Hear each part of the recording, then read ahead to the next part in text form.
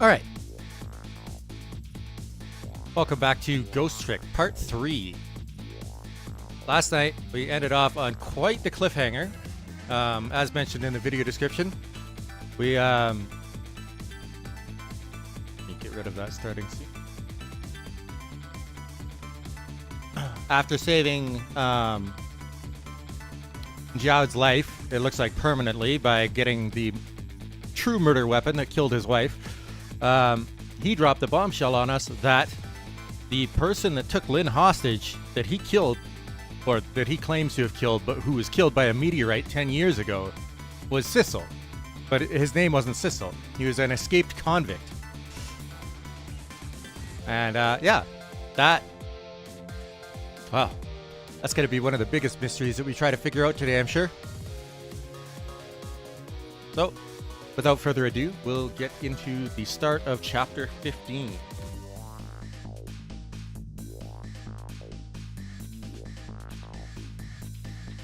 Oh, but first, because I'll be doing a lot of talking, very important.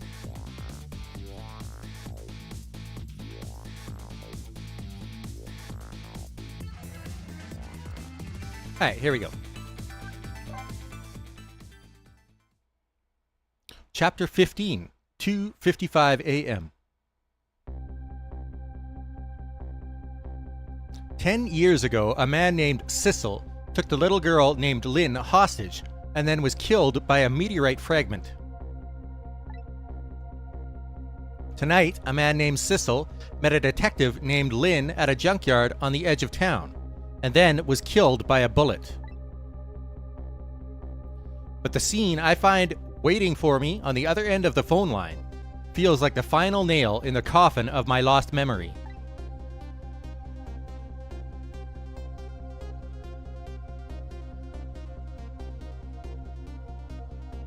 I see. Myself. What? What?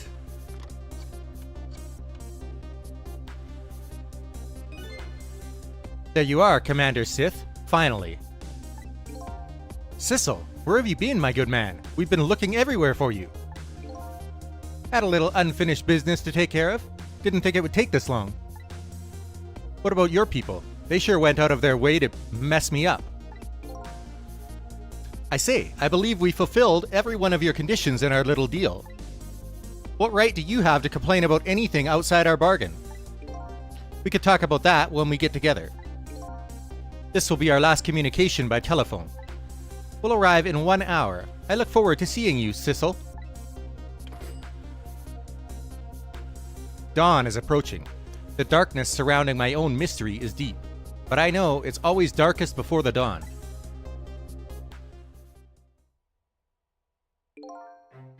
Yes. We're nearing the final stages of our little deal, my good man. Yes, sir. All preparations are complete, sir. And we just had a report, sir. Lights have been spotted, sir. Have they now? By all means, let me have a look.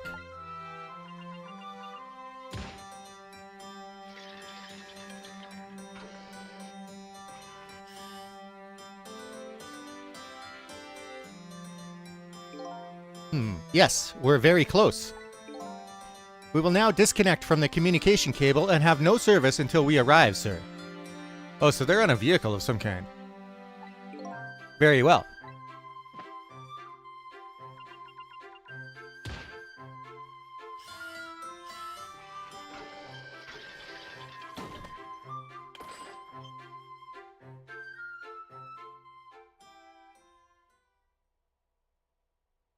Submarine?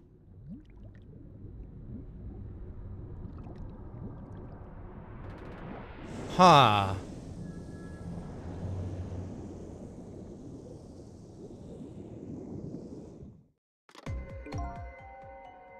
Nice try, Inspector Cabanela. But you could never stop me. See ya, sucker. Here I thought Cabanela betrayed us. Trick time. Well then. Before we do any of that, we're going to check out the profile updates and stuff. Me, the mystery. I lost my life at a lonely spot on the outskirts of town. Is my name really Sissel? That man who was hit by a meteorite fragment in front of Detective Jowd in the park 10 years ago, the man who was trying to take Lynne hostage. Is that me? What are you doing? My pen.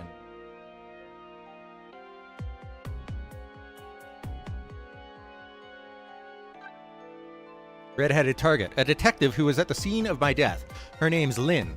In the park 10 years ago, she was saved by a falling meteorite, but she doesn't know that. If this manipulator exists, could Lynne have been manipulated into shooting me? The little lady. She's Detective Jowd's daughter. Her name is Camilla. Apparently, she believes her mother's death was caused by the contraption she created. Kidnapped because she was mistaken for the Justice Minister's daughter, her current whereabouts are unknown. Valiant pet, a friendly little Pomeranian. His name is Missile.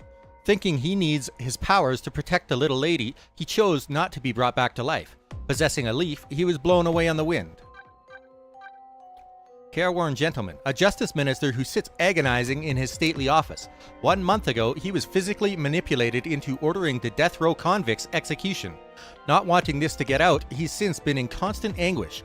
He decided to halt the execution. Lanky and loose lawman, the head of the Special Investigation Unit. His name is Cabanela. He's investigating a big deal. After finding out what the manipulator really is and rushing off, he called the Justice Minister demanding that the execution be carried out. Manipulated into it. Guardian of the Park, a man who protects the park. 10 years ago, he witnessed Lynne being saved by a falling meteorite. Now, to protect the rock of the gods that performed this miracle, he lobbies to stop the park from being turned into a housing site. Jovial tenor, the chef at the chicken kitchen. He appears to be in the middle of a delivery, but he's busy singing in his rich tenor voice while swinging away on the park swing. Fated jailbird, a detective whose execution was called off. His name is Jowd. He's Camilla's father.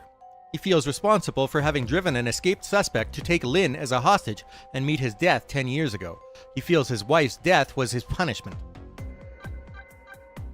Black-hearted blue man, one half of the couple that showed up to make a deal that could affect the future of the nation.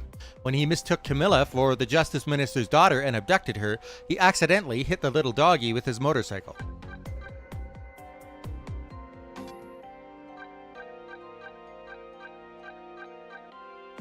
Camilla's old house, the place where Camilla's mother was murdered 5 years ago. The scorch marks Detective Jowd hid proved that a murder machine was used in this room. Office of the Troubled Man, the Justice Minister's office. After revealing everything, the man seemed to gain a brief sense of peace, but he is destined to tear his hair out again. Park Stakeout Point. The park a meteorite fell on 10 years ago. A man who tried to take little Lynne hostage was hit by a fragment and died. The meteorite was named Temsik, and it still lies buried near a stone monument. Hey. Now we'll go to all the previous locations.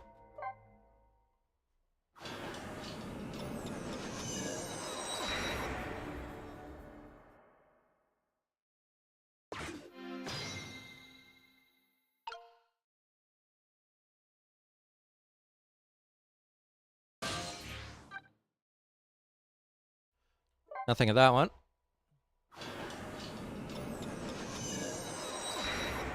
I wonder what happened to Pigeon Guy.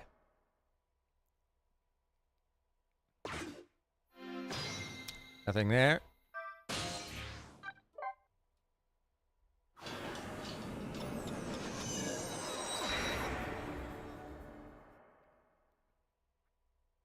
Oh, he's back. Looks like the chef is back. The rich sound of singing and the delicious aroma of chicken fills the air.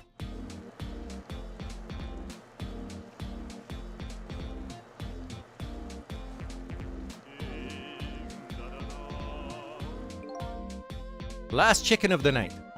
Cooked by me in that secret special way for me alone.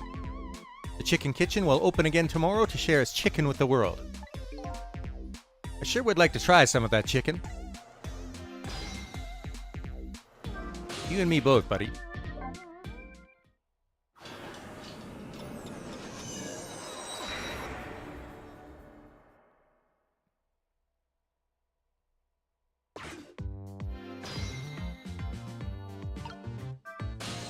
Head of Special Investigation is still out. Oh, the basement line isn't working. Okay. That's a surprise. Good to know.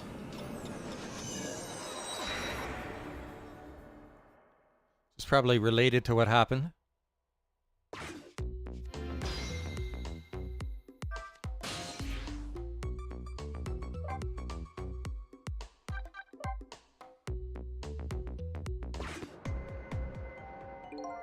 The men who were fixing the chair are gone. I bet it's because the execution has been called off. I should have cleaned up a little better before they left. But there's nothing I can do about it from here.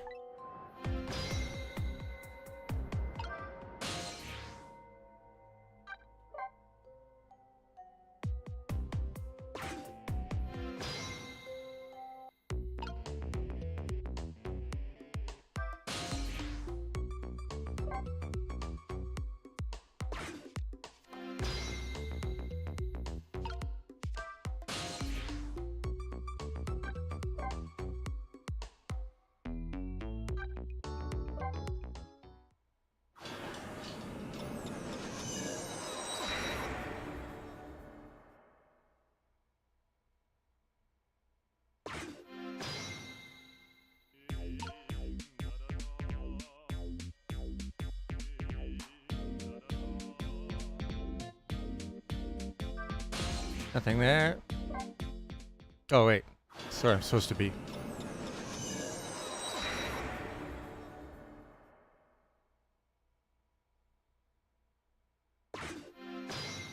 Looks like there's a gun on the desk there.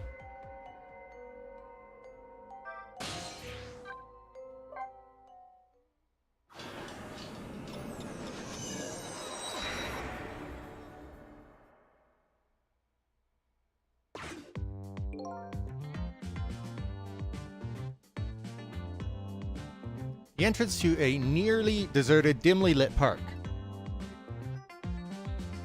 Oh. Back to normal, huh?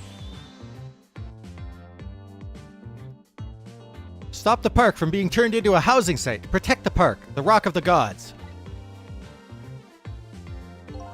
Sorry, but could you do that somewhere else? I'm a little busy right now. I don't have time to talk. And let me ask you this. The Rock of the Gods or this Camilla you mentioned? Which is more important? Please answer clearly and without reserve. Camilla, of course. Camilla! The gods! Oh god. Even knowing the situation, this scene still looks pretty suspicious.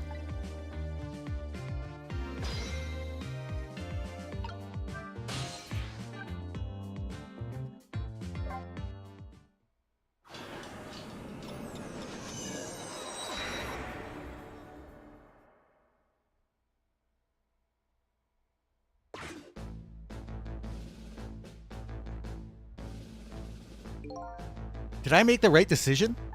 I can't believe I let a death row inmate go free, if only for the night. Maybe I wasn't cut out to be justice minister? It's just what kind of minister...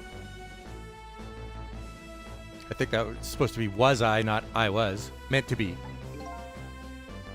Looks like there's no end to the minister's worrying. Oh, he's alone again. I see. Man, I made a mess of his office. Did Emma get down?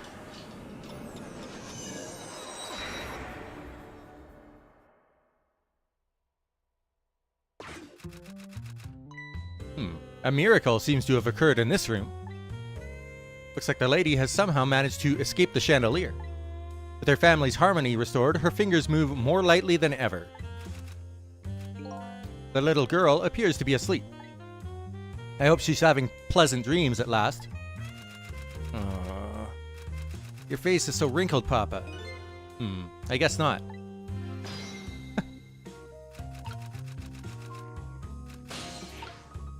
Still no path for me to move here. Can't go there.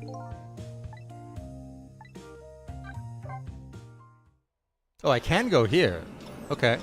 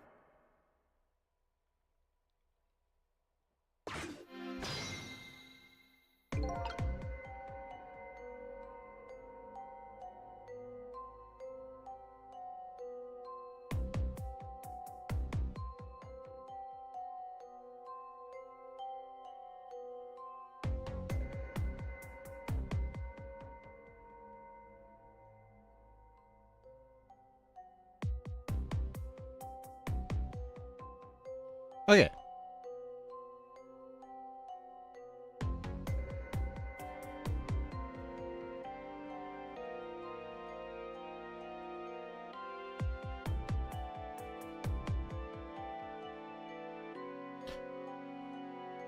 Let's get started on this puzzle. Oops.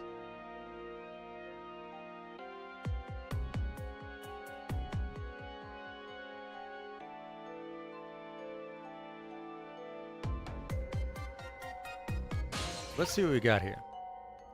There is, I think, a gun on the desk. Looks like Cabanela's finally... Okay. I knew that was going to have... Okay. So there's now a hard hat up on the...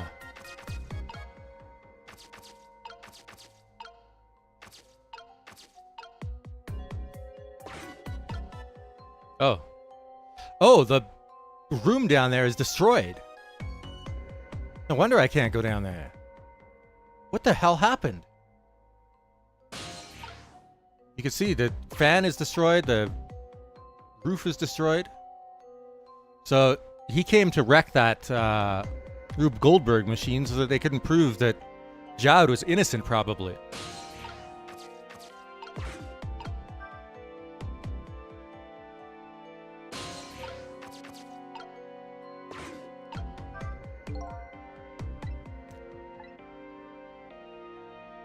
The little fragments of rock are definitely the meteor, right? What can you do with these hard hats? Oh, interesting.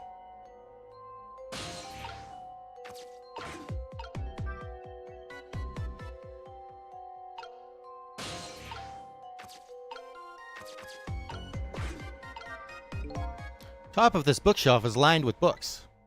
This one on the top is balanced so precariously, it's a wonder it doesn't fall off. How did the old pigeon guy even reach up here? I wonder if he makes his pigeon fetch it for him. Oh.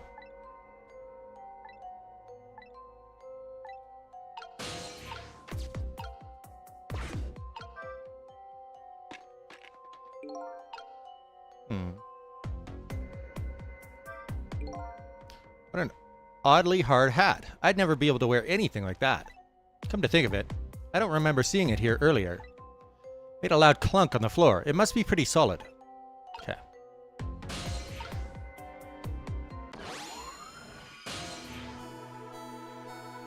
Time for Cabanela to find out what these ghosts are.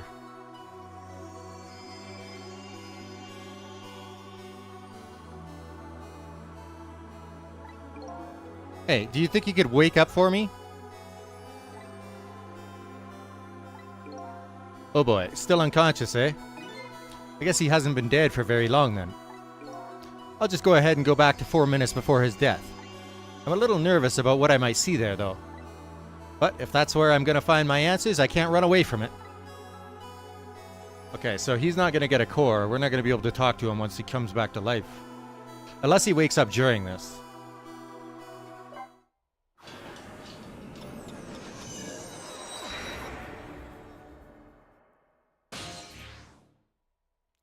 "2:50 a.m. 4 minutes before his death. Once the criminal gets the punishment he deserves, the hostage will go free. Carry out the execution immediately and wait for our call."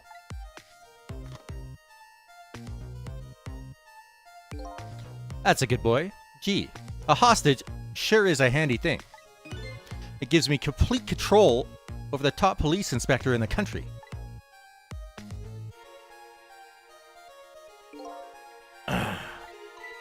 What's the matter? All those broken bones smart a bit? What's it like to feel pain? Does it make you feel alive? Why are you doing this? Now, is that any kind of question for a top inspector to ask? Isn't it obvious? Revenge, of course. Revenge on all the people who stole my life away 10 years ago.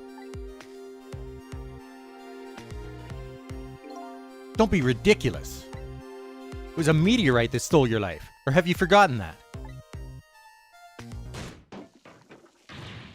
Wrong. I was murdered by all of you.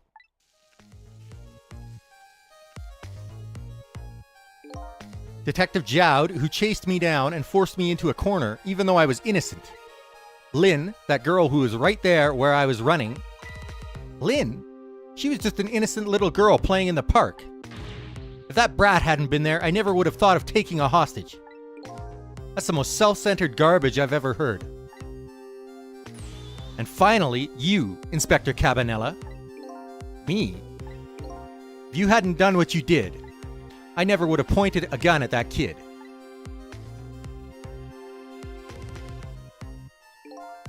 You were so proud of your spotless record. And my case was the one blot on it, wasn't it? Only 2 people knew the real truth. Me and Detective Jowd. I bet tonight's execution will be quite a relief to you, won't it?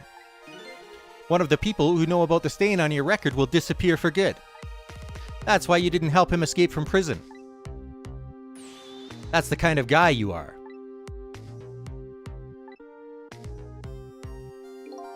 I got nothing to say to you. You'd never listen anyway.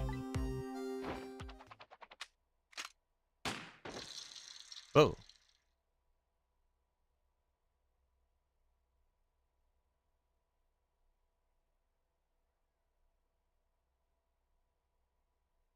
Whoa.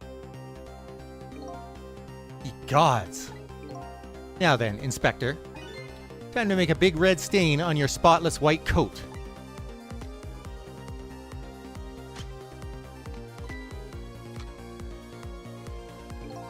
This was another condition of my deal. To wipe out everybody who knew about Temsic.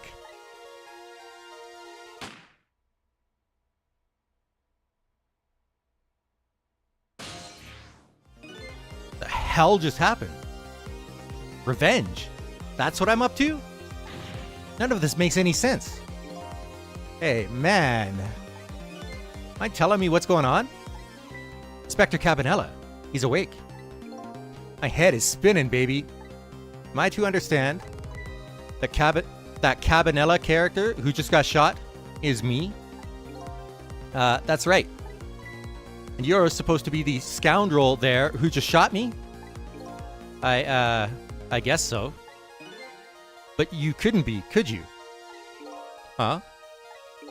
After all, the guy in the red suit just walked out the door, right? So, who are you? I guess I just have to face it. I'm not that Sissel guy. I'm somebody who's searching for himself. That's why I'm here to save you. At the very least, you have information about that guy in red. Information I need. So, you came on a rescue mission now, did you? Nothing like the sound of that, baby. Because there's a very important life here somewhere. A life valuable to this nation. Okay, so do your thing, baby.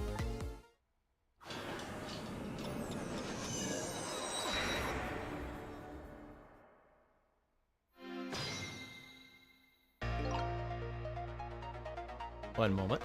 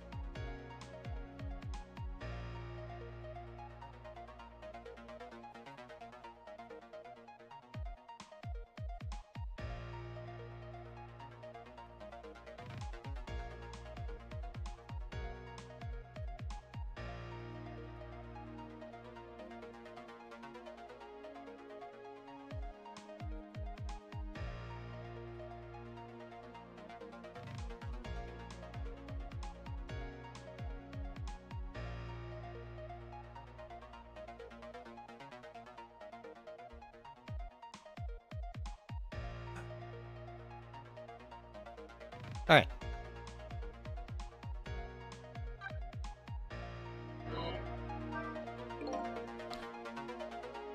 That's a good boy. Gee, a hostage sure is a handy thing. Gives me complete control over the top police inspector in the country. Look at him. There's that something emanating from his body. Is it really the sign of having special powers of the dead?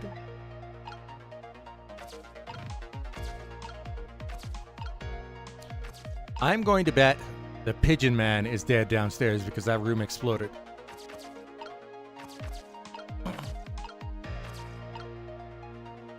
I'm also thinking that he will probably notice if I move this.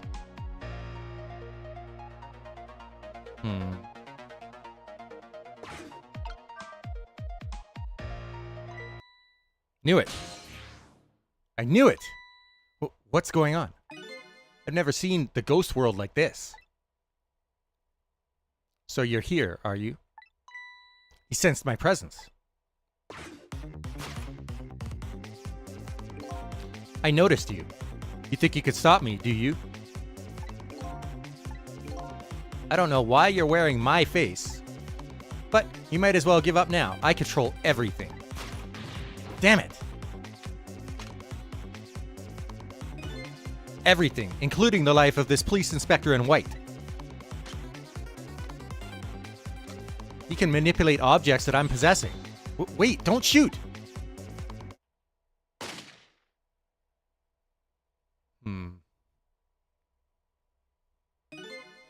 The other me knows the powers of the dead well. Who wouldn't notice what you just did? You were practically shouting, "Look at me, baby!" Looks like it might be hard to save you under these circumstances. Guess I can't use my powers right in front of him like that. Guess I'd better rewind the clock again and see if I could pick up any other clues. That's what I expected. Okay, so now we have restrictions on how we can use our powers. This is going to be interesting.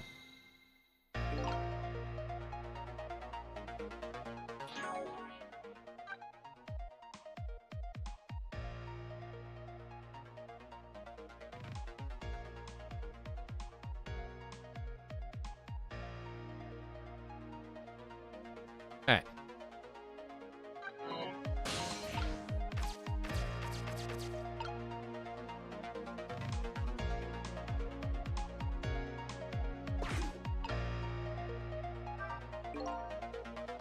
Top of this bookshelf is lined with books. This one on top is balanced so precariously it's a wonder it doesn't fall off. How did the old pigeon guy even reach up here? I wonder if he makes his pigeon fetch it for him. Alright. So.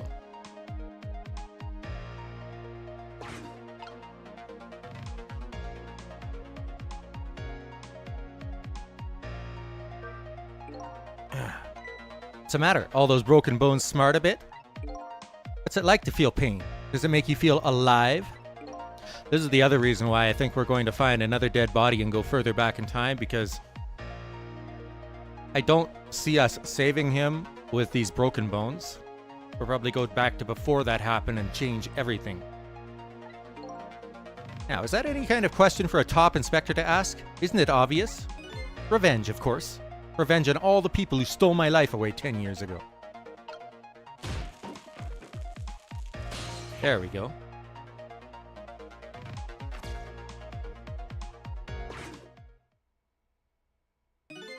Look at this place.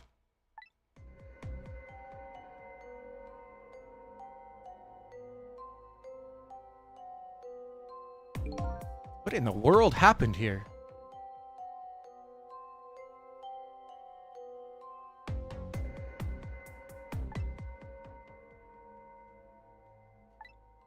I think I'm starting to remember. Something bad happened here. And now, there's another death lying hidden here. What? Another death? Didn't I tell you from the start? Didn't I say there was a very important life, valuable to the nation here? I thought you were talking about you. Huh. I'm just a crazy character in a white coat, baby. Interesting. Ah, the pigeon. Aw. Hey, come to think of it, where is that old pigeon guy?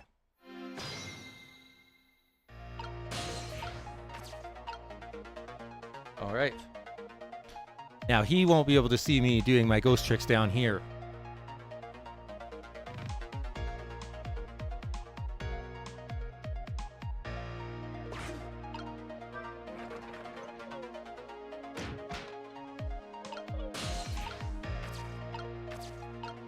Oh, there's something even further down. Okay.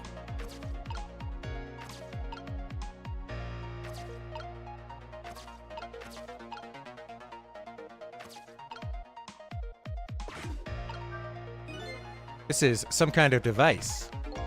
Very astute observation. Sorry, my memory isn't working. Yeah, mine isn't working too well right now either. I do remember seeing somebody use this equipment though.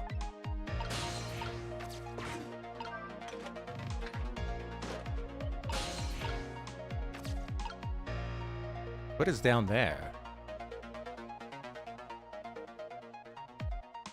I bet I have to open that up before I touch his core. Okay, maybe not. It's too heavy, I can't budge it. Not surprising, what with that mountain of rubble on top of it? And there appears to be a death buried under that rubble. Please, help that person. Alright.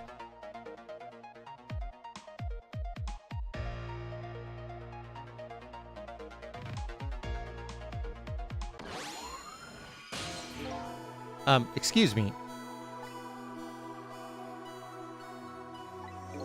Are you awake?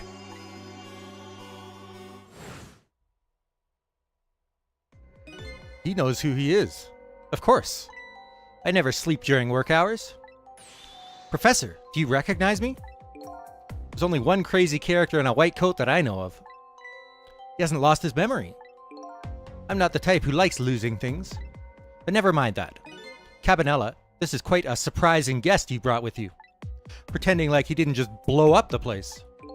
Are you talking about me? Oh, this is a different guy.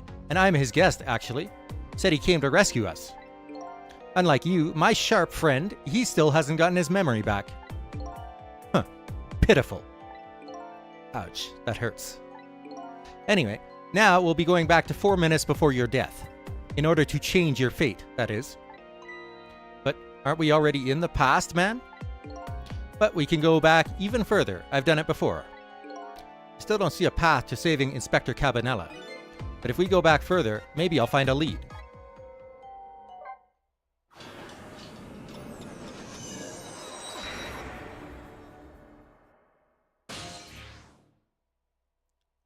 "2:42 a.m. Oh. How many times do I have to tell you, Professor? This place is dangerous.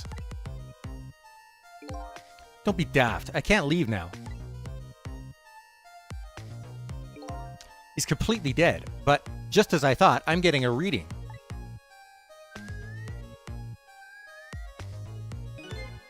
This is the source of his powers. If I remove it, he's not dead, he's just not there.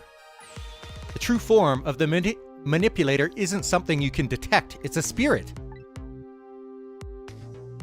Huh, ridiculous.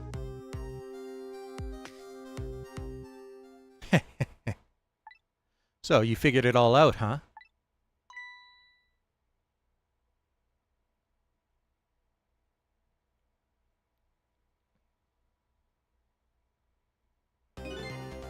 You're a clever man, Inspector Cabanela.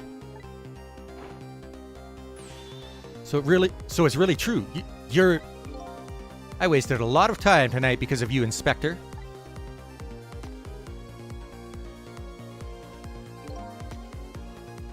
But it's all just like you said. I died 10 years ago. This body is just a vessel, a shell. I control everything. This shell, people, just like I controlled the Justice Minister and Lynne. Well, now we know for sure. So it's true. You were manipulating my baby that time. You made her shoot your shell. But why? Why would you do a thing like that? To create conclusive evidence, you know, on that security tape. Now she's a murderer too. She'll suffer just like Jowd did. Now then, Professor, I'm afraid it's time for you to die. I don't have any grudge against you. I'm even grateful to you. Oh yeah? So why don't you let me live then? I'll be leaving this country forever tonight, but before I do, I need to erase all evidence that these powers of mine exist, along with the contraption in this room.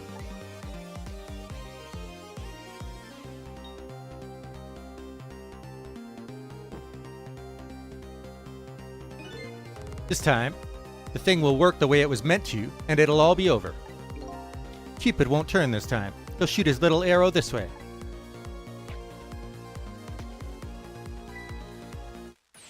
Professor, look out!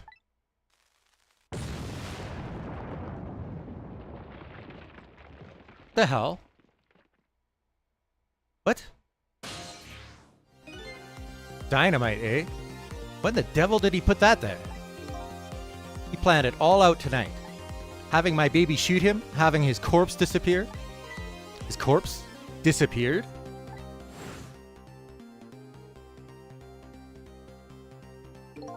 That medical examiner, remember him? He was a complete and utter imposter, like I thought. He said he was going to take the corpse back to the lab, but he'd already made a deal with the manipulator to meet him and give him the body back. But I wasn't going to let that happen, baby. You saw through their plan, eh? I noticed right away the medical examiner didn't know the first thing about examining a body. I knew he was a fake, so I tracked him down and bought him off. Bought him off? I had him smuggle the corpse to this room.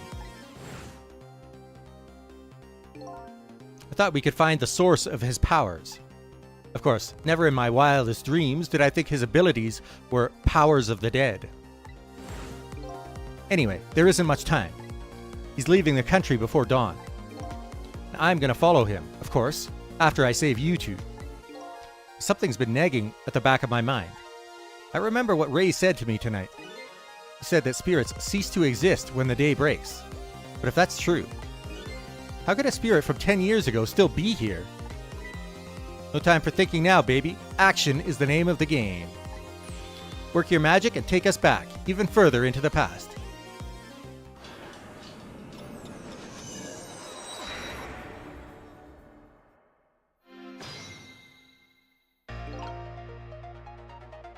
This place is dangerous.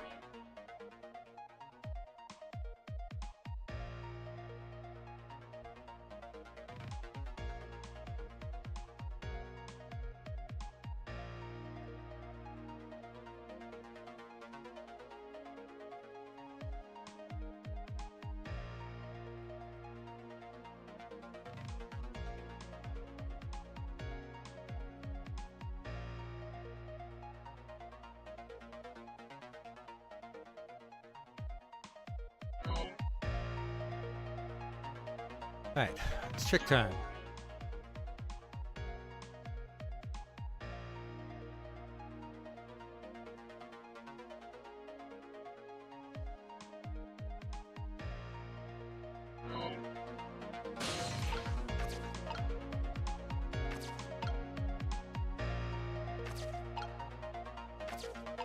Oh, maybe he could tell us about these. What in the world is this thing? This device has that meteorite data entered into it. If it detects Temsic radiation, it responds. Got that, kid? Isn't it a lovely thing? I guess sometimes it's important not to think about things too much. Huh, what a sorry pair.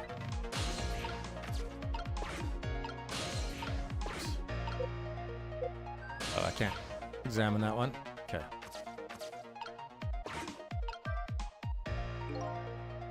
Yeah, because he's standing on top of it. Did the fact the professor is standing on it have anything to do with it? I may look small, but I'm pretty heavy set. He sounds so proud of that fact, too. This door. Such a pity. Too bad it doesn't open downward. Sometimes life could be so hard, wouldn't you agree, Professor? Yeah, that's why we're both dead. A door that opens downward, huh?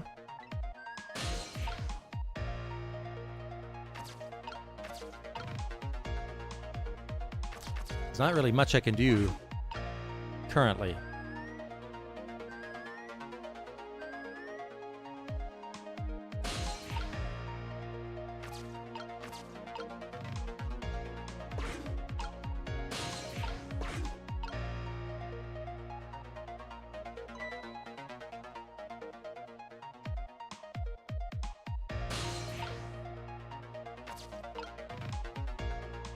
If I try to move this, he's gonna see me again.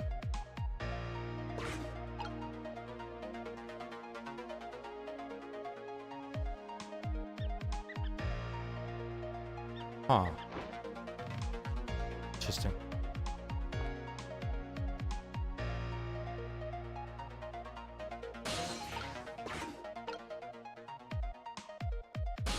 There's nothing up there that I can attach to, huh?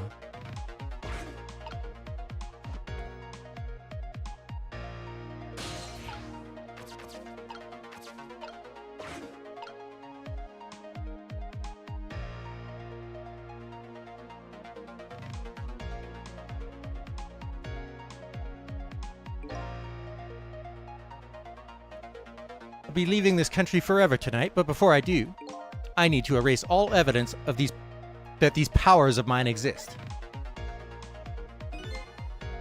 Along with the contraption in this room.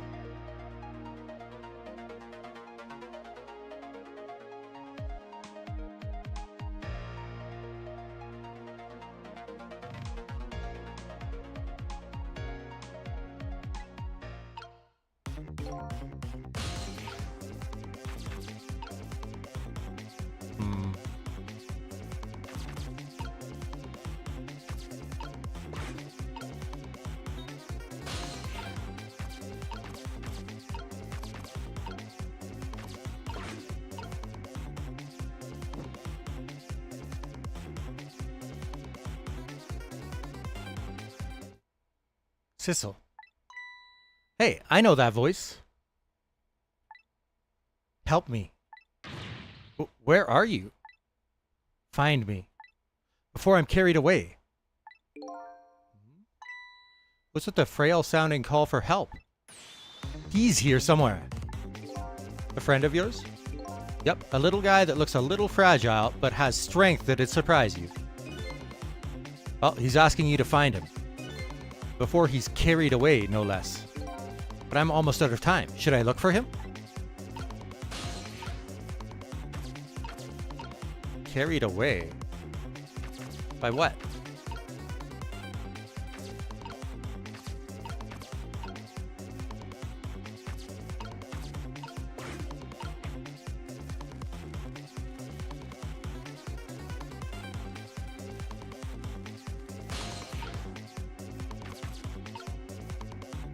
I don't think I could attach to that arrow either, so it's like...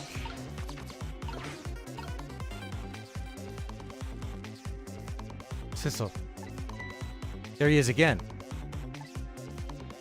Farewell. Sounds like your little pal was carried away. Where was he? Maybe you should have tried to find him somehow. Maybe you should have looked around. You know, from corner... to corner, baby. Now what? Maybe I should start over? Professor, look out! Alright.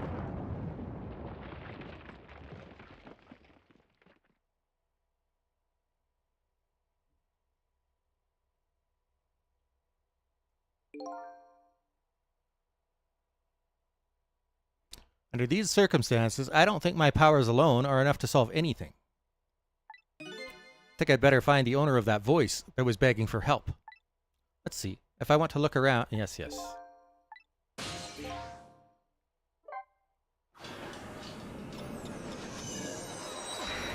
I saw stuff down below, but... Oops.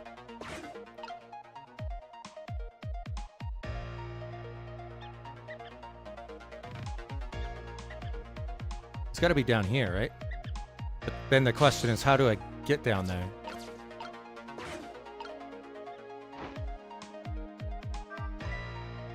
Fool, what do you think you're doing? I just thought I'd try it out. If you do, you're going to set the contraption in motion. Oh, yeah. I just thought. He just thought he'd blow me up, is what he thought. Oops, that was my bad. There aren't a whole lot of things I can use my tricks on in this room. So they probably pull whatever it is out of there.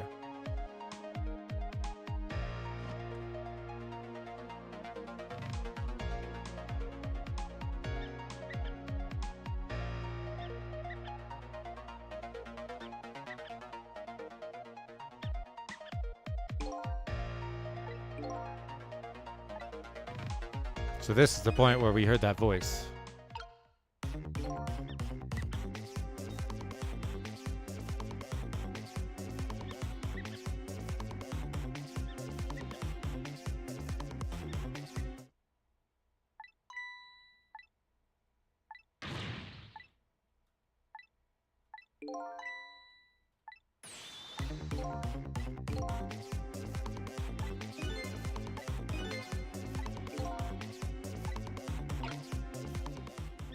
Ah. Sissel, here I am. Oh, hey, it's Missile. What are you doing there? You really have to ask? Seriously, are you really going there? No, that's okay. Never mind. Anyway, I need your powers. Will you help me out? Of course. Here, let me come join you.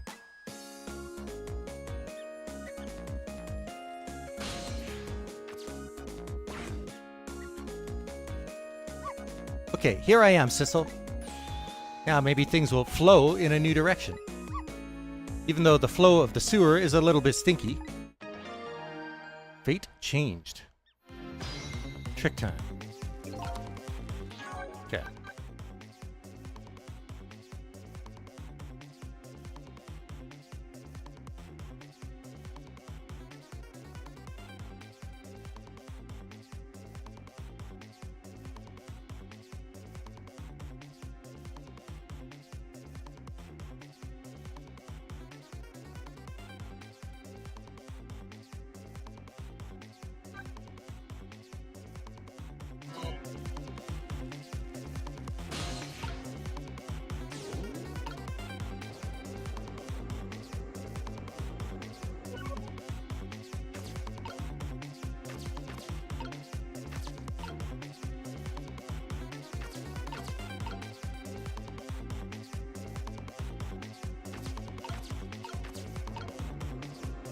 Oh.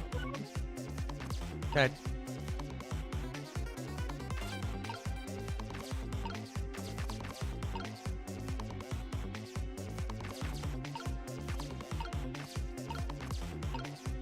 Hmm.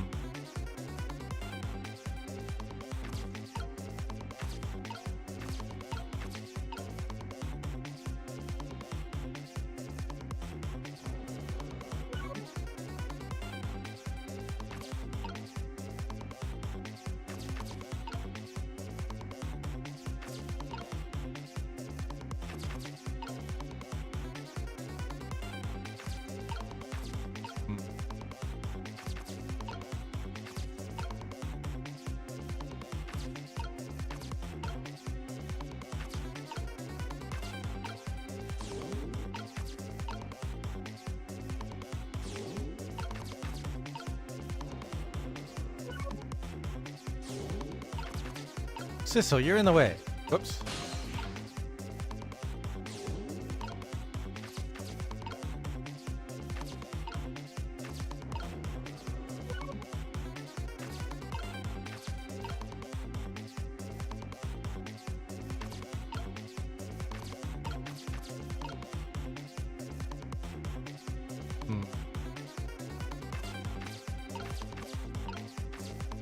Need to find something I can swap. Oh!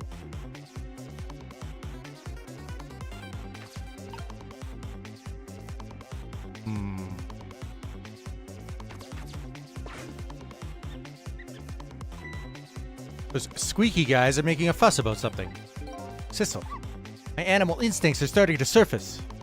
If you mean you want to chase them, I think you have to be alive to do that. Must be some kind of rat feast in that trash can. Those things usually make a bigger commotion than that. A bigger commotion, eh? We could swap.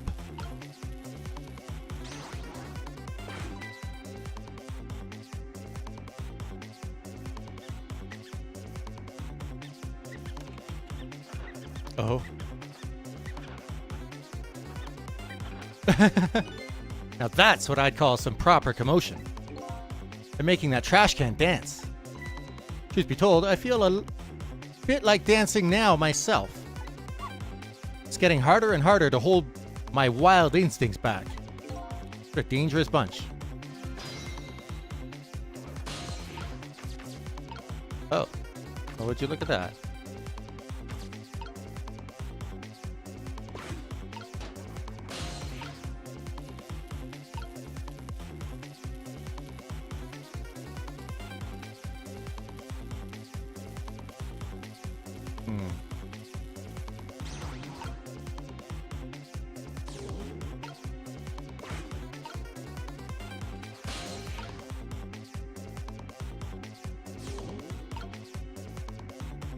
Oh, it's got a...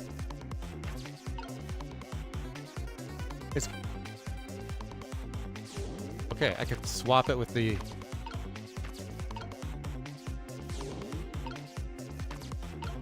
Once it comes to a complete stop.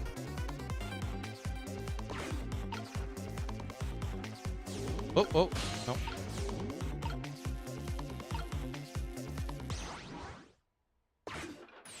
Look out!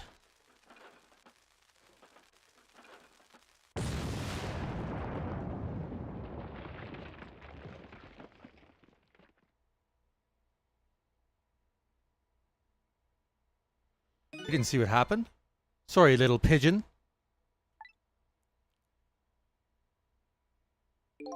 As for you, Inspector... I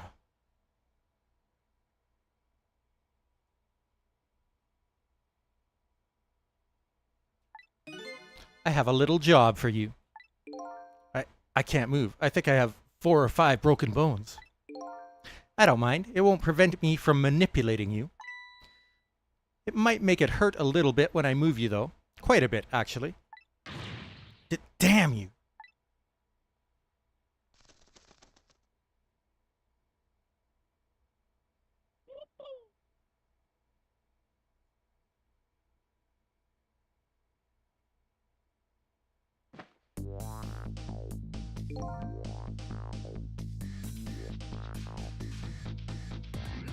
I can't believe it. You lot actually pulled it off. Sorry, Inspector Cabanela, I couldn't do anything to help you. There I am, a poor, broken heap of arms and legs. But no matter, I enjoyed the show. The magic disappearing act, that is, nothing like it, baby. Yeah, except, unlike a normal magic trick, I am the one that managed to vanish without a trace here. Fate averted.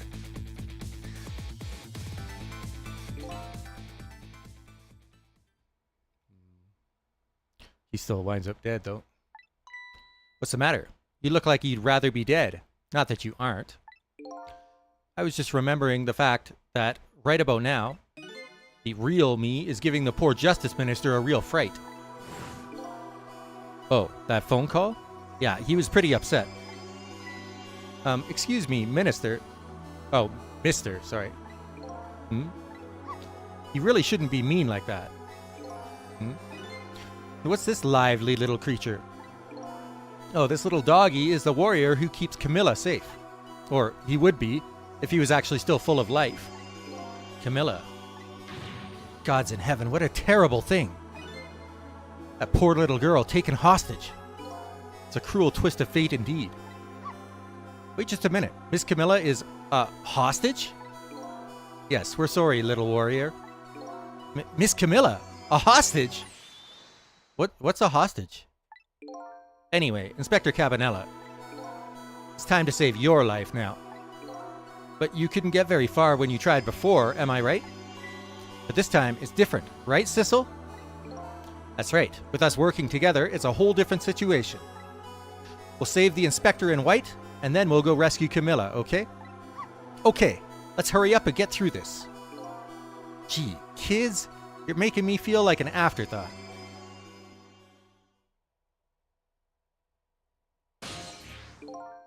Alright, let's get started. Inspector Cabanela is upstairs. So our first step is to get up there. Sissel, I'll go up first and wait for you.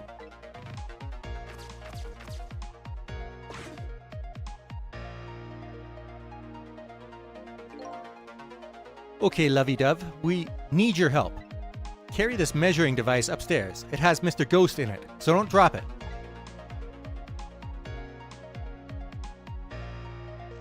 Wow, okay.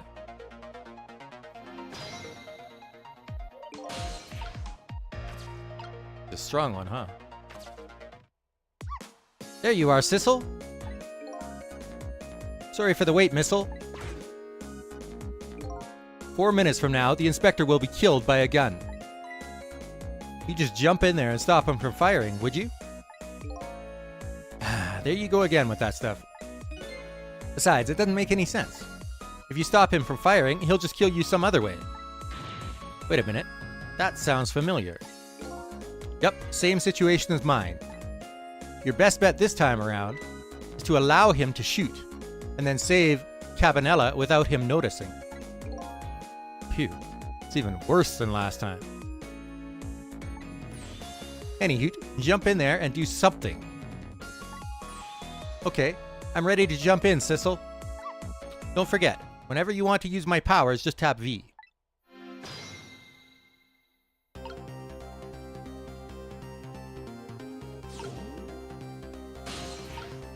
So I could swap these two. Oh, no, I can't.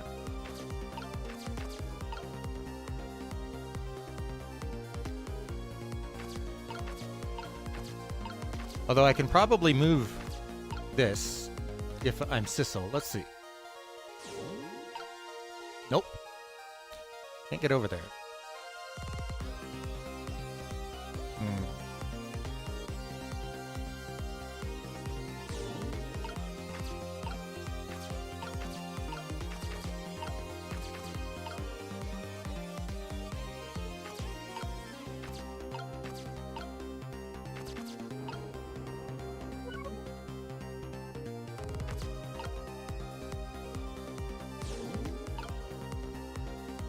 I can't even get up anywhere, actually.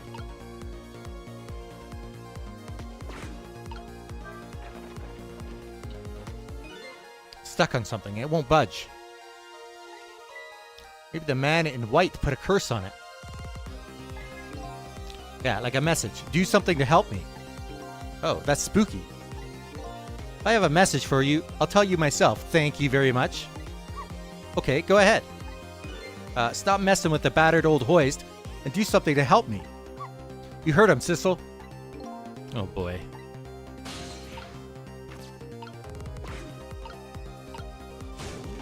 Oh, there we go. That's the path that I needed.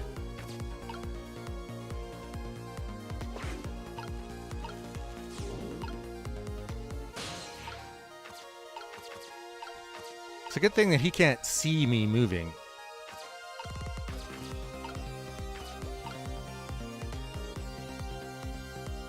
I wonder if I can move things as he gets shot by Cabanela.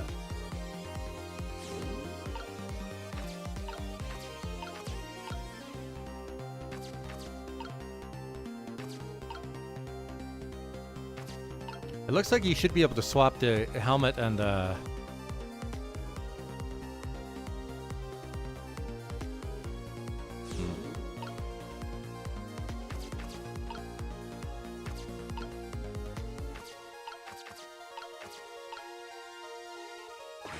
Well, let's see.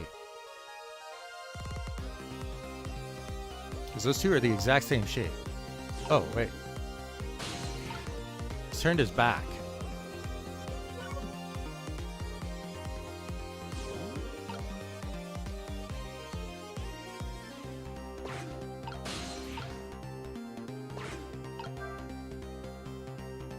I was right. Okay. If he's not looking, then I can move stuff around. Huh.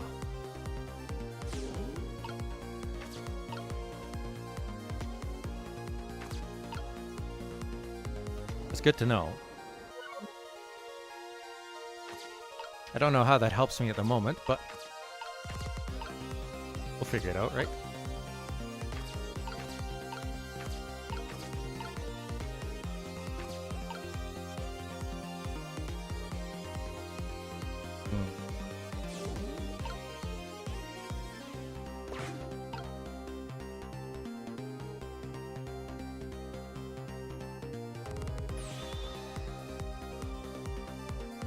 Here we go.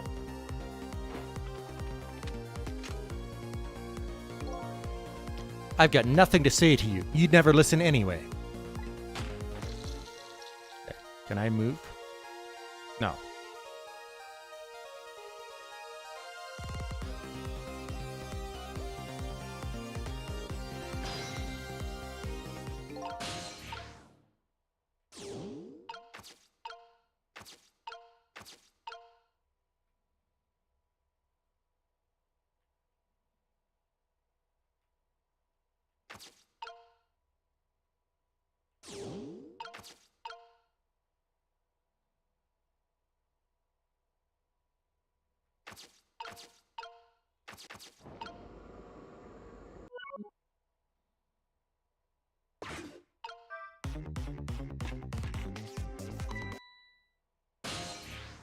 Okay, he sees that.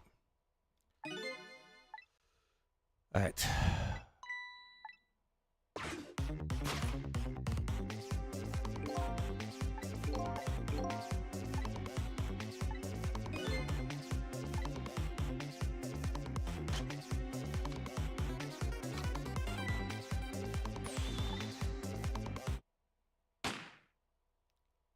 So,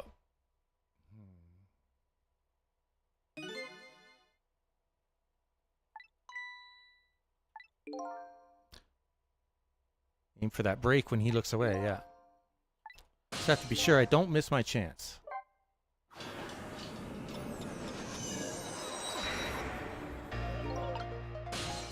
The only thing that I can manipulate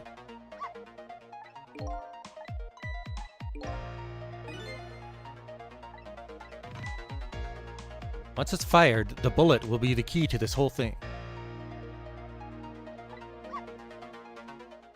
Okay.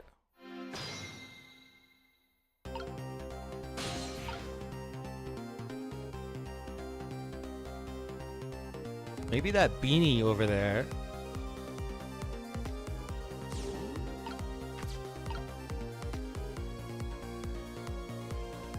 Oh, okay.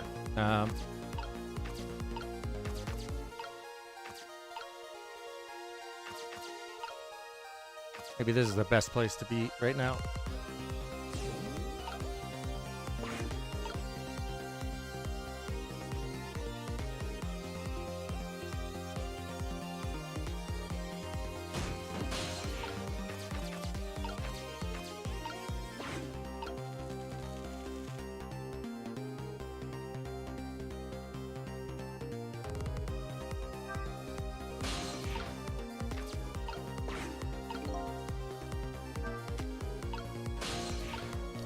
I don't think turning the lamp on does anything, but...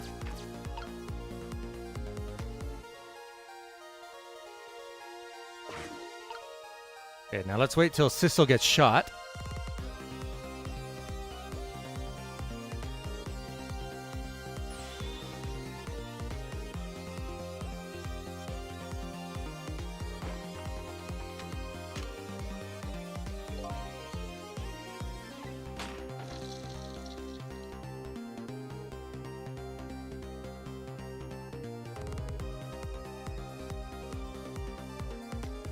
Okay, so here's our only chance.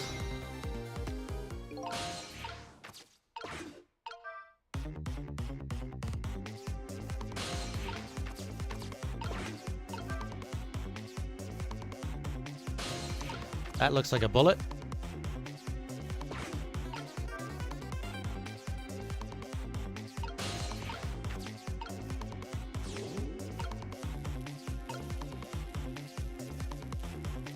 Oh. Okay. Wasn't expecting that.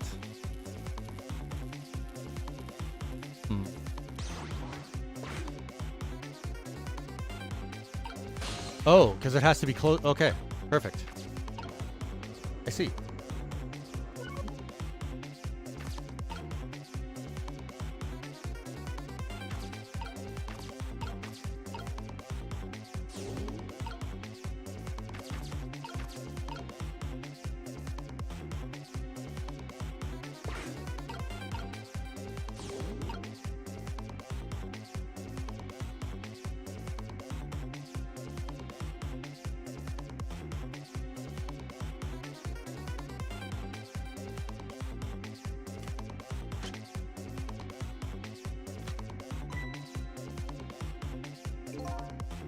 This was another condition of my deal.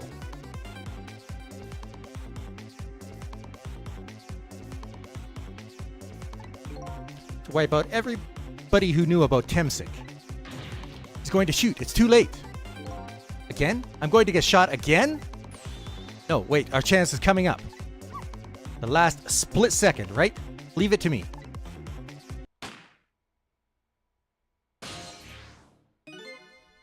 Would you look at that? The bullet is hanging in midair between the gun and the inspector's forehead. Now's our chance. I'm here in the bullet right now. Let's swap this little thing with something else. What? It's our only hope. There's got to be something here with the same shape and direction as the bullet. Oops. Hurry now. Yes, yes. Come on.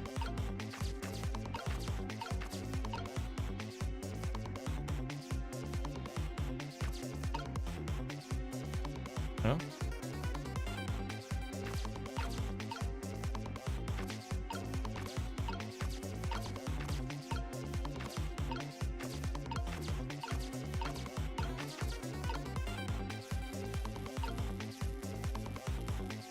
Oh.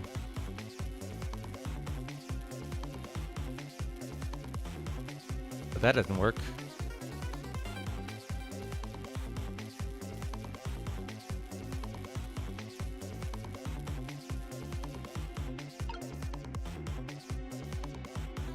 So I need to replace that helmet with the knit cap somehow. While it's in midair, probably, I need to swap them. Okay. I get it. Swap it with the book, the hat falls, then I swap the hard hat and the knit hat. Okay.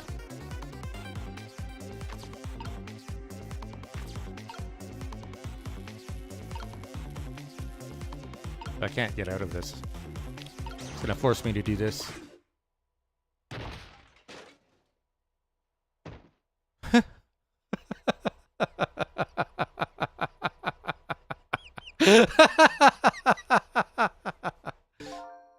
That didn't go well. We tried swapping what we could find, but we just made things worse. Not nice, kids. Not nice at all. You put a dent in my lovely mask. I guess we'd better look for something softer to swap with. Okay. I get it. I understand the solution now. That was really funny, though.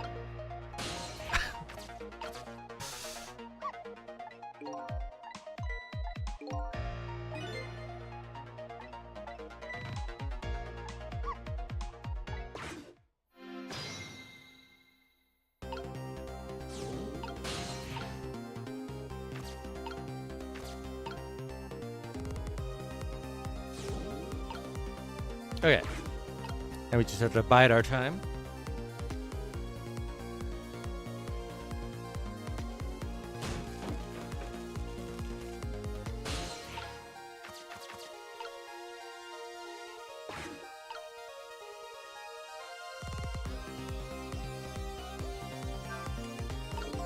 Oh, wait.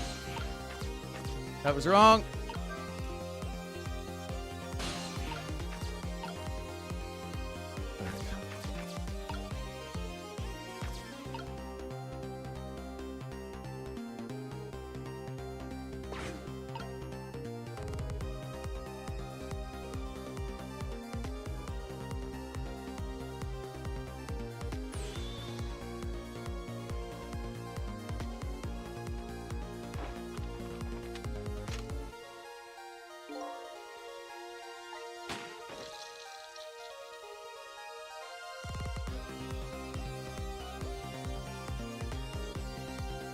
All right, here we go.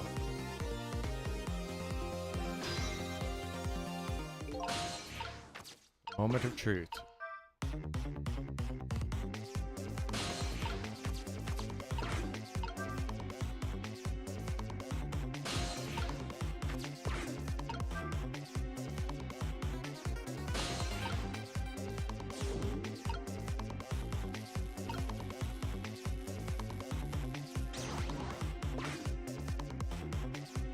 Wait.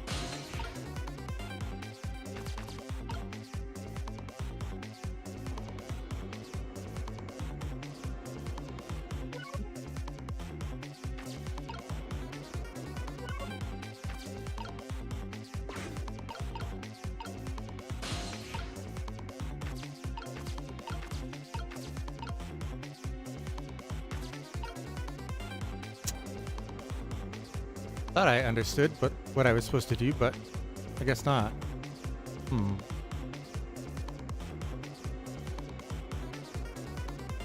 I'm missing a step.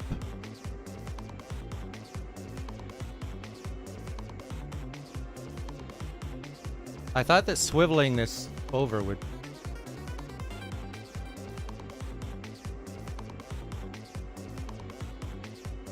Maybe I'm supposed to knock the hard hat down onto the lamp, or something like that.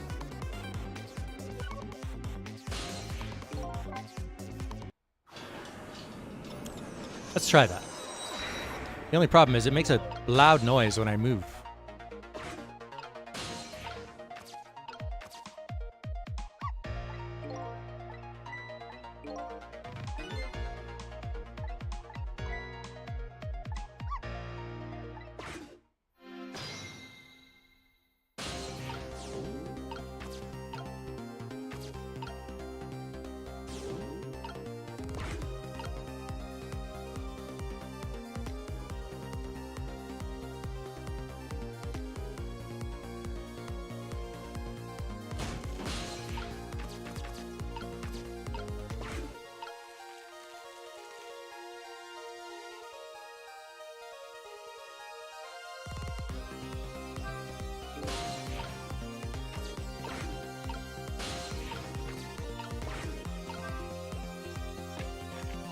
Oh, that didn't work. What was that? Oh. Oh, okay. Maybe it did work.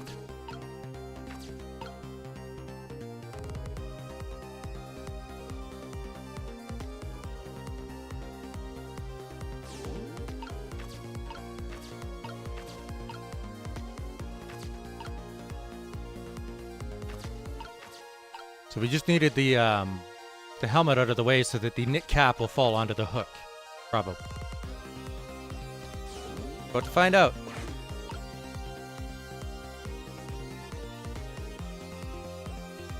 Doesn't say anything.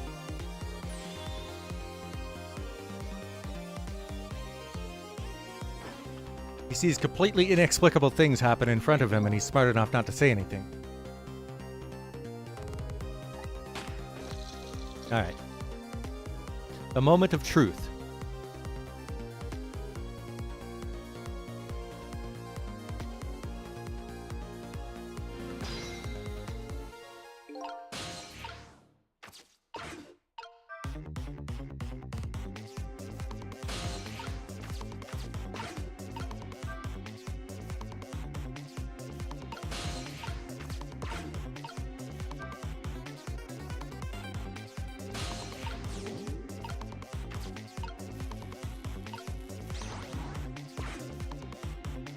There we go. Got it.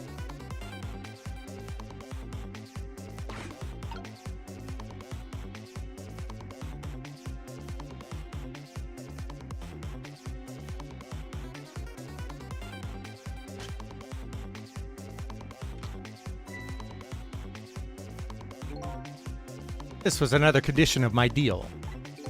To wipe out everybody who knew about Temsik. He's going to shoot. It's too late. Again? I'm going to get shot again? No, wait. Our chance is coming up. The last split second, right? Leave it to me.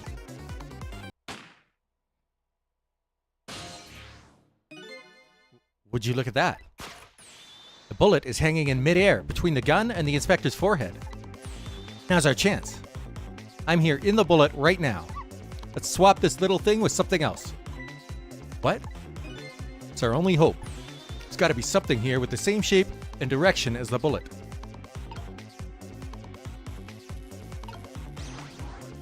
Bingo.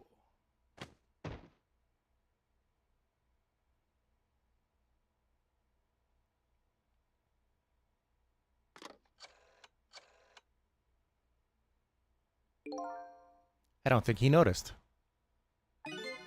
Looks like he pulled off another magic disappearing act. And now, I say again, I love knit hats. So warm, and most of all, soft. Did I? Did I do all right? You did a fine job, little one. You saved another life. And I'll keep doing it, too. over and over. Fate averted. What I saw in just these 4 minutes gave me all the answers I've been looking for. All our research these past 10 years pales in comparison, right, Professor? So you two were working together?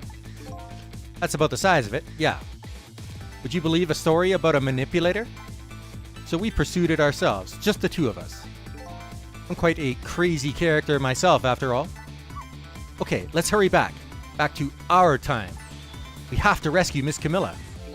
You're right, Missile. There's a certain guy I have to follow, too.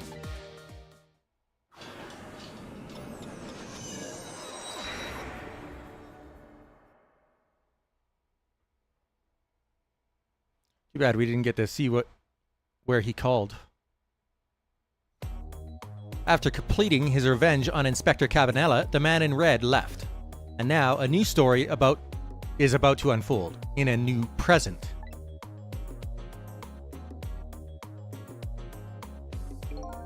How are you feeling, you old crazy character?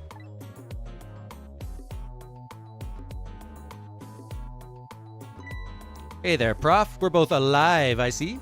Yeah, nothing like it, baby. But I don't know if I'm getting old or what.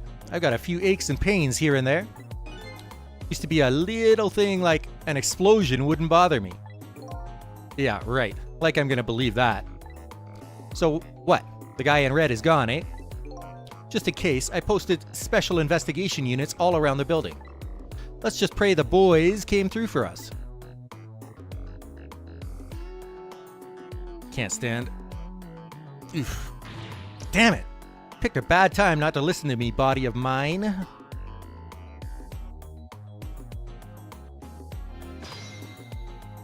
Check time.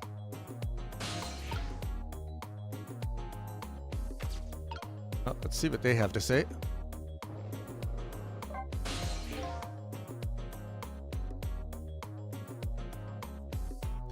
Mr. Superintendent, do you mind if I talk to you for a minute? I haven't always been a junkyard superintendent, you know.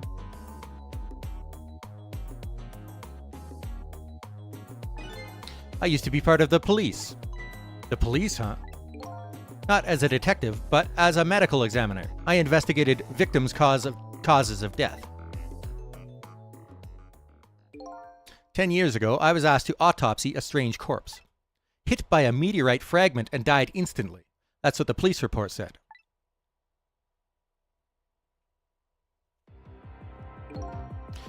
There were no signs of life. He was definitely dead. But I never filed an autopsy report. That's because the corpse suddenly vanished, leaving behind only one clue. An unusual corpse. I bet that's what I've been chasing all night. Could you tell me more? Yeah, sure. I have an interest in you recovering your memory and finding your true identity, too. Unusual corpse. That's the only way I could describe it, too. It was an unusual corpse. He was dead, all right. No question about that.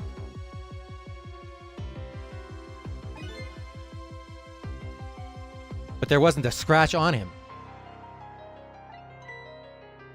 Not a scratch, but I thought he was hit by a meteorite fragment. I don't understand it any more than you do.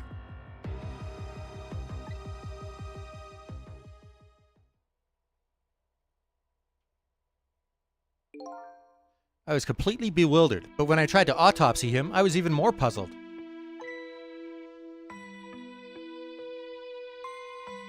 I couldn't perform the autopsy. You couldn't? What do you mean?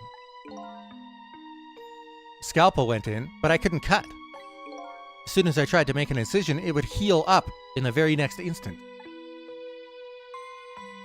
And that's how it went. And no scarring or blood either.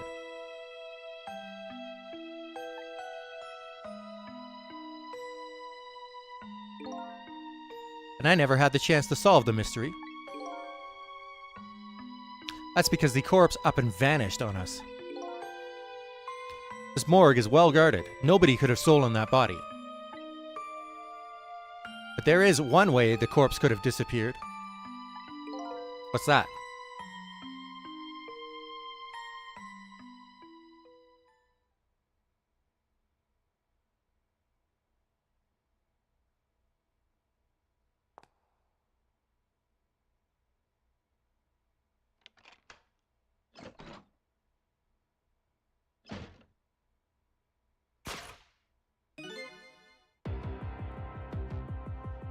It got up, opened the door, and walked out on its own. What? He was dead, but he wasn't dead. We saw it with our own eyes tonight. Not even that explosion could kill him. And he didn't even feel it when he slammed his fist on that stove.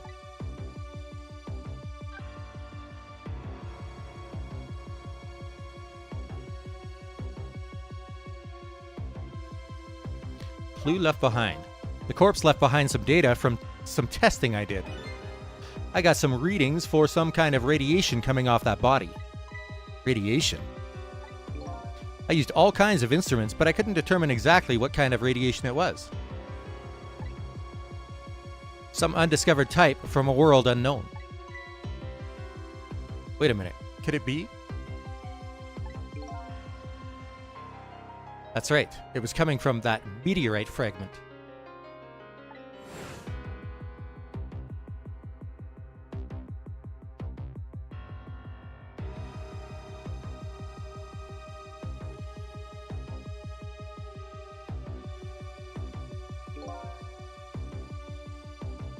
I went to that park and tested the spot where the meteorite fell. Just as I expected, I detected radiation coming from that crater. It was the exact same pattern of radiation as that of the corpse.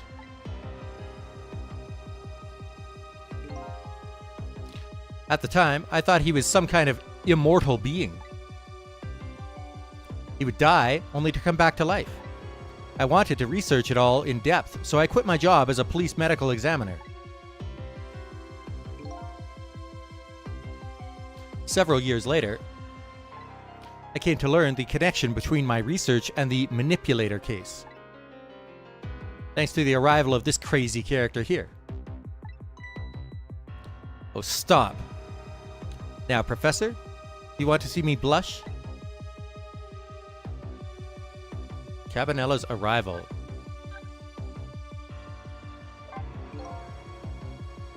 It was about a year ago, I'd say.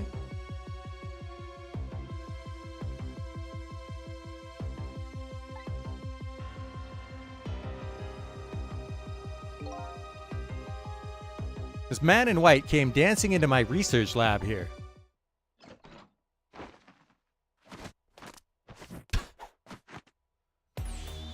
I heard there was an oddball here who's researching Temsic. Is that you, baby?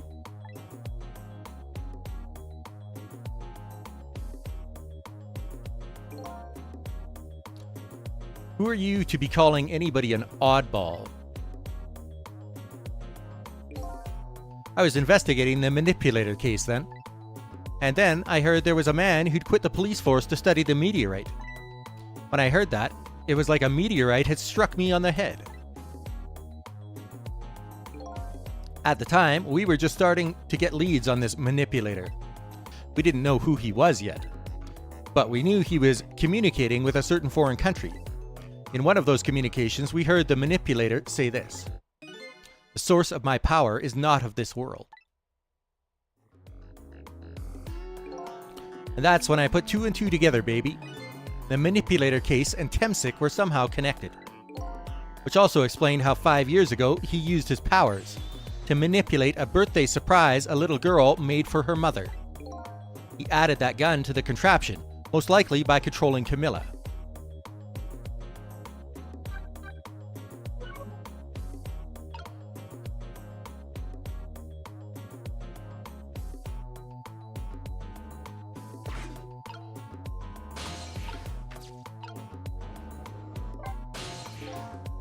I knew things were going to end up like this. I would have tried to die in that explosion, baby. That way, I could have been dancing after Big Red by now. I might be able to erase deaths, but it's true I can't do much about injuries. But really, you shouldn't talk that way. Yeah, sorry. I suppose you're right. I just hate feeling so helpless. He was right there, within my grasp. All our plans were resting on tonight, and then this had to happen. I guess he's thinking about his spotless record. Not too late, Inspector. We still have a chance. Maybe I can catch him. Say, you're right. That's not a bad idea. I'll cooperate with you fully. Go ahead and fire away with any questions you like, Mr. Ghost. Revenge. That guy mentioned revenge. Revenge against the people who stole his life away 10 years ago. Huh, he's a fool. He's the one who made the decision to take that little girl hostage, and he wound up dead. He only has himself to blame. But what about when he said this? I was murdered by all of you. Detective Jowd, who forced me into a corner. Lynne, the girl who was playing in the park. Finally, you, Inspector Cabanela. If you hadn't done what you did, I never would have pointed a gun at that kid.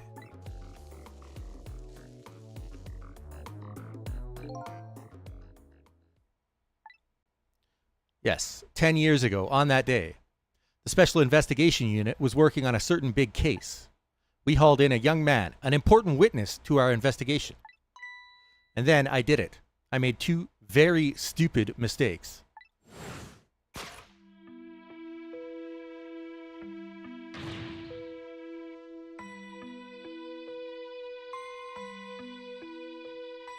Detective, I'm telling you, I don't know anything about it.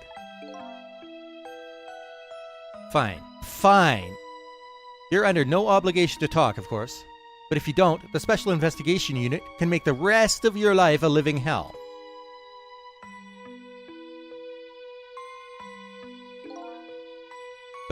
But I'd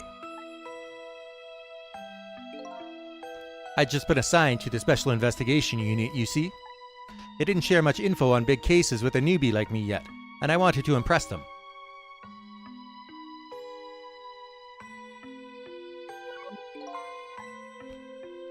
It was only supposed to be a simple matter of taking his statement. But I was too green. I pushed him too hard. I drove him into a corner and made him lose all hope. That was my first mistake. And then I made another mistake on top of that. Let him escape. Cabanela, got a minute? The chief wants to see you about your report. Got it, I'll be right there. You stay right here and be a good boy now.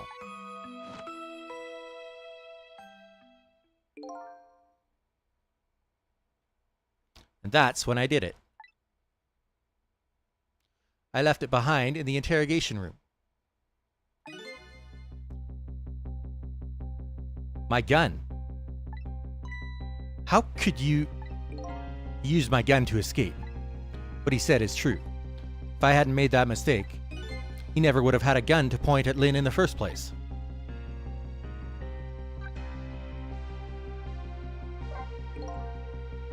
We first found out about the manipulator's existence during a certain overseas communication. Overseas communication? For national security purposes, this country keeps tabs on the communications networks. This particular communication was about making a deal with a certain foreign country. He said he wanted them to buy him and his powers. That's how we first heard about him. Of course, we didn't know what he looked like at the time. And in order to prove these powers of his, he gave them two predictions. He foresaw two completely preposterous, impossible cases. The case of a man who would sing national secrets during a live rock concert broadcast. And the case of a man who would take the chief commissioner hostage in his own office. Those two inmates at the special prison, eh? We kept tabs on their communications and launched an investigation. And then finally, we pinpointed where they were going to meet tonight and staked it out. That restaurant, the Chicken Kitchen. The manipulator plans on leaving this country tonight on a submarine that belongs to the other country in this deal. Submarine? But we haven't been able to find out where it's going to surface. It's terrifying to think what would happen if his powers were to fall into their hands. Right. Highly unlikely they'd use him for peaceful purposes. And now they have that little girl as a hostage. Camilla. We have to stop him before he leaves the country. Spotless record. This spotless record of yours. Is it really that important to you? Of course, baby. In some ways, it's more important to me than my life. Than your life, eh? After all, it's because of my record that I'm able to get my hands on all intel as head of the Special Investigation Unit. And because of my position, I get to direct all aspects of the investigation into the manipulator case. The manipulator case? That's why you cared so much about your record so much? Of course. Why else, baby? I just never could believe it. Man, Jowd shooting Alma? I didn't care that he confessed. There was definitely something more to the story, some secret. I did everything I could to climb the ladder, everything in my power. And then I finally found the answer. It took 5 long years, though. The manipulator. He's going to prove that Jowd is innocent. What incredible determination.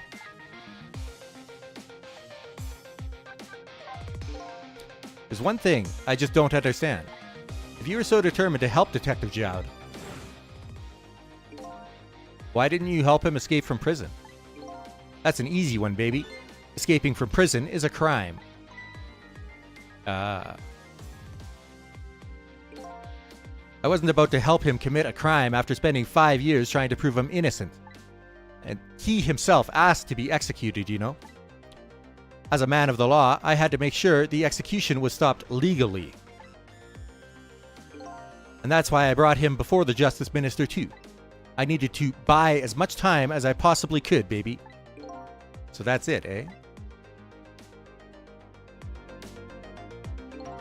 But there's one little unfortunate result of all this. Lynne completely misunderstood your intentions. Ha! What's a little misunderstanding? My baby will come around. Give it time. But there are more important things to do with our time tonight.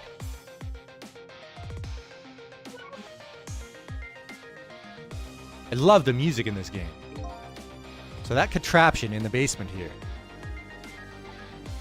You built that to try and help Detective Jowd? That's right. Jowd and I worked together back when I was with the Force. I used the reports of his case to try and recreate the device. But there was just one part of it that I couldn't reproduce no matter how hard I tried.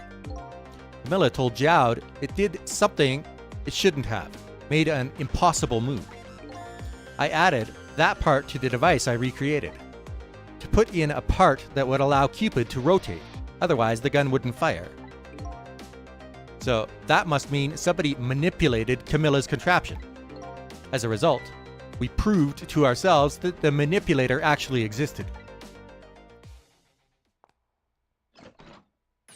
Inspector Cabanela!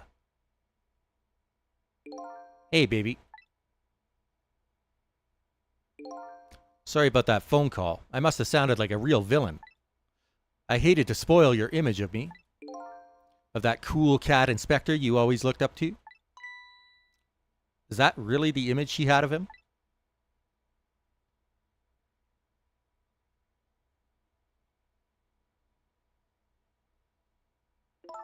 Inspector Cabanela, I'm sorry, I just heard. You were chasing after that man all this time to try and help Detective Jowd. This manipulator is such a dangerous character. I was hoping you didn't have to be involved. So that's why you had me arrested tonight, isn't it?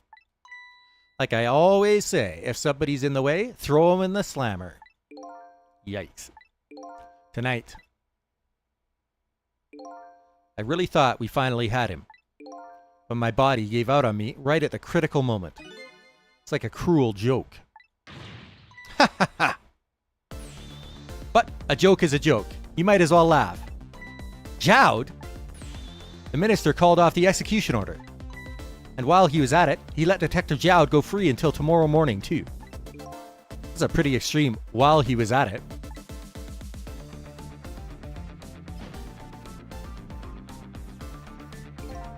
Sorry I took so long to get here. You can leave the rest to me. There you go again. You've always been like that. You make everybody else run around, and then you swoop in at the last second. Jowd. 5 years ago, you left this coat with me just before you turned yourself in. I promised to give it back to you one day.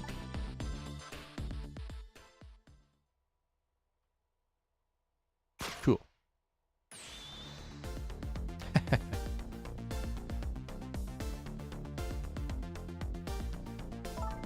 I've been waiting so long, Detective Jowd. Waiting for this day to come. Thanks for not giving up on me, Lynne. Okay, I'm off then. Good luck, my old friend.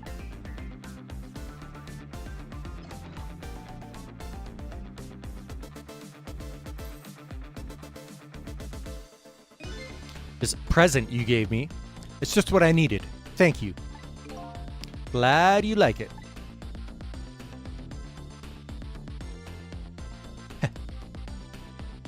I'm glad Cabanela turned out to not be a bad guy. Sissel, are you there? Yeah, I'm here. You and I have to go find that man. I need your help. Will you do this with me? Sure, but how? We don't know where the submarine is, and the phone line doesn't work. They use communication cables to make their calls. We'll get you hooked up somehow. You'll see. Could you wait here until we do, please? Okay, fine. I'm counting on you. This true self you're looking for. I bet you'll find it soon. All right, I'm leaving. Inspector Cabanela. It's almost dawn. I'm not who I thought I was. I'm actually further from knowing who I am than ever. But now, I don't feel so alone. Each one of us, for his or her own reasons, is looking for the truth. Together, I think we could shed light on these mysteries and drive away the darkness. But it's almost dawn.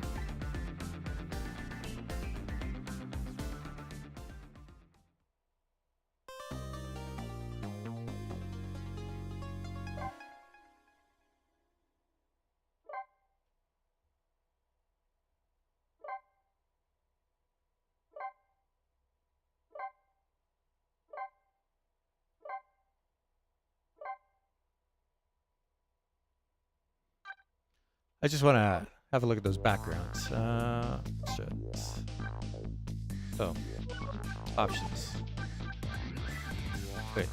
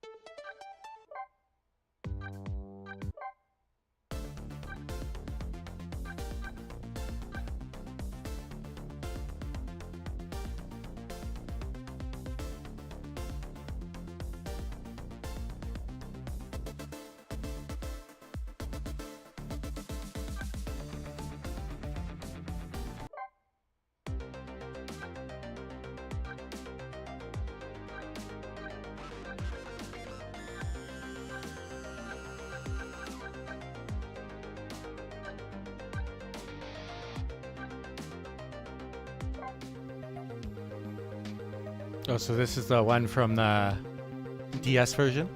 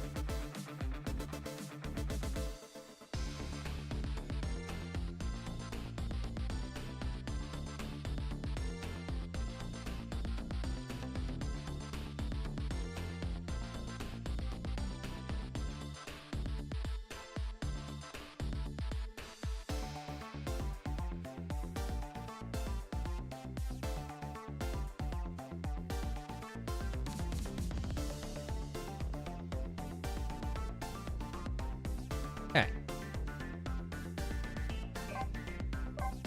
Oh.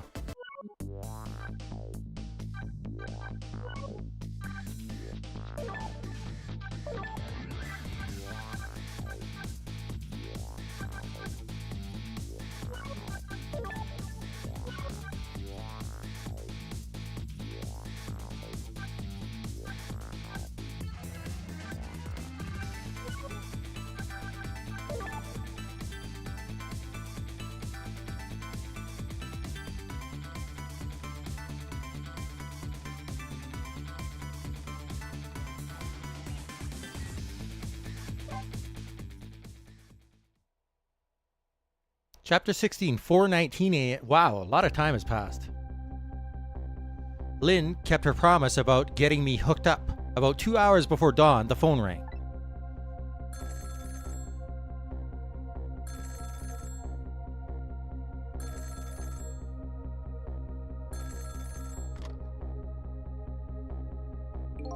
Hello? This is Jowd.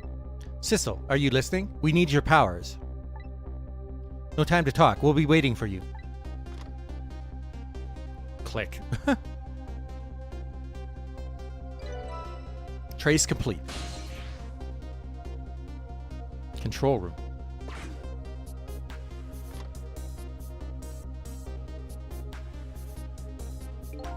Well, you'd better get going. This long night is drawing to an end. Yeah, it looks like it. Thank you for all your help tonight. I'm the one who should be thanking you. At the other end of the phone line, I'm finally going to find all my answers. I'd better go.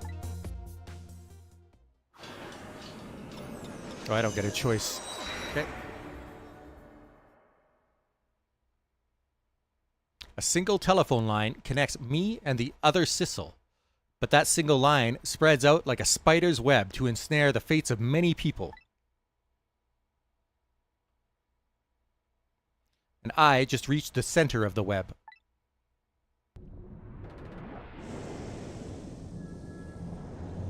Oh, and now I'm stuck. I can't leave. Oh boy. Welcome to the Yanoa. Detective Jowd.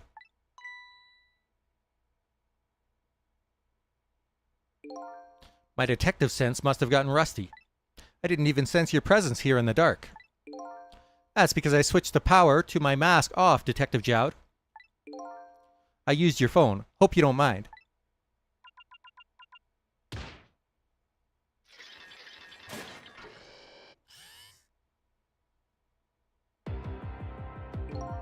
Egad! I never thought you'd track us here, especially seeing as you're a death row inmate. And I'm equally surprised about your choice of transportation. A submarine, eh? But how did you find us, my man? Not even the police knew where the Yanoa was going to surface. Confound it! We detectives have a little say. If there's something you want to know about a case, ask the criminals.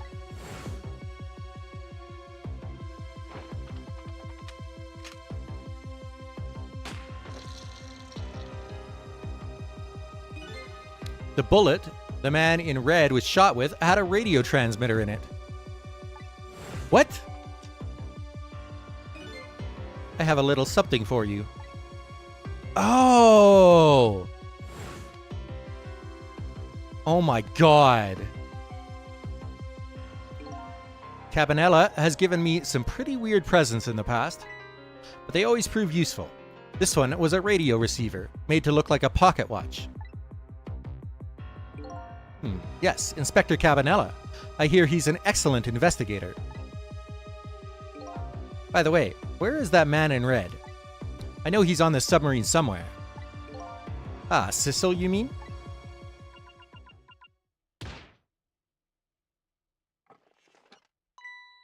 Damn. You! You can relax. That's nothing but his shell. His shell, eh? His spirit isn't here right now. Most likely, right about now, he's controlling your daughter. Please, I beg you, let my daughter go. If you need a hostage, take me. Just please let her go. Bah! There's something our nation needs. Sissel has it. That's all we care about, my man. Nothing else matters. However, it would appear Sissel has underestimated us. He's left behind his precious bargaining chip here. Bargaining chip?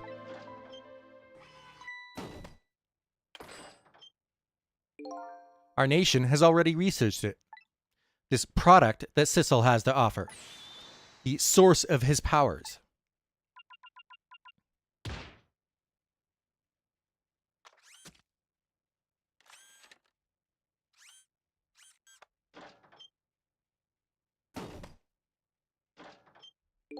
What?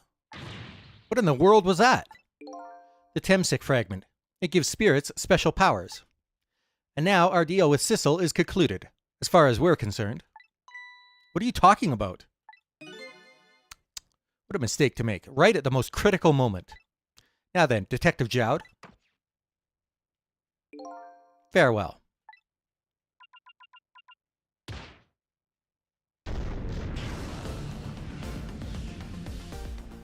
What?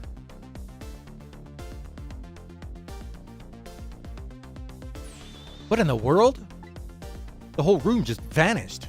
Detective Jowd, where did he go? Oh, yeah, I'm in the phone.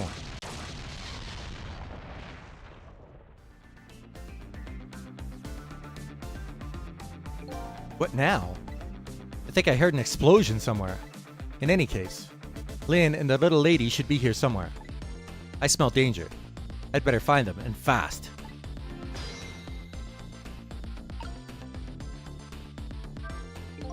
This phone isn't working anymore. I guess we can't leave the submarine. No.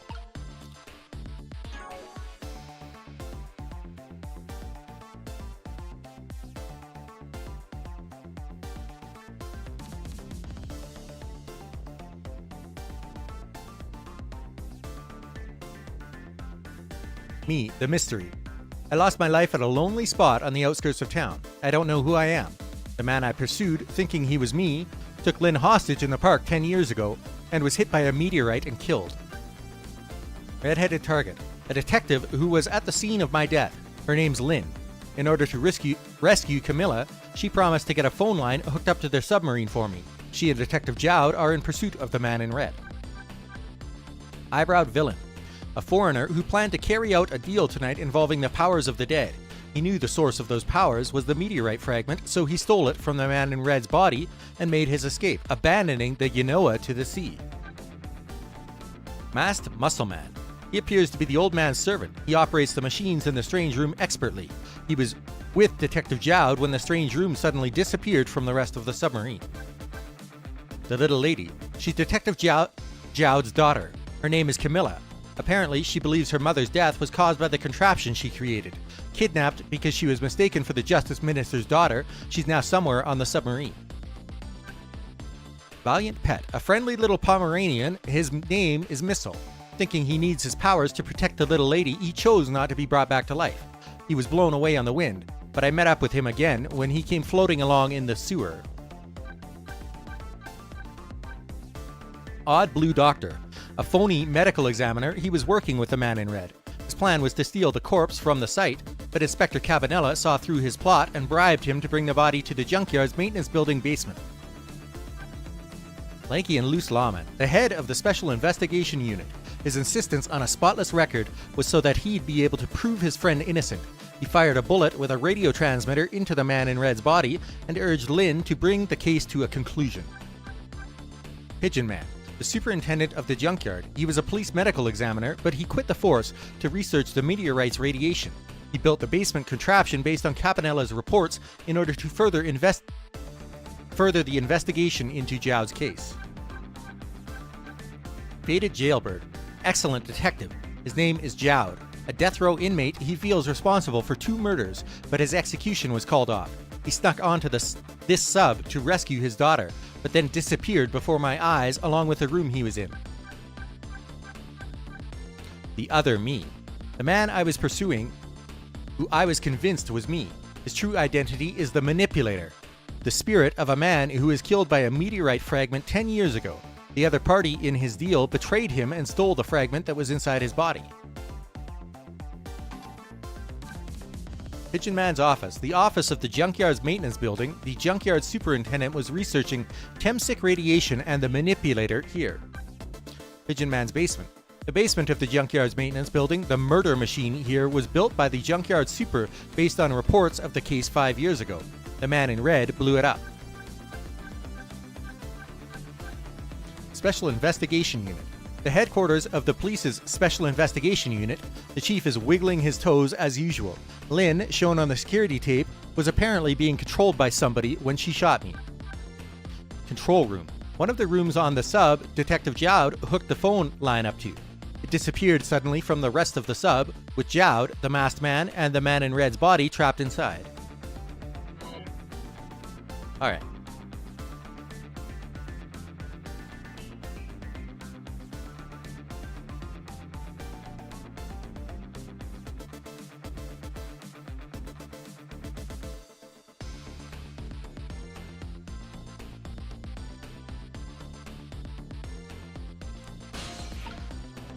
Oh. Who's this? Is this Missile? So you're here, huh? It's Missile! Yes, I think even I remember who you are by now. What do you suppose that shock was a minute ago? I have no idea, of course. I'm just a little sheltered apartment dog. Well, what with my loss of memory, I can't say I'm much better. Anyway, let's hurry up and go save Miss Lynne and Miss Camilla. Do you think that trusty nose of yours can sniff them out? I'm sorry to say, I don't think it can. Why did I even bother to ask? But you do have the power to swap objects. So let's go find that lady detective and the little lady together. You got it!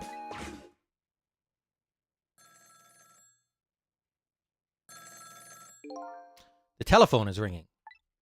Wow! It's Miss Camilla, I just know it. My trusty nose is practically screaming it at me. I think you'd call that more of a hunch. Anyway, let's get to that phone before it stops ringing. You bet. Okay. How?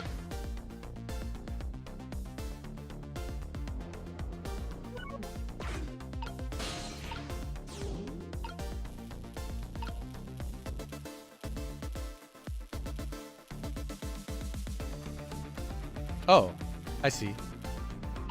In order to get Sissel over there.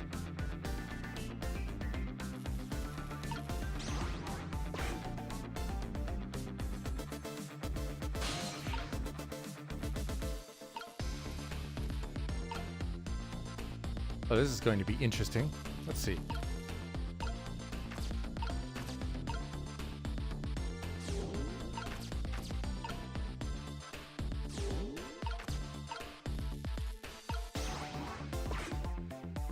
Why are there balls here at all? Shoot. I think I just heard another little explosion in the distance. I've got a bad feeling about this. Sissel, look! That black hello? It came off the hook. Uh-oh. I'd better answer it. Fast!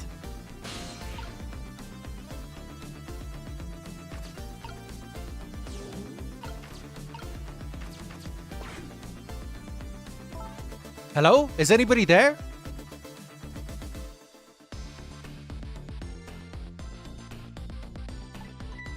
It's her, the little lady. It's Sissel. Where are you? Somebody please answer. I guess she can't hear my voice. You too, huh? Oh, good. I thought she was ignoring me. Wait, what? Why? Somebody help me. Lynne. Lynne is... She said Lynne. It's Lynne! We better hurry. Let's go, Sissel.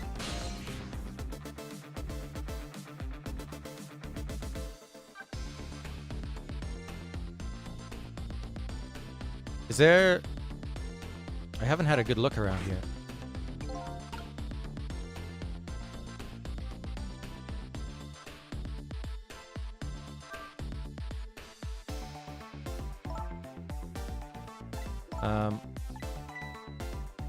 The little lady called me by name.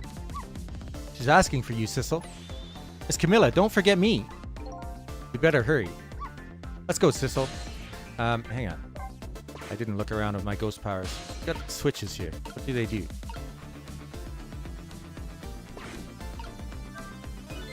The switch is too stiff. I can't lower it. Hey, wait a minute. Don't tell me your ghost tricks don't work anymore. Oh, come on, Sissel. That was just a little joke. Being made fun of by a little doggy.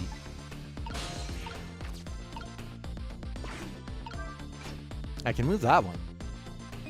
Nothing's happening. Looks like there's no power. What did you think would happen, by the way? I don't know. I really think you should have a plan before you start touching things willy-nilly. I'm being given reasonable advice by a little doggy. Okay.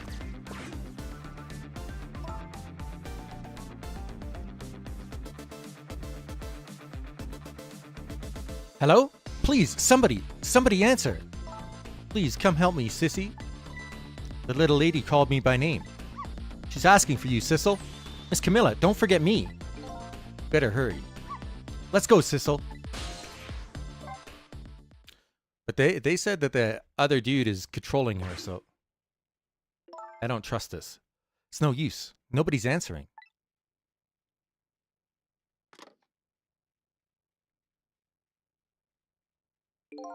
Miss Camilla! And... Miss Lynne! Oh, poor Miss Lynne. Yeah, she can't seem to catch a break. Looks like another tragedy has happened. Sorry to keep you waiting, little lady. Sissy, I knew you'd come. Miss Camilla! Miss Camilla! And Missel, too. I'm so glad to see you're all right. Well, I wouldn't say I'm all right exactly. Hey, wait a minute. Missel, your voice. I think I remember hearing it somewhere before. What? My voice? That's right. Camilla has a core now, so that means she did hear Missel's voice before, when he saved her that time. So that was you, wasn't it, Missel? You're the one who saved me in the park tonight. Thank you. Miss Camilla, I'm so glad I was born your little doggy. Hey, Missel, could you stay here and watch over your mistress for a while? Huh? But don't you need my powers? I'll see what I could do on my own for a while. After all, you're the only one who could protect her. Okay, I'll do it. Thank you, Missel.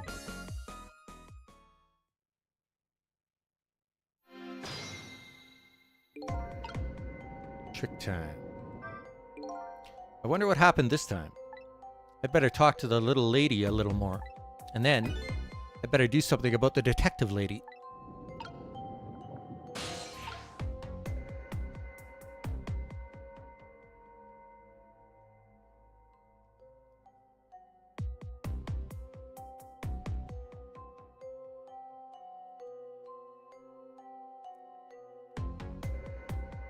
Okay, so we've got 2 cores here.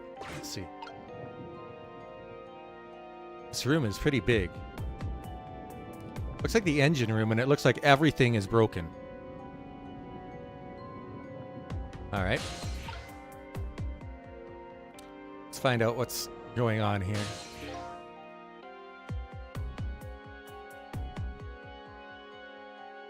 Can I talk to you a minute? Yes, sissy? Could you tell me what happened to you?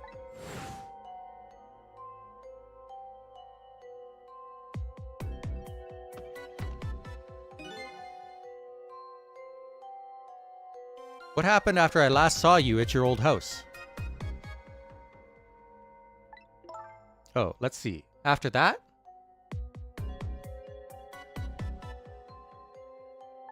I think I fell asleep.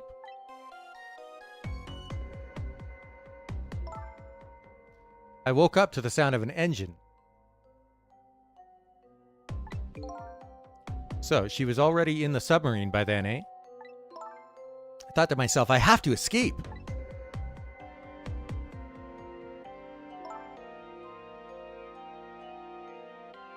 The next thing I knew, I found myself in this big room. I was so tired I couldn't move. And then... Camilla!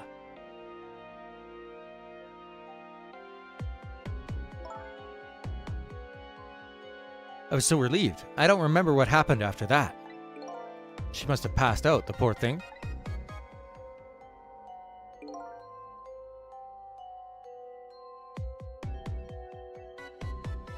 You've been through so much. You were very brave. I think Lynne's probably been through more than me. You've both been brave.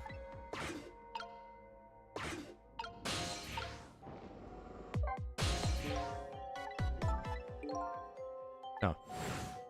It's the same. I skip that? No. Okay.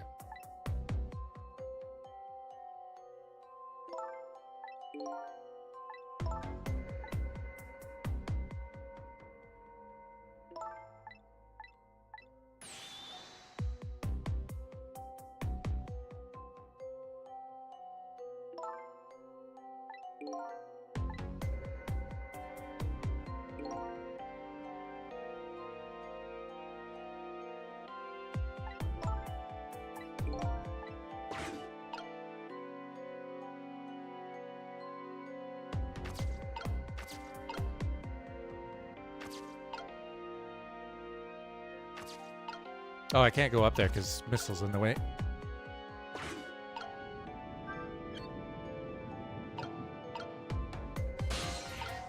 Alright. Time to find out what happened here.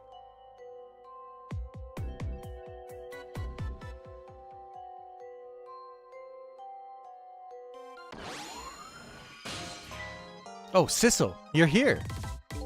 Lynne, what in the world happened here? I don't know. Huh? I just sort of blacked out all of a sudden. Next thing I know, I was dead. Yeah, I guess you wouldn't know in that case. Where's Detective Jowd? Is he alright?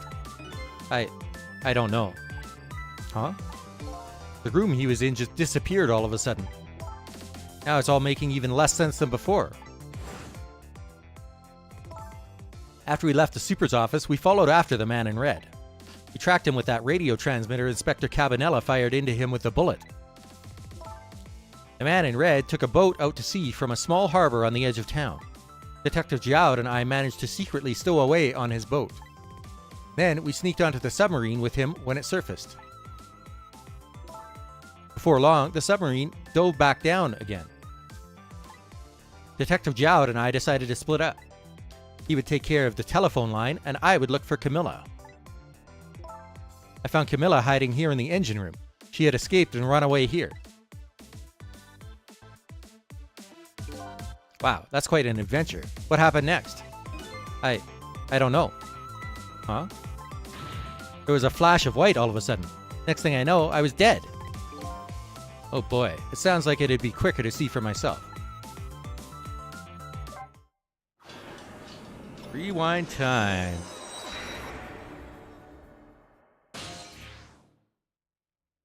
Escanoa engine room. Camilla, are you okay?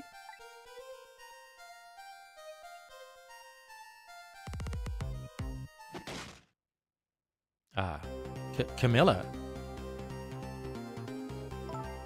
Hello, Lynne. Or is it Detective now? It's been 10 years since we last met.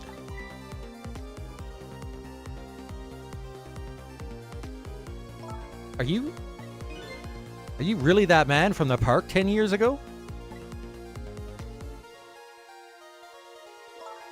Well, I see there's no need to introduce myself. Give Camilla back. She has nothing to do with any of this. Afraid I can't do that. This is my last chance. The phone is ringing. It's not for me. Nobody ever calls the dead.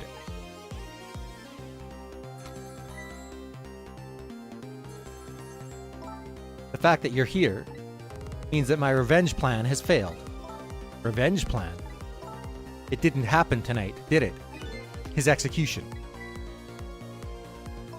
But, well, knowing him, I half expected as much. That's why I was waiting here like this, waiting for him to show up. Wouldn't it be just what he wanted? To be executed by his own daughter? I heard about 10 years ago. I feel sorry about what happened to you. But revenge? Nobody could possibly know what I've... What in the world? An explosion? Uh-oh. I've got a bad feeling about this. Have I been had? Look out!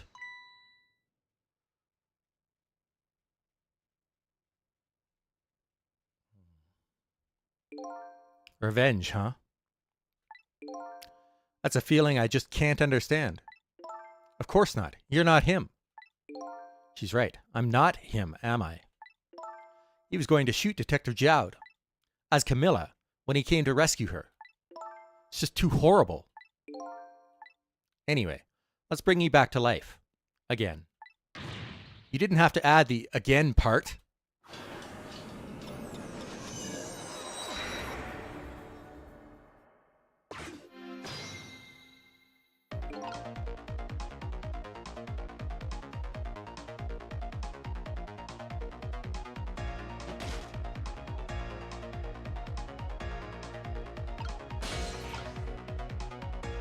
I can't move during that little scene there. Let's see.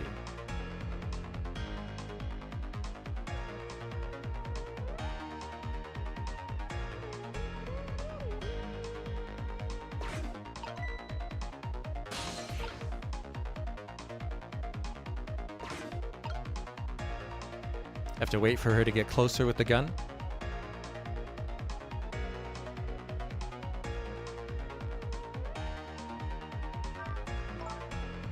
Oh well, I see there's no need to introduce myself. Give Camilla back. She has nothing to do with any of this. Afraid I can't do that. This is my last chance. The phone is ringing. It's not for me. Nobody ever calls the dead.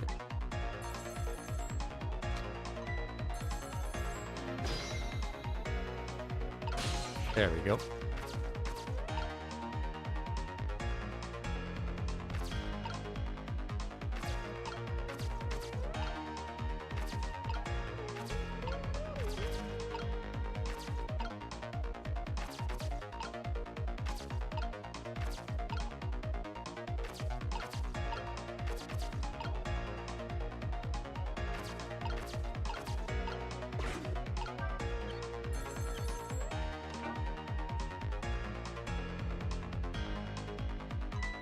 Hey, we somehow managed to knock down the receiver.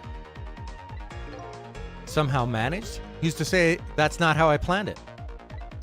Come on, hurry. Now's your chance to get on the phone. Might be Detective Jowd. She's right. I'd better check it out.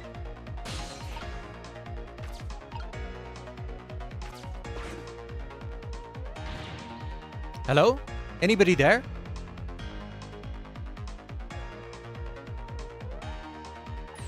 If anybody's still there, get yourself here, on the double. We're about to head out. Speak up. Why don't you answer? Anyway, come if you're coming. We're leaving. We'll get more information about what happened. So, it must be true what they say. But there are restless ghosts on board.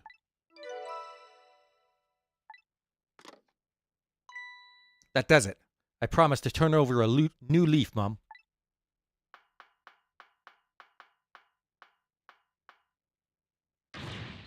Who is he calling restless ghosts? Well, it's true neither one of us is really resting in peace. Anyway, looks like the sub just lost one of its crew. I guess that means the fate of this sub has changed slightly. Sissel has underestimated us. He left behind his precious bargaining chip here. Bargaining chip?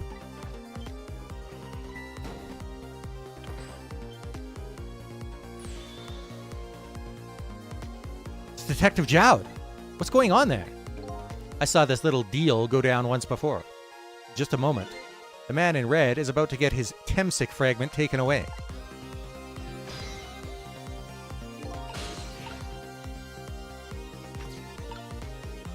What does this do? Torpedo? Nothing's happening. Sure seems like it should do something.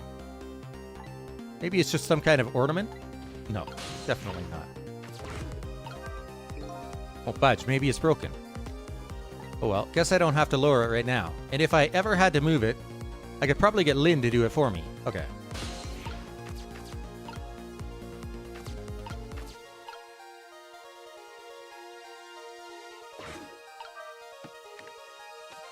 Oh, I see.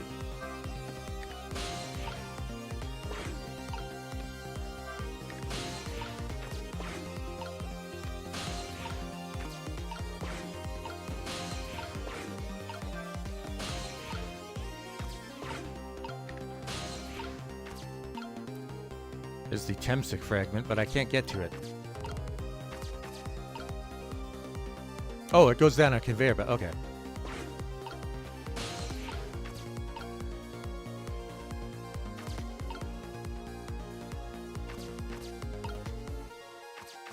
Maybe I should follow it and see what happens to it.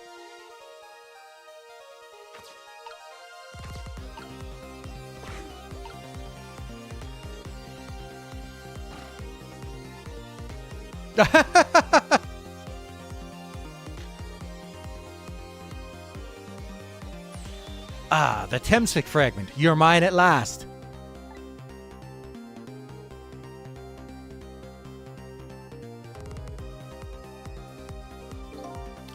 The objective has been achieved. Now we detach the control room as planned. Yes, sir. Farewell, sir.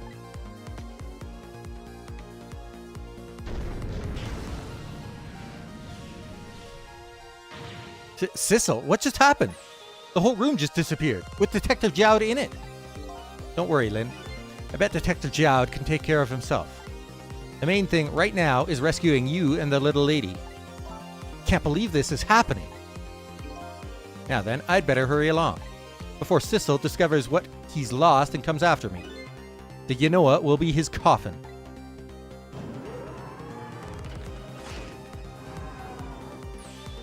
May it lie buried here in the deep sea, forever. Farewell, Sissel.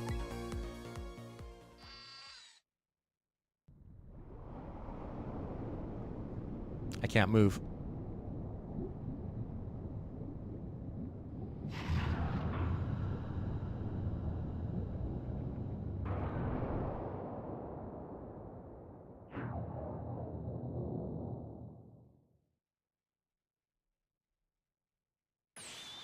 Aha, so that's the cause of the giant explosion.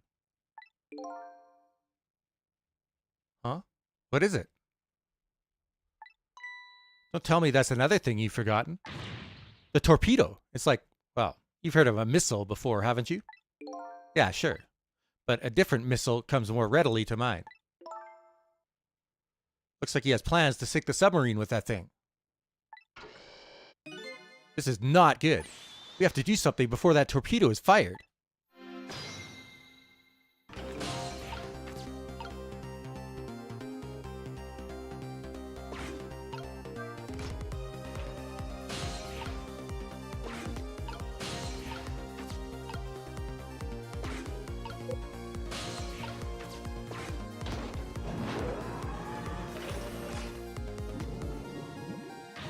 There's no time. It's gonna launch.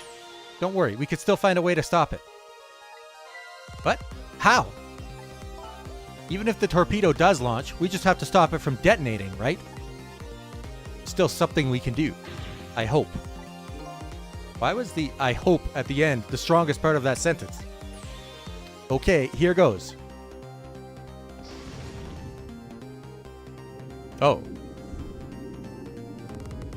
Oh boy. Oh. This is wild. Okay.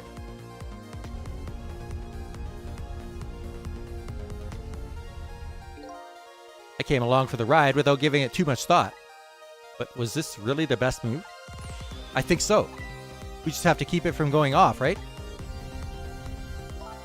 I'm sure this poor little rat will thank us too. How in the world did it get in here? Trick time.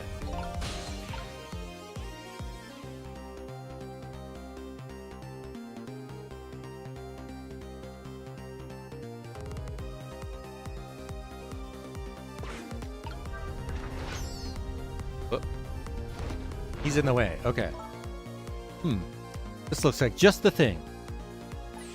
If we clamp this thing on the fuse, it should keep it from moving. So what does that mean exactly? Means we might be able to stop the torpedo from exploding with this. I have to admit, I don't understand all the details, but I do want to give it a try. But before we could do that, looks like we have to get something out of the way first, huh? I think these outside parts are supposed to be weights of some sort. Spinning black things, right? Apparently, their spinning helps the torpedo maintain its balance. They must be pretty heavy. I wonder if we can use these weights to our advantage somehow. Gyroscope, I see.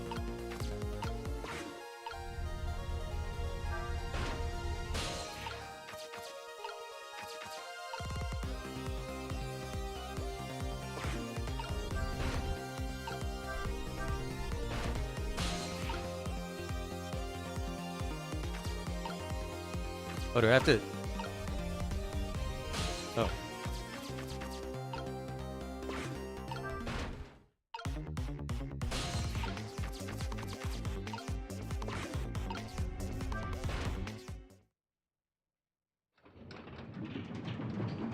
There we go.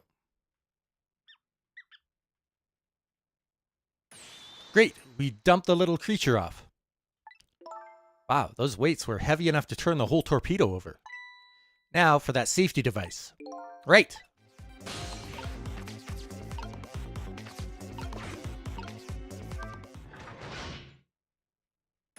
There, we clamped the safety device on. We did it! That should keep this torpedo from exploding. But there's just one problem. Problem? What's that? The torpedo is still going to impact. We can't do anything about that. Uh-oh. That's good, because that means we'll be back inside the ship. Yeah. Okay, here we go.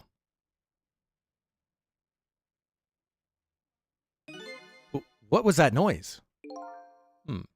Looks like the torpedo still hit the submarine. But it looks like the submarine is still okay. This changes everybody's fate, including the little rats. Sissel, we did it! Fate averted. Really?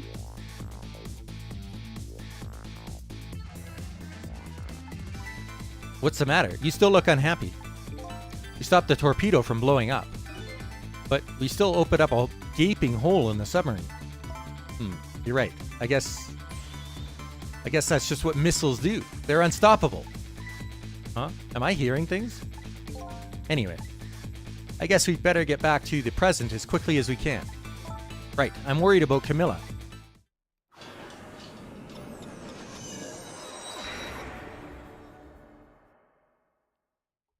We managed to stop death for now, but it hasn't disappeared altogether. It's now slowly but surely filling the room. Uh-oh. Water is seeping in through the hole where the torpedo hit. I've got to get them out of here. I'd better go meet up with Lynne.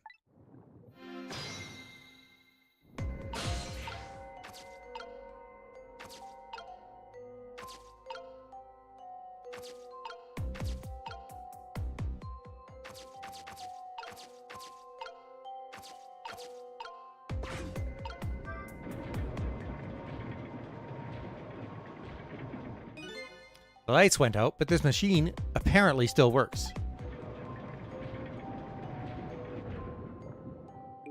Unfortunately, I guess it won't run for very long. But maybe I can use its movements to help me create a path.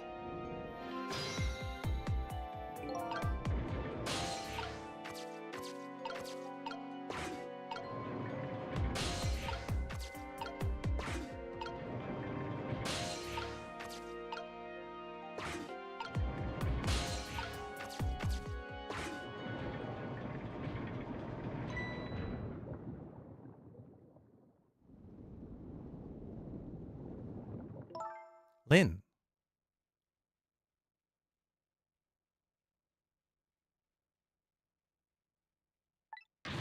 Camilla, you're awake. How do you feel?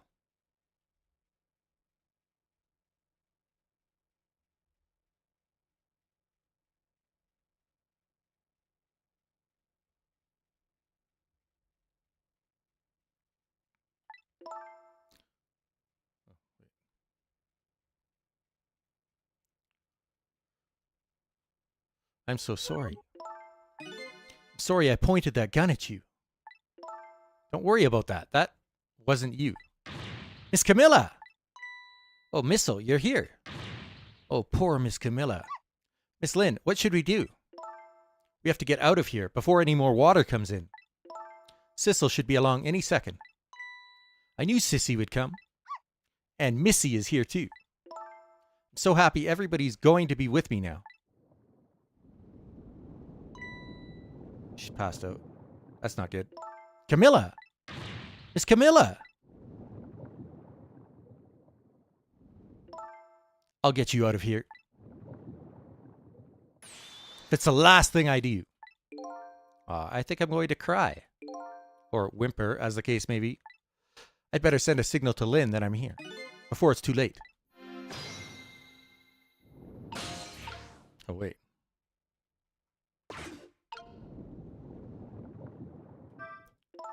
Okay, I said I'd get you out of here, Camilla. But it's so dark I can barely see. Now what? Oh, I'm in a flashlight. Out of ideas already, eh? I think she's asking for my help. I should send her a signal.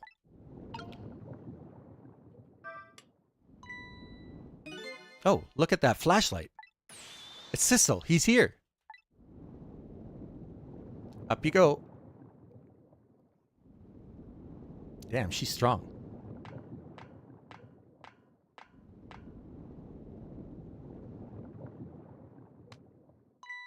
I'm glad you're here, Sissel. Sorry for the wait. Looks like this room is going to fill up with water fast. We'd better get out that door as quick as we can. We won't be getting out that door, I'm afraid. The water pressure is too great already. I can't open it. What? What does water pressure mean? Think of it as the force of the water holding the door closed. The water level keeps getting higher and higher in here. So the only way out of here is up, huh? Exactly. Okay, got it. Let's look for a path that goes up. Ladder. Got to get that ladder down to her. Hey, look at that ladder. I wonder if we can get it down somehow. Good idea. Let's try it. Oh, and by the way. Yes? I can't swim. Neither can Camilla. Don't you have any good news for me? Let me think about it. In the meantime, could you hurry, please? God. Must be a switch or something somewhere that lowers the ladder. Provided the person who designed the sub didn't miscalculate the ladder length. I didn't even consider that possibility. And I have to warn you, I can't swim. Neither can Camilla. Yeah, you already told me. Where's Missile?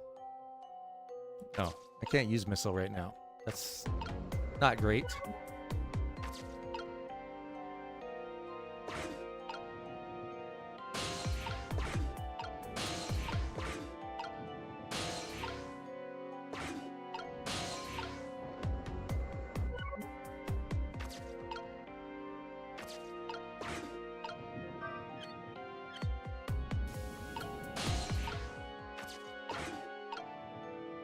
Oh.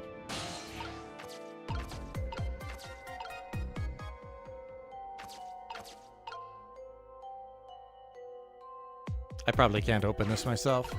There's a door here too, but it's stuck or something. I can't open it. I'll leave it to your superhuman strength, detective. Oh, I can move that? Oh, it got stuck.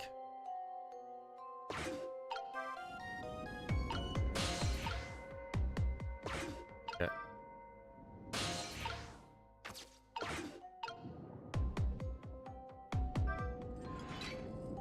It's getting stuck. That's annoying.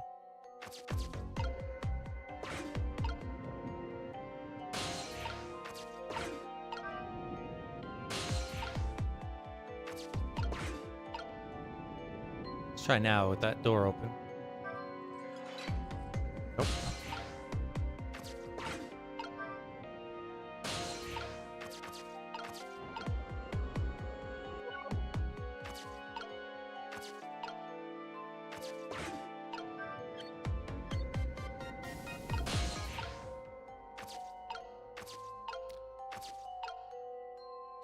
Oh, how did that happen?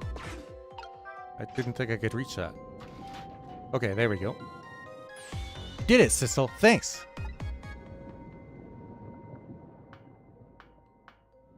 Damn, she's strong.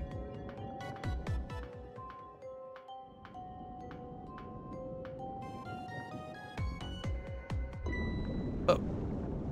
Shit. Good God, she's strong. What was that? Looks like water seeping in isn't the only thing we have to worry about. Huh? Sissel, the flashlight doesn't work anymore. Hey, don't get mad at me. Maybe the contacts are bad or something. Hey, I know. You could fix it with your powers. Okay, now that's just taking things too far.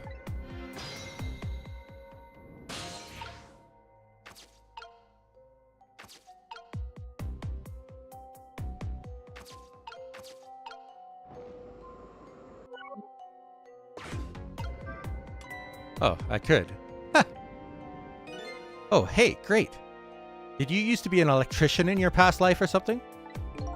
That's a cruel question considering their circumstances. Now, all we have to do is get to that door and we're safe. Oh, shit. Oh, shit.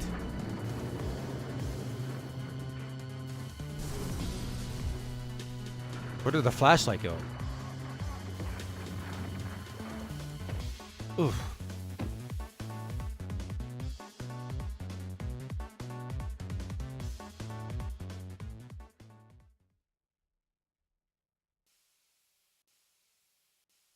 Oh Lord.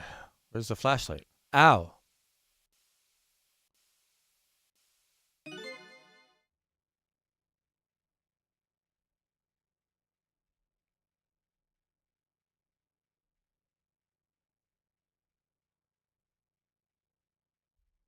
What happened now? Looks like the submarine decided to rear up on his hind legs. I can't believe we're still okay after that fall. Either we're really lucky, or we're dead and we just haven't realized it yet.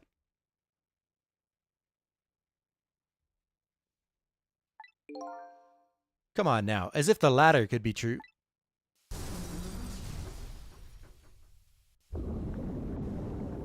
God. What now? The water sure is rising fast. Come on. You just have to go up to the top. See how I can help with my ghost tricks.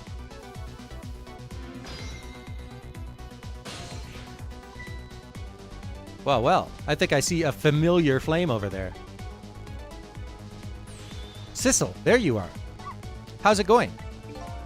How is it going? I'd say it was going pretty badly.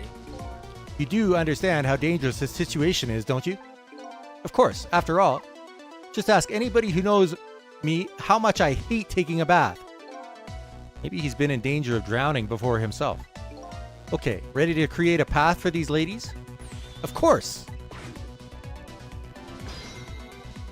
Alright, let's figure out what we're gonna do here.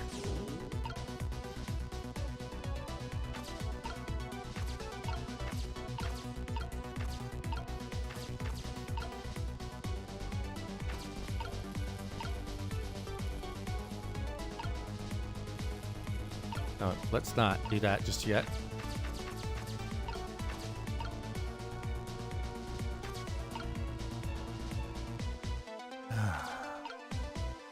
I'm assuming they're going to pick up the flashlight, carry Sissel a little further up.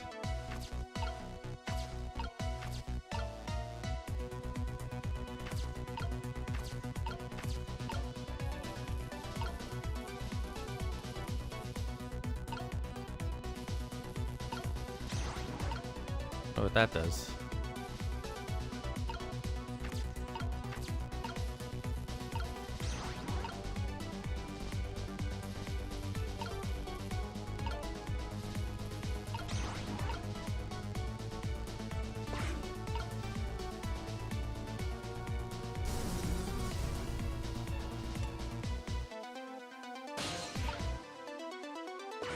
Oh.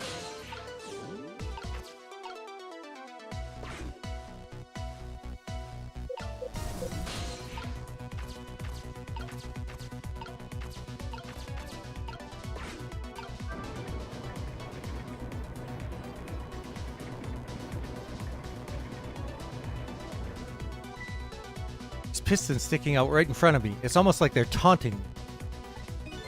Maybe it's a challenge? Might be just that. Think you could climb them?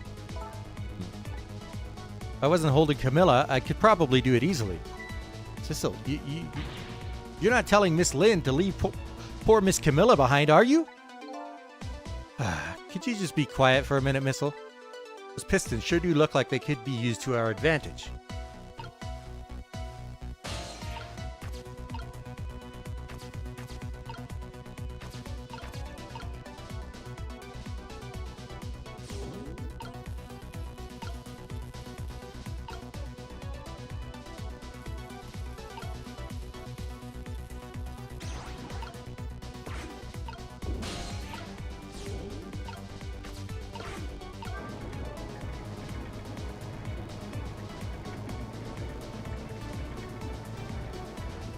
That's no good.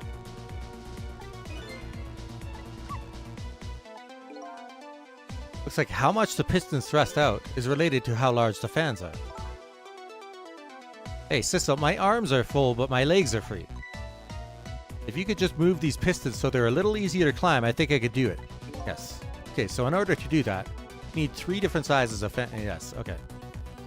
Where am I going to get the 3rd size, though? Come on. Uh-oh, the water is still rising. It's up to my knees. And it's freezing cold. Just hold on. We better create a path, fast. Hang in there, Miss Lynne. Thanks, Missile. Okay. Oh, no. The large fan needs to be here. Medium fan. Now, where do we get a small one?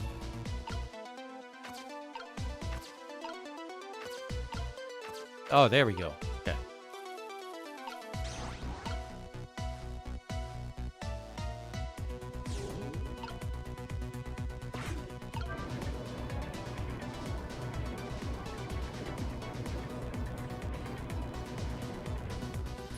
There, how about that? Wow, this is great. You made a staircase for me. You'd better hurry. I don't think that water is going to wait for you.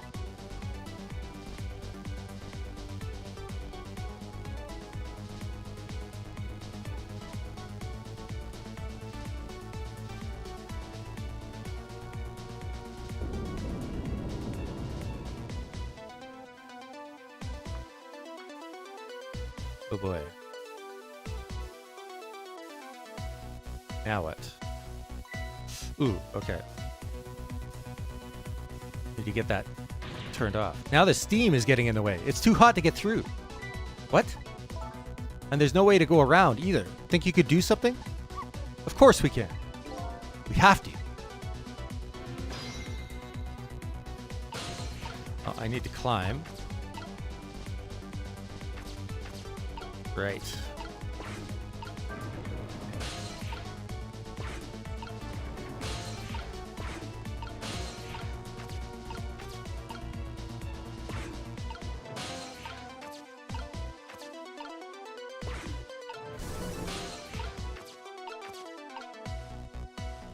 Uh-oh.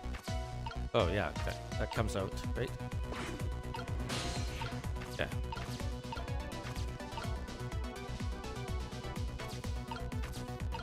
So, the steam from this one is aiming down. So I need to swap that one.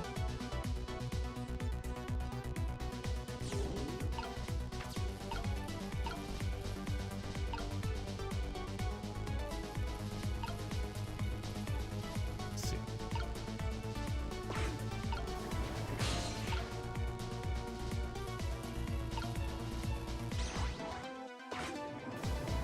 No, that didn't do anything.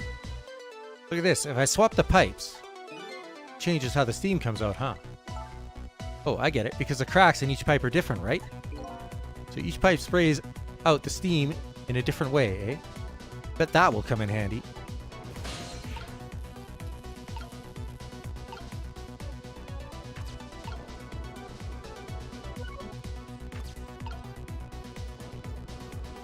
Oh, can you not?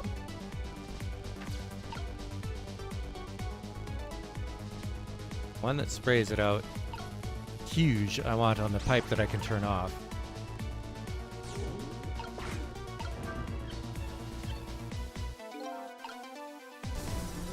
Now.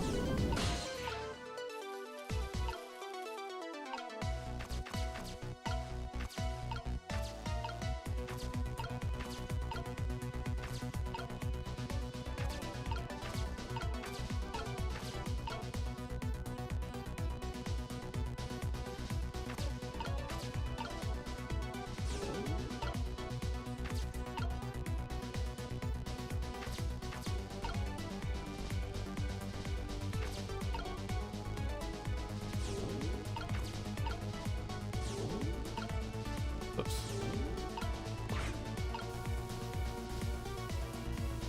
Okay. I get it.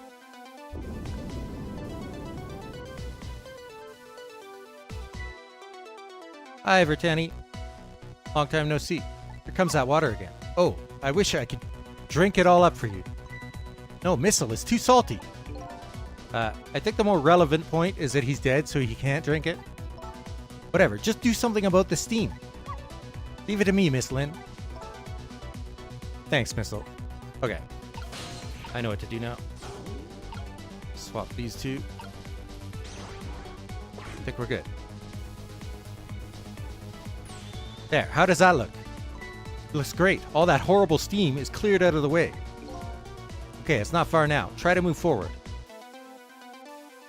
Ouch. Now we've got to get them to climb up.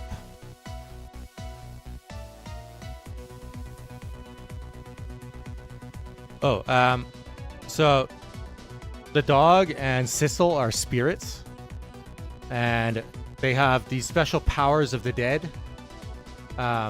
Sissel is able to manipulate different objects. Each person that has powers of the dead has different ones. Sissel is able to manipulate objects he possesses, and Missile is able to swap objects that are the same shape. Look up there. If I could just make it to that door, we can escape. Now, how in the world am I going to get up there? Don't yell at me. If you want to yell, you can yell at me. Missile. How can I yell at you when you're so sweet about it? I think you just did.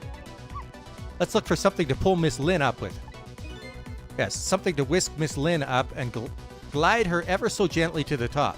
Oh, that hook. Hey, are you being sarcastic? Okay. Earlier, the submarine... This is a sinking submarine, by the way. So earlier, the submarine was orientated a different way, and I saw this hook. Oh, yes. So, you see that line? That shows... That's how far I can move between cores of different objects. And so, Missile, the one who could swap, he can move really far. But when I switch to Sissel, he's got a very small range. However, I think this is what I need. All right. All right. Now this is what I'm talking about. I moved this before when the submarine was the right way up. So I knew it was there. Now we need to get that door open.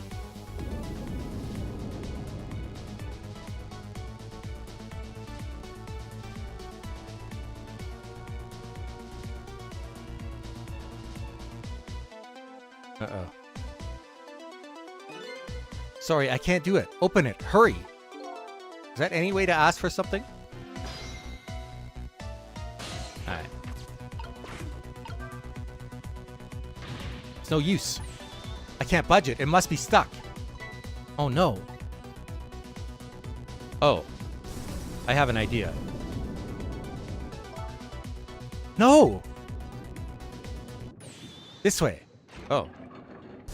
Somebody else is here. What? Oh, is that the other... Okay. What just happened?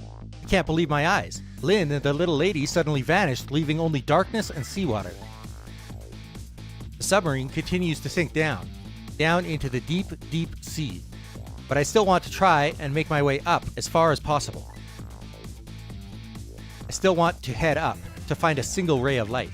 Light to illuminate the truth at the bottom of this deep, deep darkness. I think I know how we're going to get off this ship.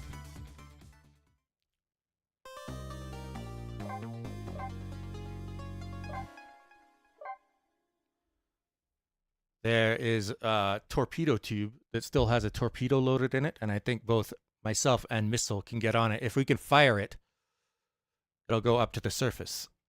So I think that will be the final way that we get off this ship.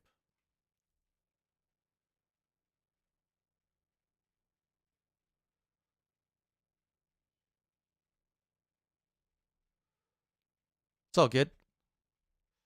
Once I finish Ghost Trick, we'll be starting the 12th game in the Legend of Heroes series that just arrived a couple days ago. I don't want to drop Ghost Trick because I started playing it about a year ago, and I got distracted or something, and I never finished it. And I've heard nothing but good things about this game, and the things I've heard about this game don't even do it justice. It's been so incredible. I'm getting very close to the end of the game, so if you have any intention of playing it yourself, I would highly suggest not watching, because you're gonna get spoiled real bad. But if you want to, you can watch my streams of it as well. So,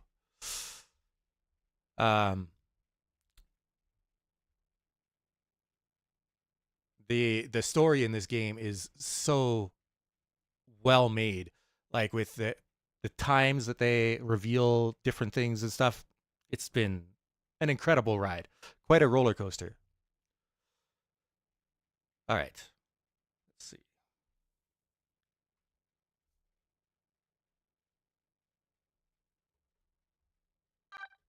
One moment though, I'm just going to open this up.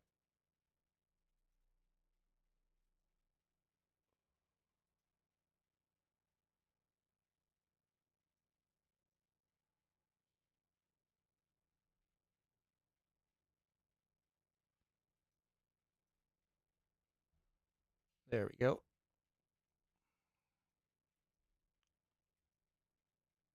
I don't know how often you'll be around, but I mean, I think this game is worth playing yourself if you actually want to, but it's something that um you should play all at once. Like you don't want to leave it for like a week and come back to it, because there's so much information.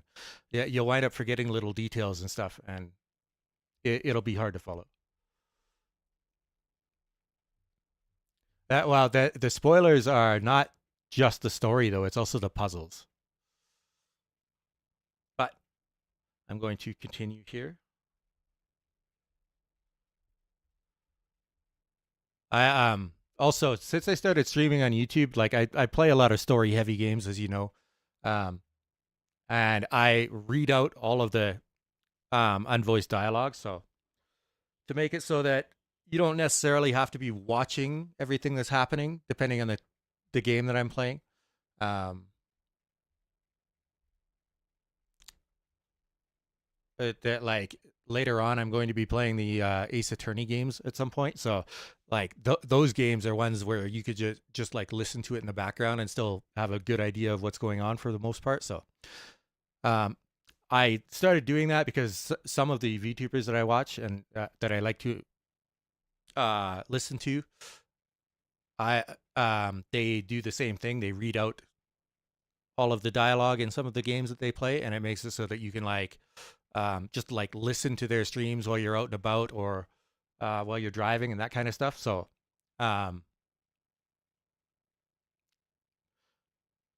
if like a few years from now there's a few people that actually follow my channel and they want to go take a look at some of the playlists that I've got for some of the games, it would be nice if they would be able to enjoy them the same way that I enjoy some of the streamers that I like to follow. So, and also the reason that the biggest reason that I switched over to YouTube is because it doesn't wipe out your VODs.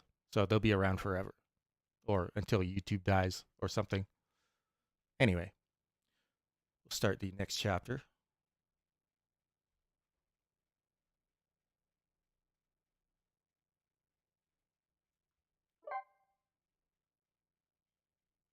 Chapter 17, 5:10 a.m.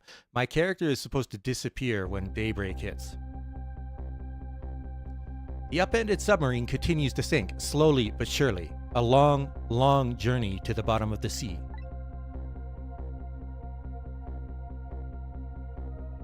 Lynne and the little lady found the darkness and the salt water closing in on them, but at the very last second, something saved them. Now, it looks down at them quietly. I think this is there's one other person that can use ghost tricks. And he's been an antagonist up until now, but I think he saved these two. I'm not sure. My head is filled with one giant question. What in the world is this thing?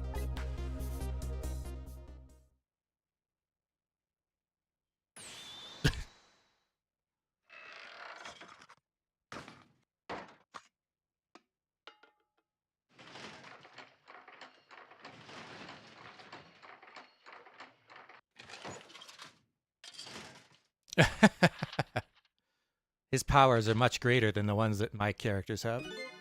I see you managed to survive, detective. Hey, you're... Excuse my appearance. I seem to have lost my body.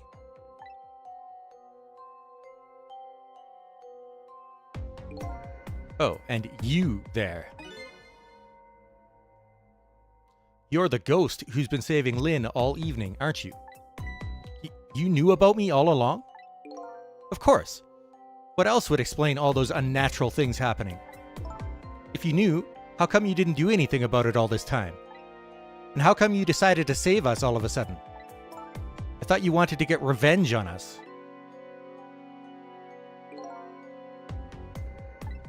I don't really know.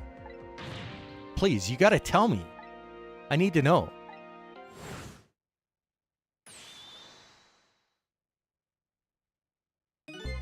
Who in the world are you? Sissel, look at you. What happened? Well, because he knows he's not this guy now. I can't hold on to that image of myself any longer. You can't remember who you are? That's right. I came all this way tonight trying to chase down my lost memory. For quite a bit of tonight, I thought I was you, Sissel. Sissel? My name isn't Sissel. I bet you'll remember really soon. Who you are, and who I am too. What? The man in front of me is not me. I'm even further away from the truth. Or maybe not. Something is stirring in my mind, a memory about to emerge. Do I know this man? Now that I've shed my image of myself, I feel like I'm one step closer to the truth.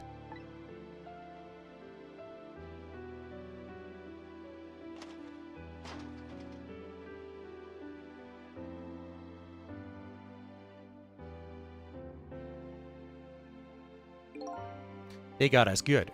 It's all over for this submarine. Its engine room is destroyed. There's a hole in the hull, and it's sinking as we speak. What are you doing here? I thought you had a deal with those people. They betrayed me. I was a fool to trust them. They already have what they wanted now. The Temsic fragment. I didn't know they had it all figured out. You mean they figured out the source of your powers? Yeah, that meteorite's radiation has two effects on living creatures. It gives power and time.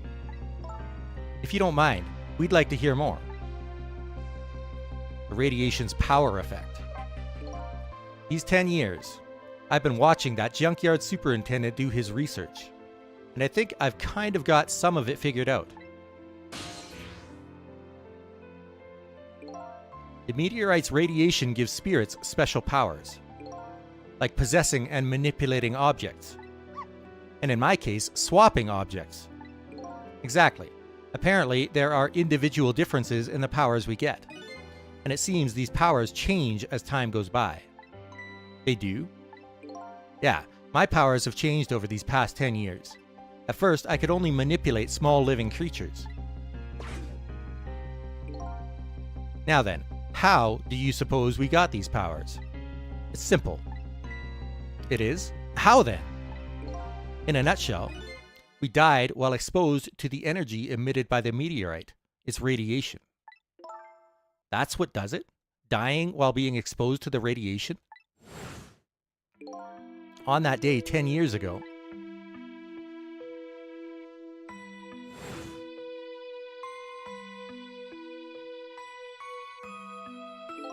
a fragment of that meteorite pierced my heart and I died.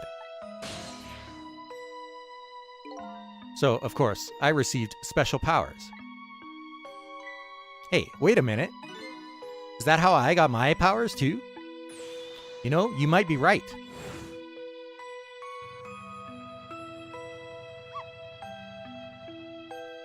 That's the crater left by the meteorite. Aren't the Temsic remnants still right there in that park at the bottom of the crater? You're right. So that must mean I must have died in the presence of the meteorite's radiation too. But who are you? Radiation's time effect. Another effect of the meteorite's radiation has on us is that it gives us time. Again, I think this time effect is centered around the theme of death, but it's not all that clear. So the fact that I can return to 4 minutes before a person's death is another effect of that meteorite? One of the characteristics of that meteorite is its ability to replay the moment of death. Replay the moment of death? This is all so strange and confusing. I can't take it all in. Makes about as much sense to me as anything else. Because you're a dog. Yeah, strange and confusing. That just about sums up the object that pierced my body that day. Thanks to that meteorite fragment, my very existence is a contradiction. What do you mean? Contradictory existence. That day, when the fragment pierced my heart, I lost my life. However, because it remained inside of me, that fragment continued to constantly regenerate my body. In other words, my body was continuously cycling between the moments that separated my life and death. What? My body's vital functions stopped 10 years ago, but my body's time is perpetually stopped at the moment just before death. Time just stopped, huh? So somebody was trying to do an autopsy on his body, and they said every time they cut him open, the wounds would instantly heal. So I just simply existed, not really alive and not really dead. That pretty much sums up these last 10 years for me, ever since that incident in the park. My body hasn't aged a day. My hair hasn't grown an inch. Come to think of it, that old pigeon guy mentioned something. He said he couldn't cut this guy's body with the scalpel.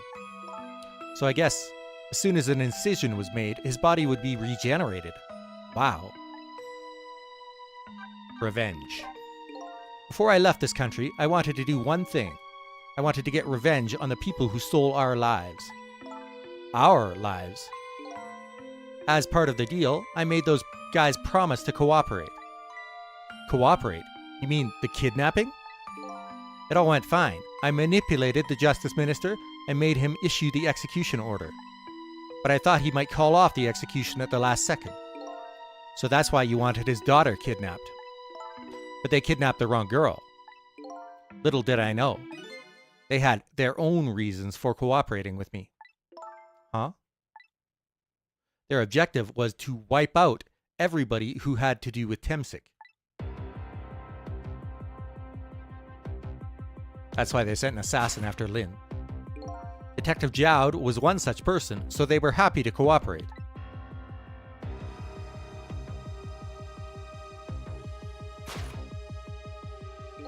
Inspector Cabanela and that junkyard super, they were slated to be wiped out too. And, as it turns out,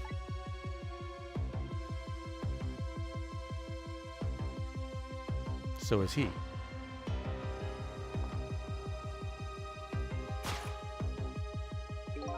I was one of their targets as well. So they stole my Temsic fragment, and here I am. But they had one more final target. You, detective. Me?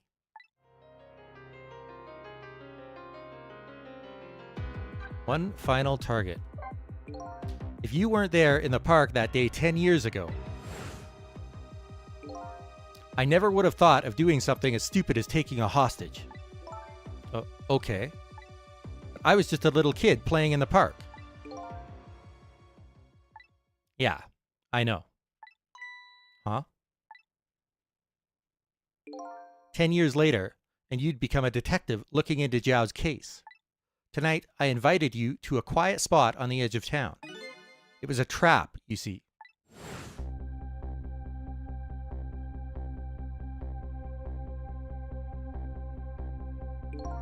I told you who I was. You never saw my face that day 10 years ago. So of course, you didn't recognize me. This is how the game began.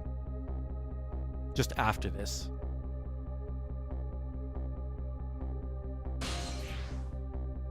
Then he manipulated her into shooting him. I took possession of you to make you shoot me.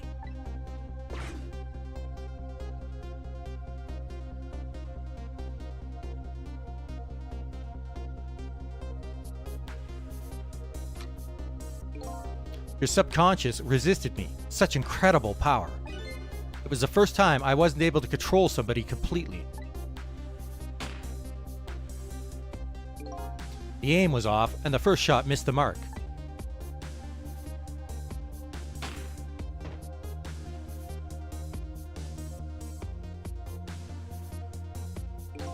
The junkyard was equipped with security cameras. I knew you'd be wanted for murder. That was my plan, anyway.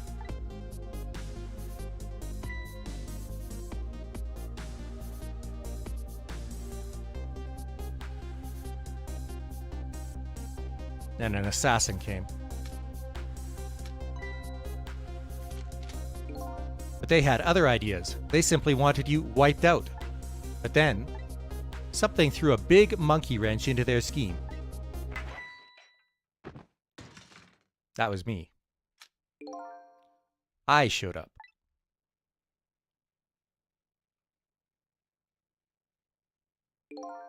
I was supposed to meet up with them after that. But then something went wrong. What happened? My body disappeared. Aha! The inspector in white was responsible for that one. My precious bargaining chip was in that body. I had to get it back no matter what. That inspector caused me no end of trouble. But why were those people targeting me? I never even heard of the Temsic meteorite. Because you were looking into the Jowd case. They thought you would find out about Temsic sooner or later. Yeah, no kidding. Piece of shit.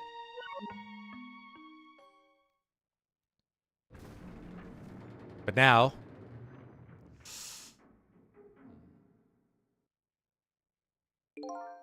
And that's pretty much the whole story. The only thing left to do now is wait for water pressure to crush this submarine. Oh no. There are no cores that link from here to the water's surface. I have an idea. We hook up the phone line and there are no communication cables down this deep. They meant for the submarine to be my coffin. A coffin for the dead. There's no escape.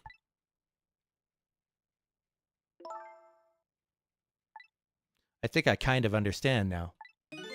What you've been feeling these 10 years. You... what? This feeling. Cut off from the world. All alone in a submarine. Sinking slowly towards the bottom of an endless sea. This must be how you felt all along.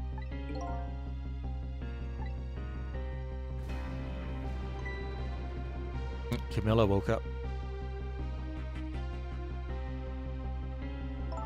Lynne? The animation in this game is fantastic. Like, the amount of detail in all of the sprites animations is so good. Camilla? Is it true? We're stuck here? What? Oh,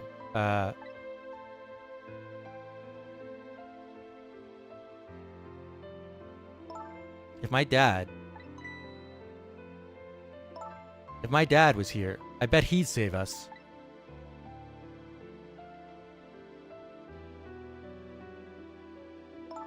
Oh, Camilla, I'm so sorry. That's funny. What is it, Sissel? Something I don't understand. Why would they go to all the trouble of detaching the control room? What? Why didn't they just steal the Temsic fragment and escape, if that's what they wanted? Why did they have to jettison your body off into the sea? That's a good question. But I guess it doesn't matter why now. We'll never find it again. We have no idea where it was launched to. Wait a minute. Yes, we do. Oh, right. This will tell us where Detective Jowd is. That present from the inspector in white. That's right. Detective Jowd told me to hold on to it for him. And the bullet is still in this person's body in the command room, right? And we should be able to tell exactly where it is with this. But even if we find out where it is, how do we get there? We should be able to figure something out between the three of us. With our powers, right, Miss Lynne? Right. Oh, and wait a minute. What about a torpedo? A torpedo? In any case, it's way too early to give up. Looks like Detective Jowd is our last hope. Come on, let's get started. All right.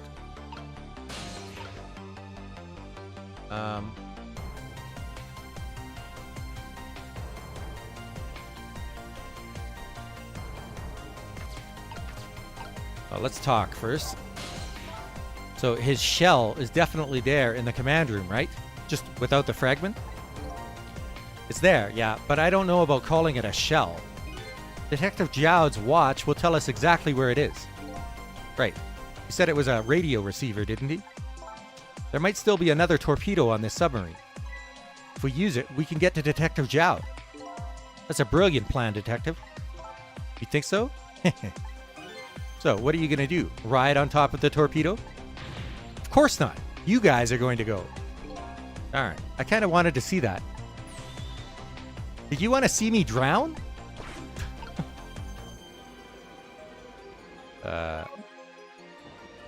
Anybody who has died and been brought back to life, we can talk to with these powers of the dead.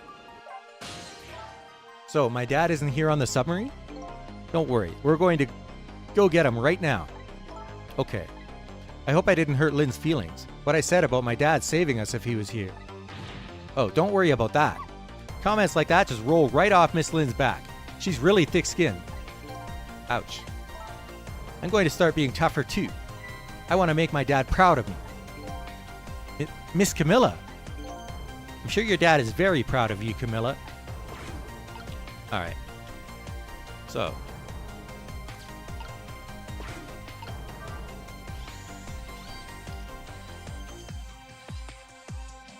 Well, that's interesting. That just created a path. And they have an internal telephone here. Let's go to the engine room first. Oh, okay. Guess we're going to the torpedo room. Torpedo room, huh? There might be another torpedo left there. I'll go check it out. Oh, I get it. You're going to use a missile to ram the control room. Well, I don't know about ram. We don't want to blow Detective Jowd up, but something like that. We'll climb up to the torpedo room too. Up is definitely safer. Okay, I'll see you there then.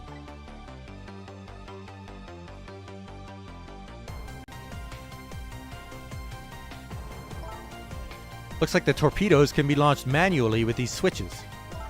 There are 2 tubes, so there should be 1 more left. I guess the first thing we have to do is load it into the tube. When it comes to missiles, you can count on me. The dog's name is Missile, by the way. I'll enter the coordinates of the command room into the torpedo. Well, it's good that she knows how to do that. And I just turned on the backup power. We ought to be able to use the switches now. Okay, let's try it. Good luck. All right.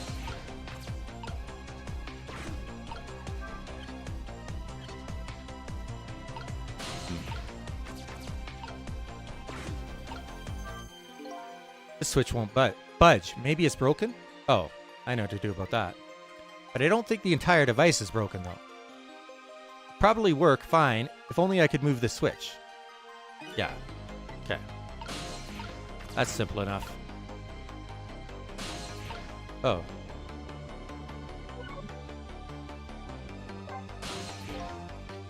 What will happen to these 2 ladies?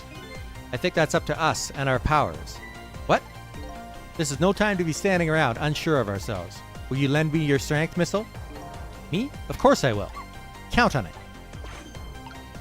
Okay, there we go. Swap the switches around.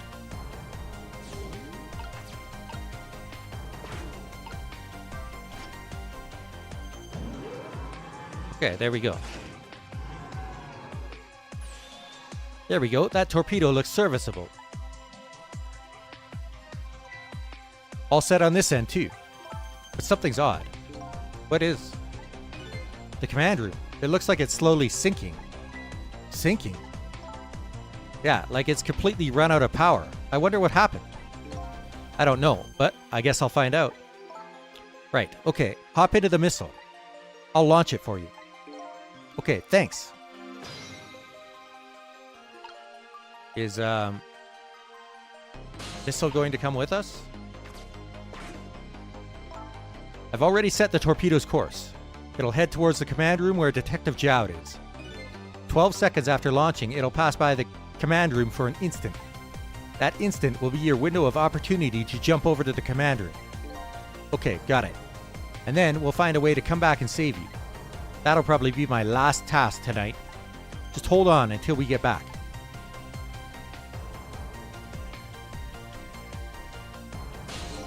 Okay, come on, Missile. Missile? I'm sorry, I can't go. What? I just can't. How could I leave? I can't leave Miss Lynne and Miss Camilla behind. I can't do it. Missile. I swapped the switches so the missile can be launched. You'll have to do the rest, Sissel. I can't do it either. I can't ask Missile to come with me after that. I understand exactly how he feels.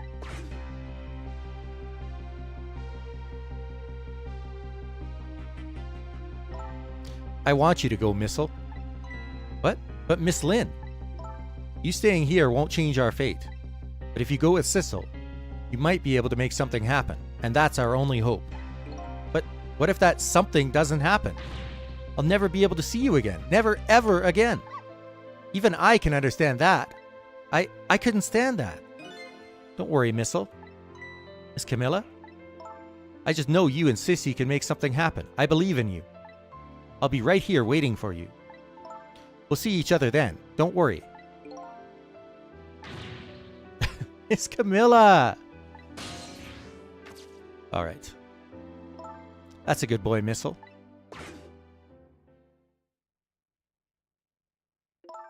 Now, are you ready? Remember, it's 12 seconds after I throw this switch. We're ready.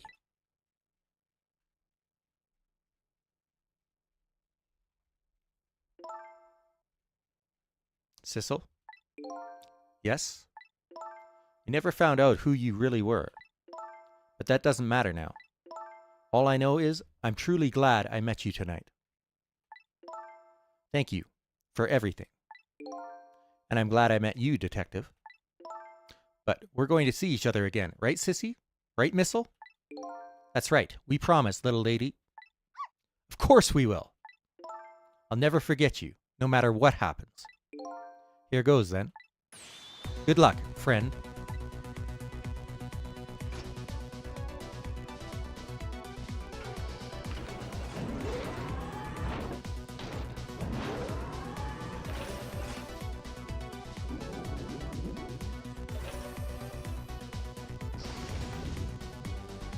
The character designs in this game are actually really good. These 12 seconds are lasting an eternity. I strive to think of a way to save Lynne and the little lady the whole time. How can a ray of light, of hope, reach this far down into the deep sea? Before I could think of an answer, the 12 seconds are up. What I'm betting is that somebody in that control room is dead, and we're going to be able to go back to 4 minutes before their death, which might be before the submarine starts to sink. But we'll see. Yeah. There we go.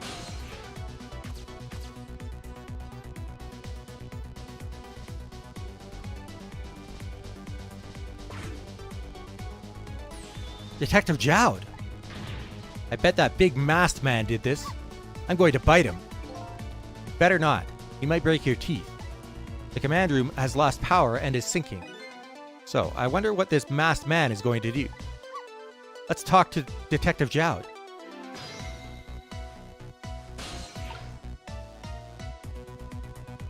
Actually... Oh, I guess I don't have a choice.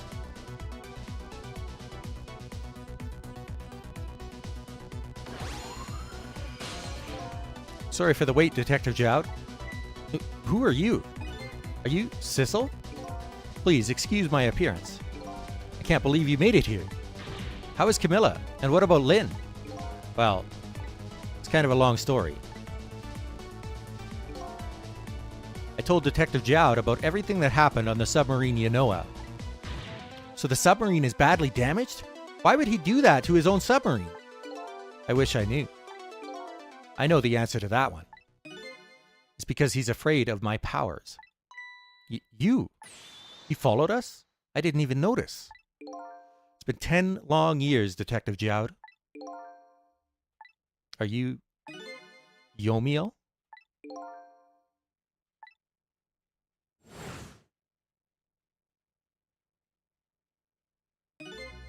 So, you remember me, do you? How could I possibly forget? So that's your real name, huh? Yomiel? That's right. But those people on the Yanoa were calling you Sissel. That's just an alias I was using for my deal with them.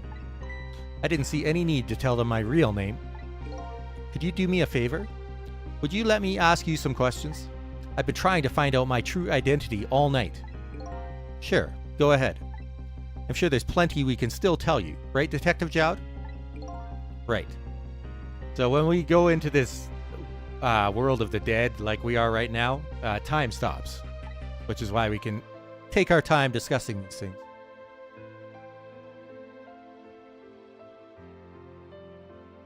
But he is calling me. Hang on.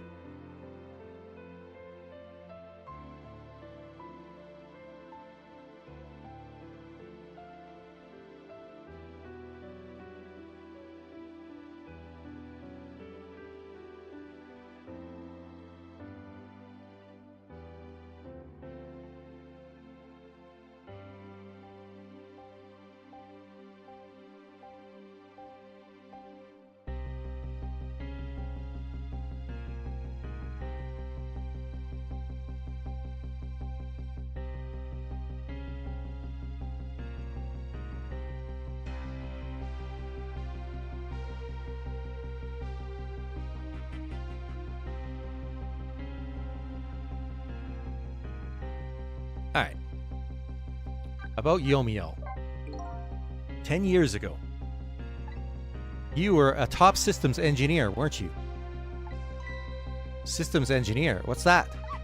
By the way, I'm a top Pomeranian, you know? Well, it's kind of hard to explain to a dog, but it's a person who's good at using computers. I don't mean to brag, but I was one of the best in the industry. That's how I got roped into joining that project. Project? What project? It was a project aimed at reorganizing the nation's top secret information. The goal was to build a new system using multi-dimensional programming theory. I was asked to join the project by an agent of the government. Doesn't sound like something a top Pomeranian would know anything about. To me, it just sounded like another challenging job. However, this project was also the target of a secret plot. I bet you can imagine the kind of crime the nation's top secrets might attract. I never thought for the life of me I'd ever have to deal with spies. It was never made public, but every organization in the country moved on this one. And then, one day, the name of a certain programmer emerged as a suspect. I was the guy who built the core of the system. The police arrested you, and then that incident happened. He escaped from the interrogation room and took little Lynne as a hostage. By the way, Detective Jowd, when was it that I was proven innocent? About 6 months after your death. I'm so sorry, Yomiel. Real motive for revenge. 10 years ago.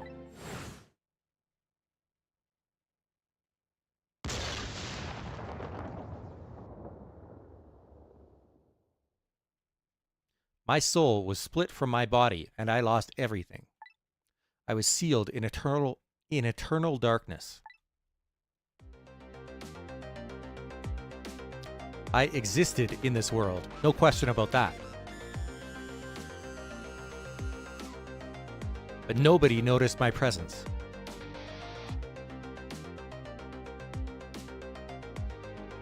What good were my powers? They didn't help anybody. Not even the passage of time could heal my pain. In fact, it only made it worse.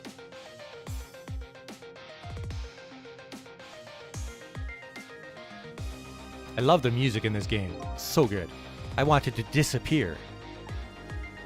I wasn't even allowed to do that. The way Lynne described it is exactly right. Sinking slowly towards the bottom of an endless sea. An overwhelming feeling of loneliness and despair. And I wanted all of you to suffer what I was suffering. So that's why you murdered Alma. That's right. I wanted you to know what it was like to lose everything you cared about. I wanted you to feel the same pain I felt. What?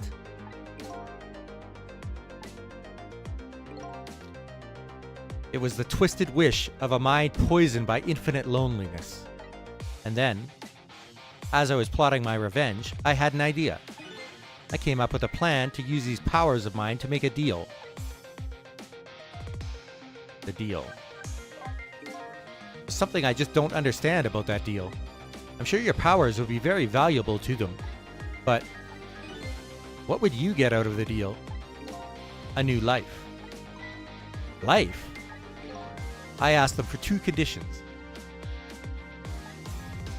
Number 1 was that they help me with my revenge plot. And the second was a rebirth for me. Rebirth? A new beginning, eh? I didn't care if it was a fake life, an artificial life. I just wanted a physical receptacle for my soul, a name, an identity, an everyday life. I wanted to grow old in a society that would accept me. Finally, I wanted to die, surrounded by a loving family. That's the kind of life I asked them for. A completely man-made life. That's right, I knew I couldn't hope for anything more than that. To make it all come true, I knew it would take a lot of money and a lot of power. That's why I decided to ask a national government to help me. And their response, in the end, was betrayal. trail. They were making their moves much more carefully than I suspected. They sent spies to this country and researched my powers on their own.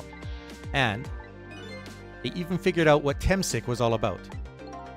You had no idea they were doing all this? Not at all. I was a fool. So then, why did they go to all the trouble of making a deal with you?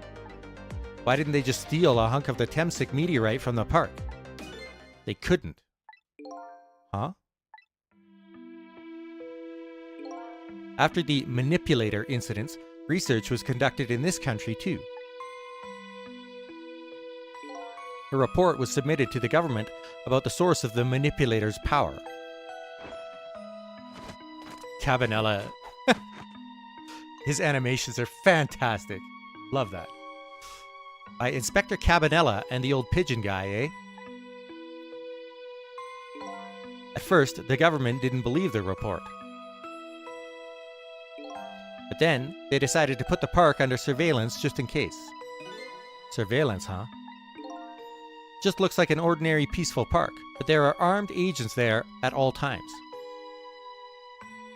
Oh, what? Really? Don't tell me that odd leaflet guy is one of them. No, not him. He's just a plain old odd person. Okay. Okay. That park is like a silent battlefield on an international scale. So that's why they couldn't steal the Temsik meteorite. And lately, under the pretense of building a housing site, they've been working on a plan to destroy that park in order to secure the Temsik meteorite. So that's it, eh? So the upshot of your grand deal was this, eh? Yeah, it's the ending I deserve. But at least there's one thing you must be happy about. What's that? You've managed to seal me away at the bottom of the sea forever. Well, shall we get started? Started with what? Bringing Detective Jowd back to life, of course. What? What good will that do now? Well, we promised. We promised Miss Lynne and Miss Camilla we'd save them. And we can't do that without you, Detective Jowd. I've been guided by fate tonight to this place. I won't give up now. Alright, fine. Let's see where it leads us. Here we go then. Back to 4 minutes before your death.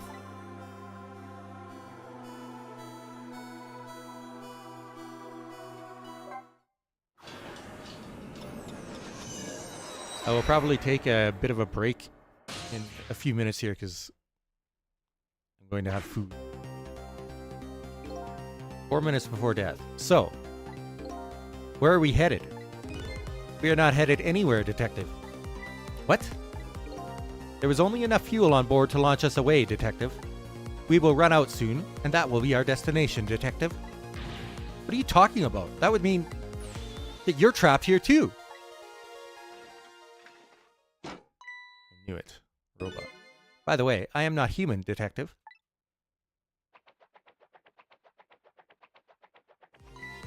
I am a remote-controlled robot, Detective.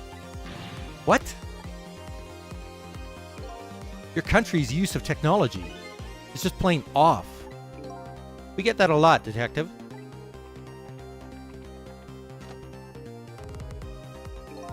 Why would you go to all the trouble to do this? That's nothing but a shell there. It's hardly a threat anymore. Commander Sith likes to provide against any possibility, no matter how small, Detective. Possibility? What are you talking about? There is no need for you to know, Detective.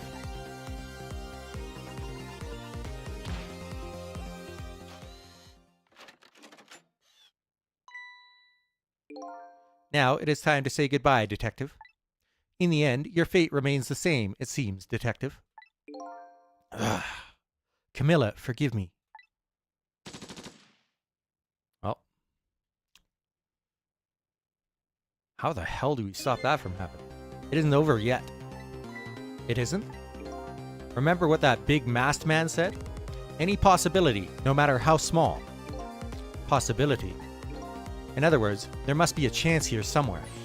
The possibility of turning this situation around.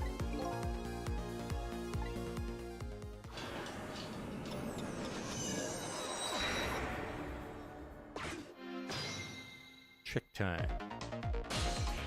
All right. Huh?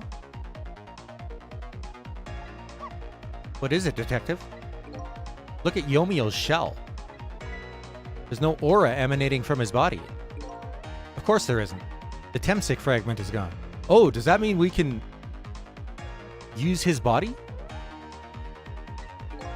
Did this change in his shell give us some kind of lead? Let's find out. I figured it out. I know what this possibility, no matter how small, is that they are afraid of. What is it? No. My time was perpetually stopped thanks to the power of Temsik.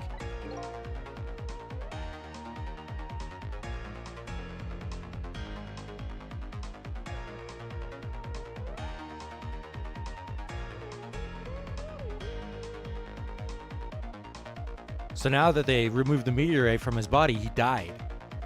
His body cycled between the moments that separated his life and death. Right, but not anymore. The Temsik fragment has been taken away. Exactly. So what does that mean? I get it. Your body won't come back to life anymore. The moment the Temsik fragment was removed, my shell became a regular corpse. So, let's see. That means we can go back to 4 minutes before your death. That's before the submarine broke apart. But wait a minute. Exactly when is that death? That's simple. We'll find out. When we get there, let's move.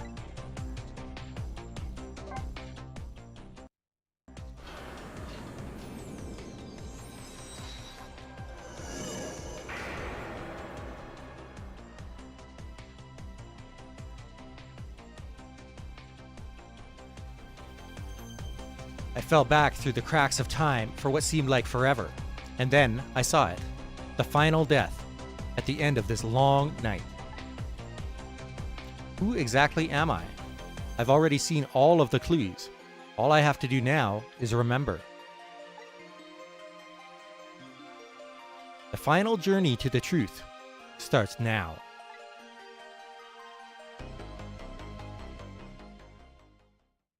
It's not distant. This is like back at like half an hour ago or something. Because his body only died after they removed the fragment from it. So it was 4 minutes after they removed the fragment on the submarine. Should be his time of death, but we'll see.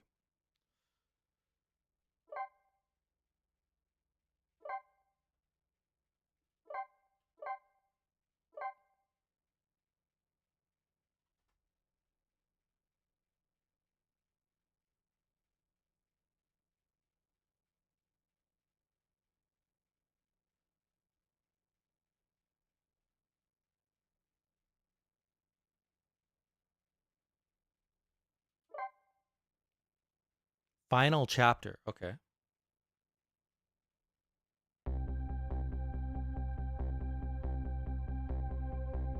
When was Yomiel's death? Okay.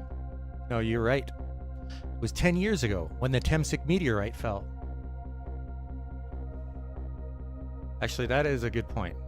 Hang on. I'll be back.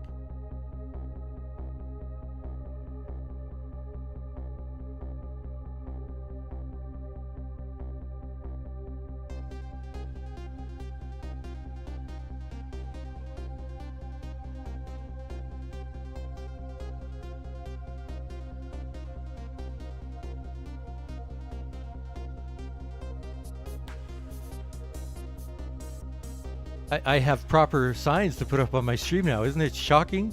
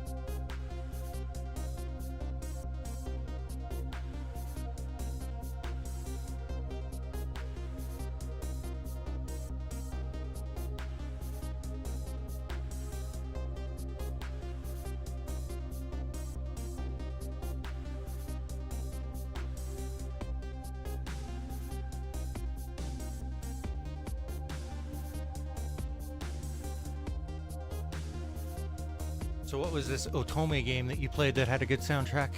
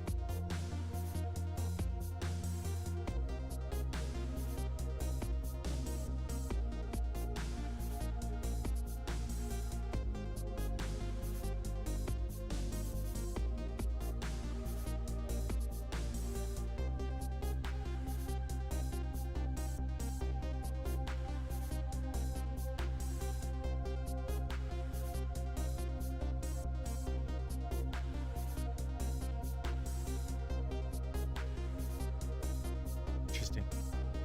Got a pretty high rating too. Which is it? Is it like a visual novel style game?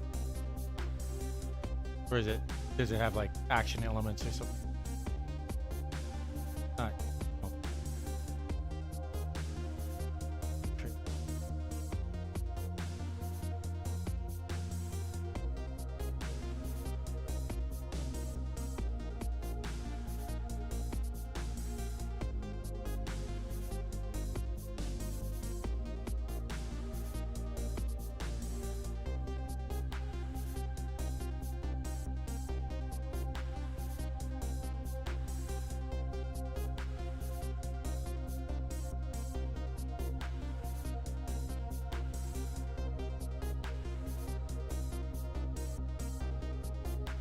That's kind of surprising that a visual novel style game is rated that highly, actually. Usually they don't do so well with, especially with Western audiences.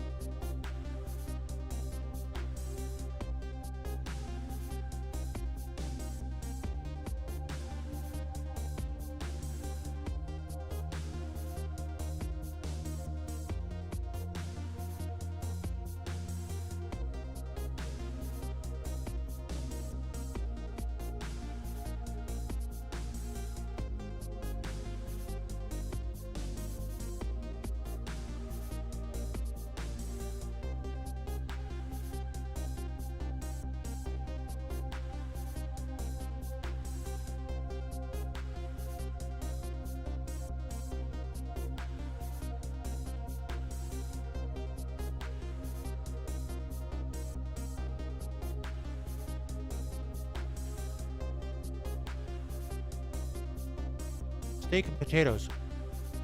Not something I have very often.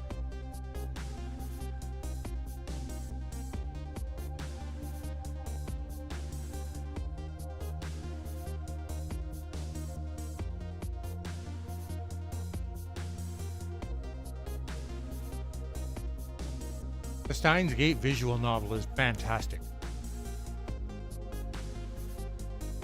I actually never finished watching the anime, but I greatly enjoyed the visual novel, and I got every single ending in that game.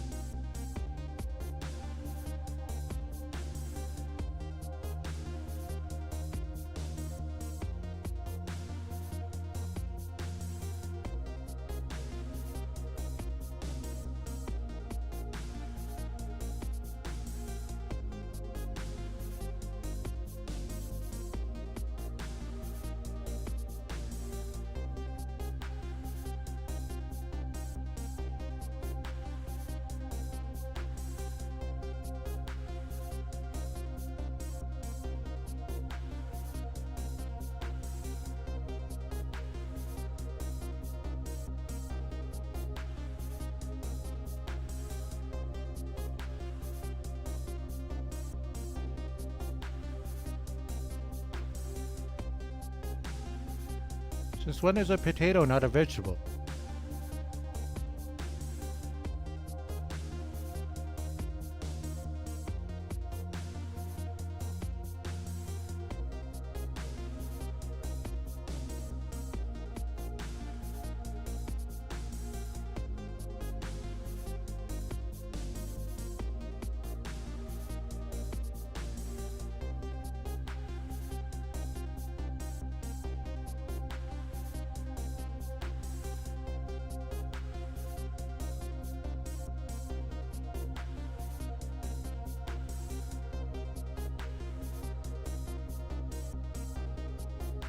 I think there's quite a bit of delay between. Yeah.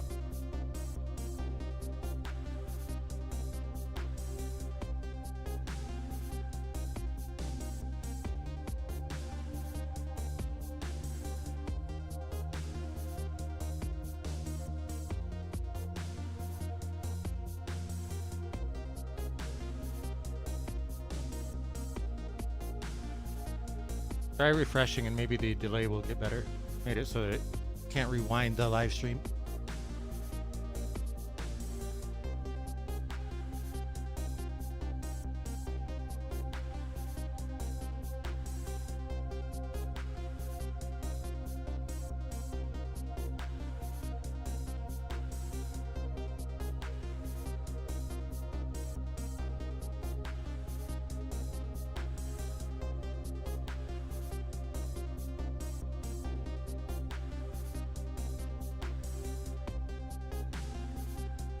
I'm not joking. I'm not a big veggie eater to start with, so potatoes. Potatoes are one of the few that I eat with any regularity.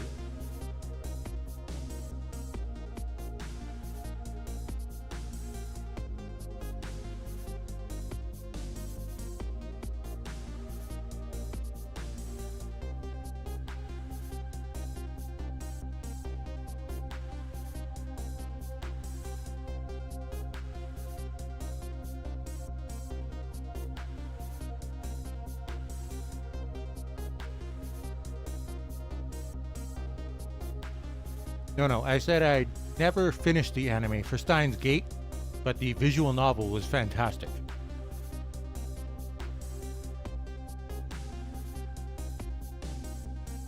I wound up playing every single ending of that game, and the whole thing was great.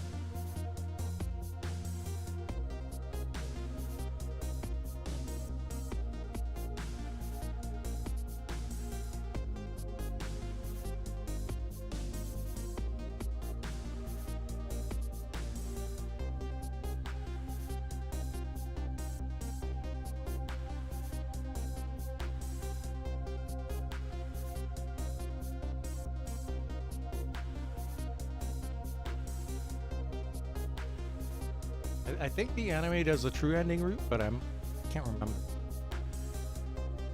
I never finished watching the anime myself. I think I got to like episode 7 or 8, and then I wound up playing the visual novel, and I never picked the anime up again. But what a ride that one was!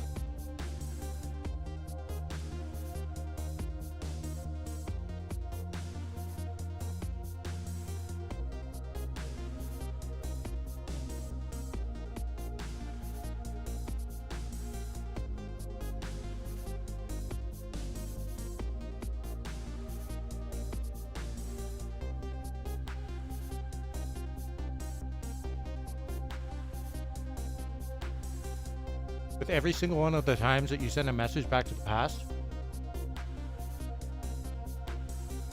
Yes.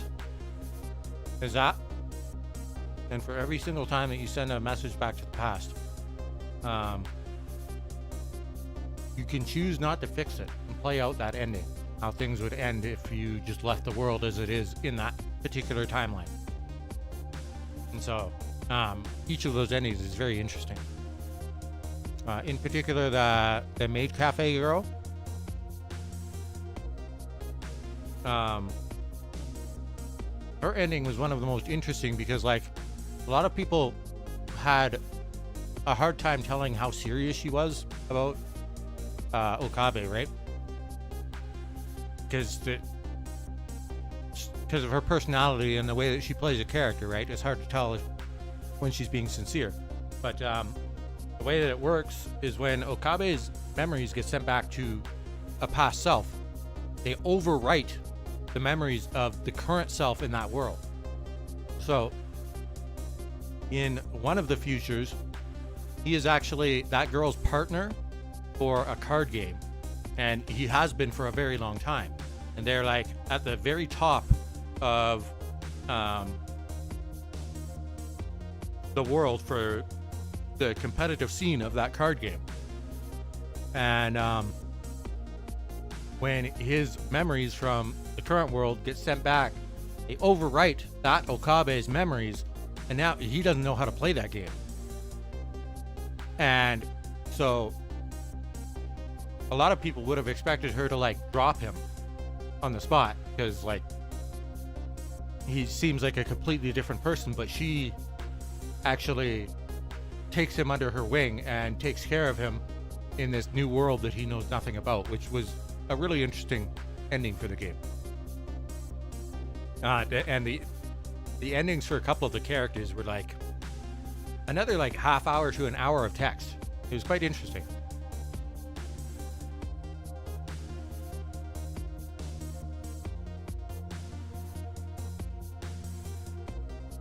And obviously the um, one person that gets turned into a girl through that one message. You can choose to stay with him as a girl. And Mayuri gets an ending as well. So yeah.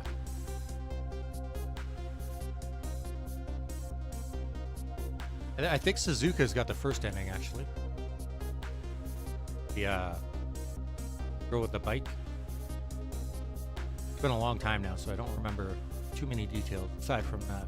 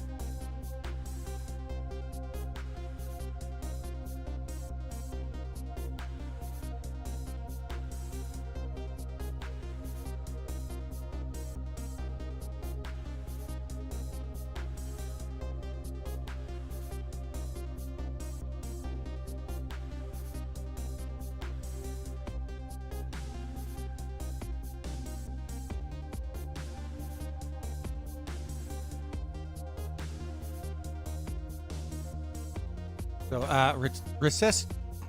Reciteer was localized by a tiny little localization company called Carp Folger. Carp Folger was contracted shortly after Reciteer came out. Reciteer is a very niche, tiny game that came out way back, like 2010 or something. And it was widely considered to have one of the best localizations from Japanese to English done ever. And because of the localization and because of the hilarious dialogue and stuff, it actually developed quite the cult following, and to the point where now it is getting an HD remaster, like you said. So Xseed is a much larger localization company, and way back then, after the success of Reciteer, they contracted Carp Folger to do the localization for Trails in the Sky. Trails in the Sky, the very first game in the Legend of Heroes, or the modern Legend of Heroes series. Trails in the Sky came out, and unfortunately, by the time it came out on the PSP, and the PSP was a dead system, like in America anyways. There was the Vita was out, the PSP was like at the end of its lifespan, and it didn't do well.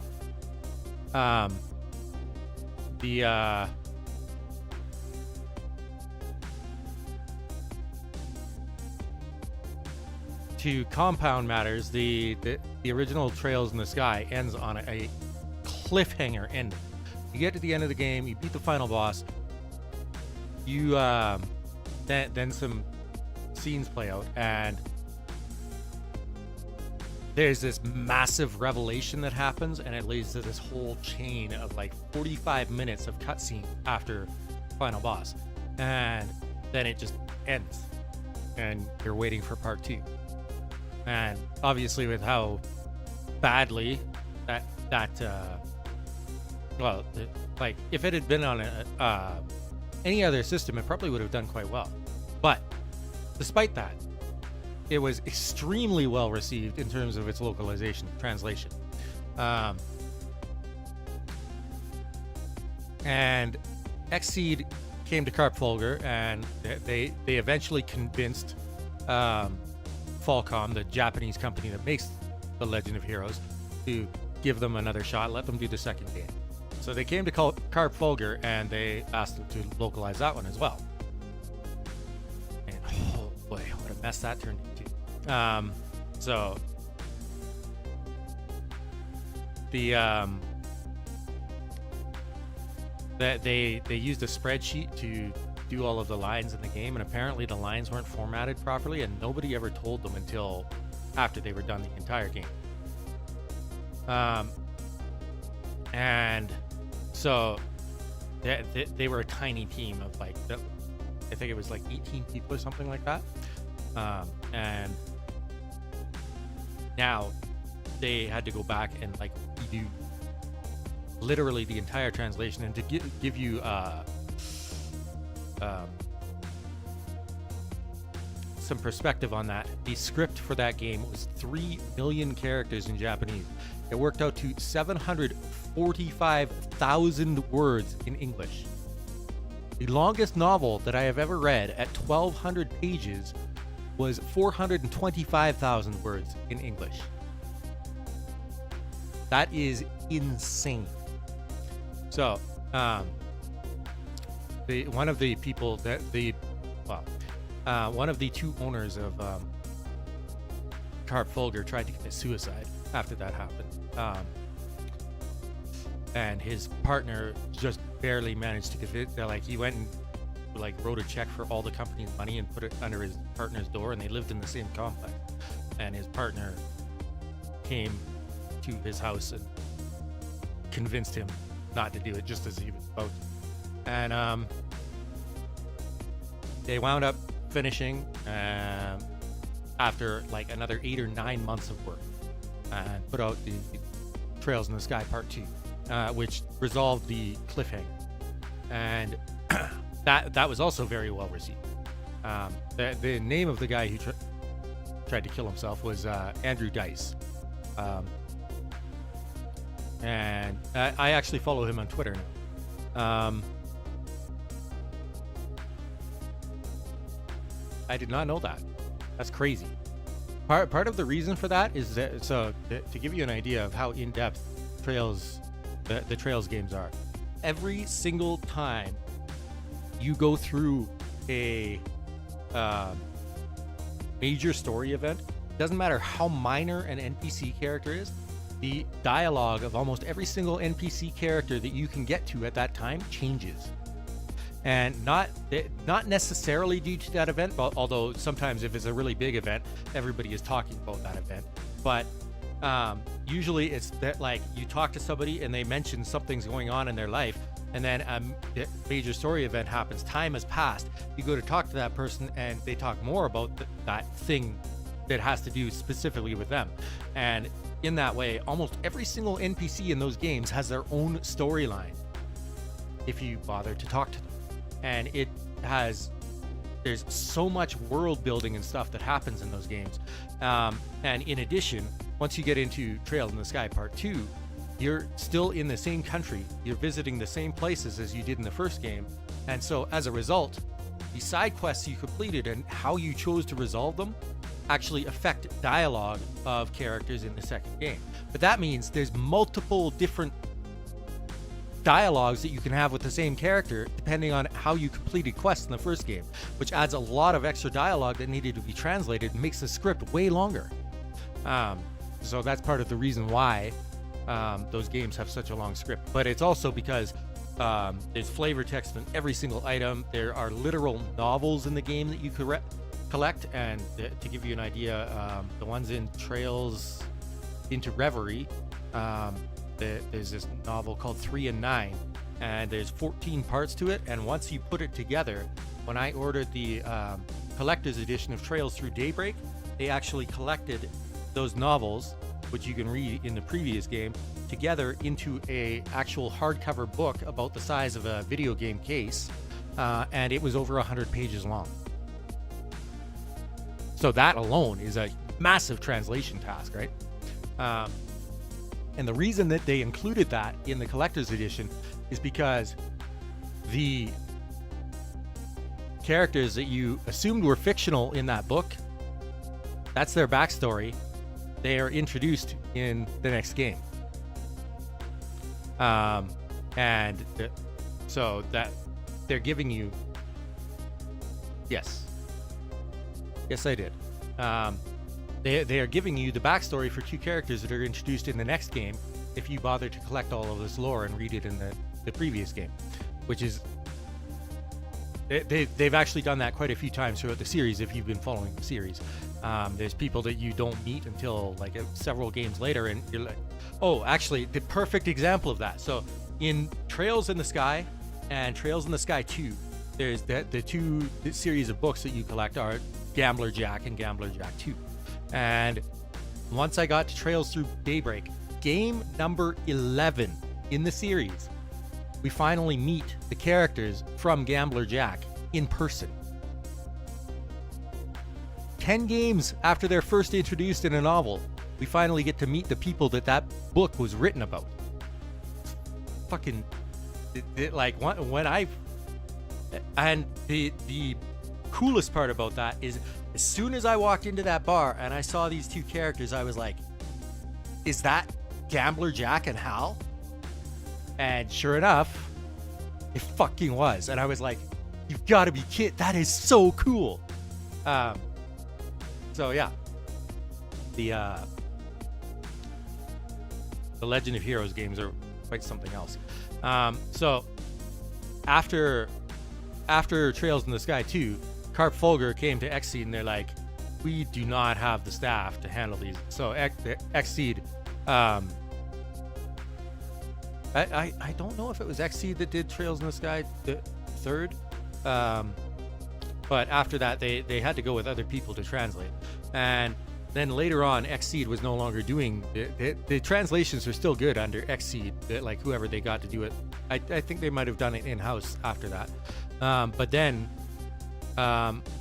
they got up to, it was like they did Trails in the Sky 1, 2, and 3, and the 2 Crossbell games weren't actually translated into English officially until like a couple years ago.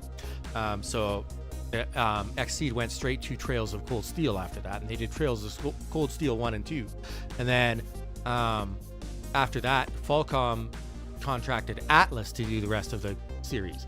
And at that point, there were definitely like some complaints about the quality of the translation from there forward. The next 3 games, Trails of Cold Steel 3, 4, and Trails into Reverie, people weren't terribly happy with them.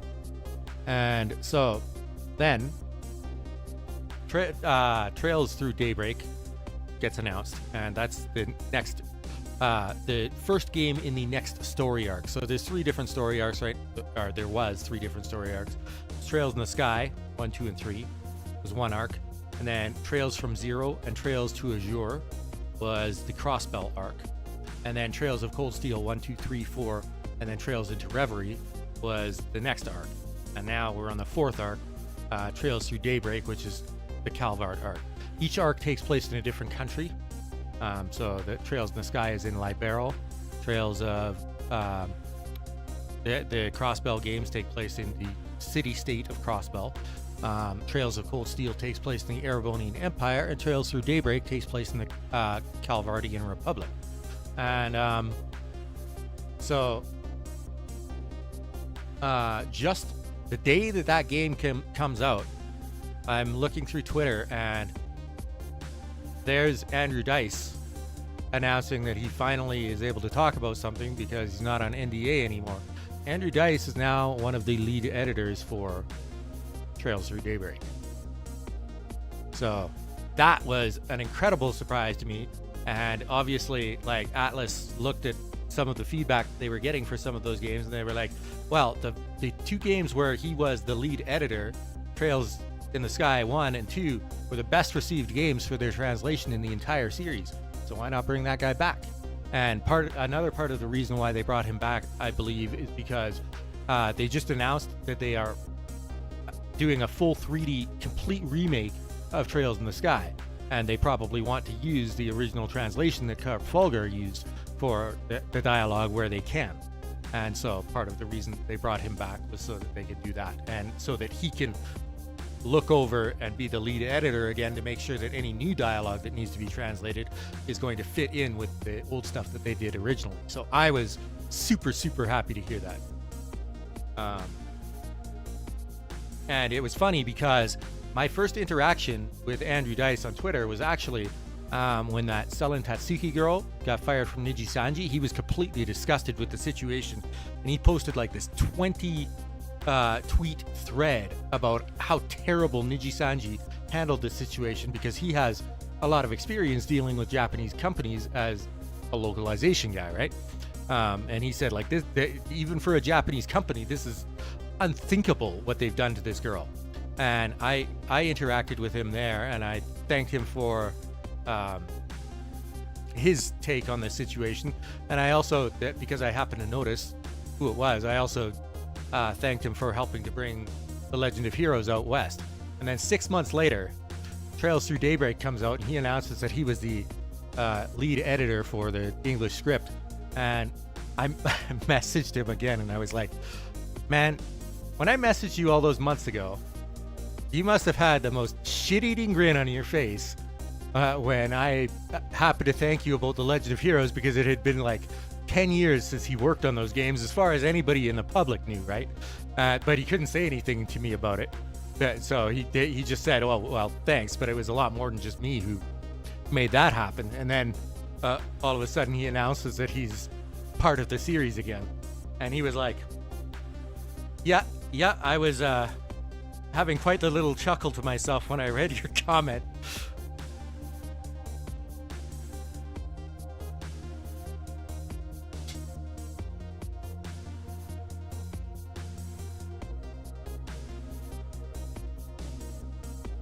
Just about done eating, and then we'll continue the final chapter of Ghost Trick Phantom Detective.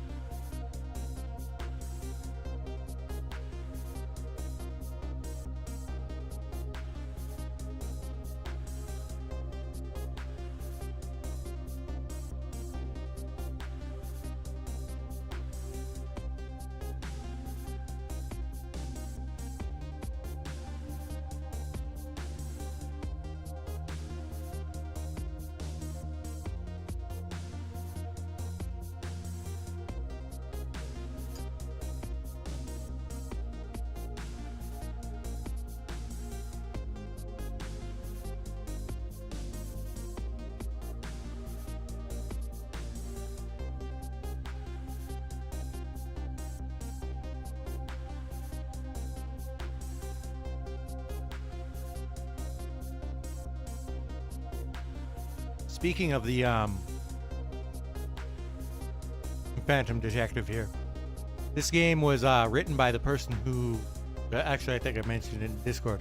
This game, the story was written by the same people that, or the same guy that did the Ace Attorney games.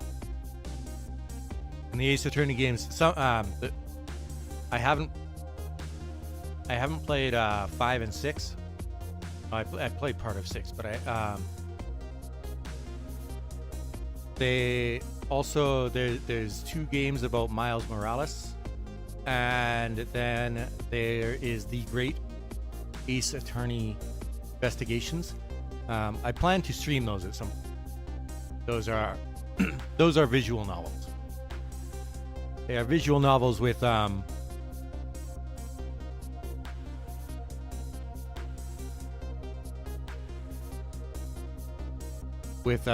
like investigative elements and stuff like that, right?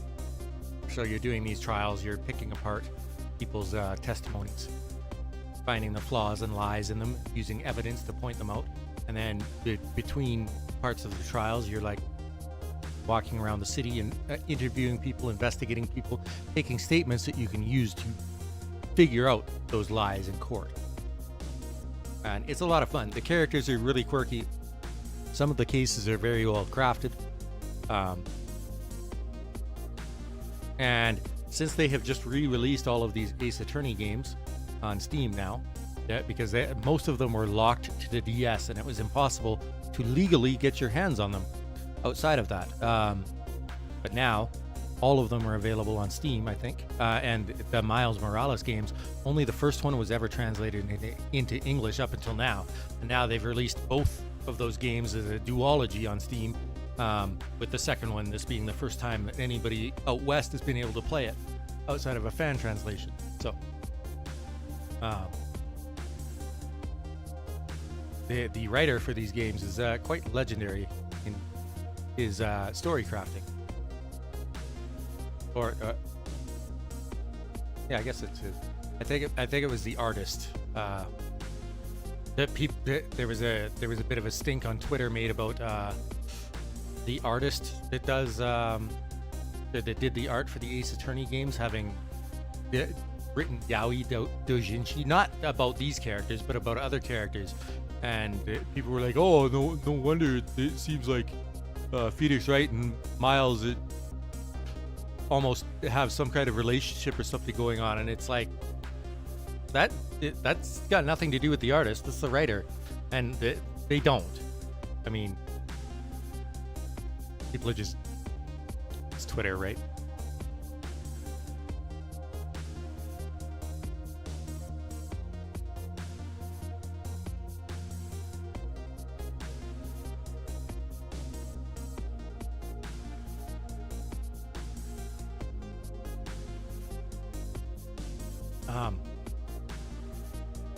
Yeah, I'm happy to see some of those games seeing the light of day over here because they're quite good. How much Japanese do you understand at this point? Are you talking like written Japanese or spoken?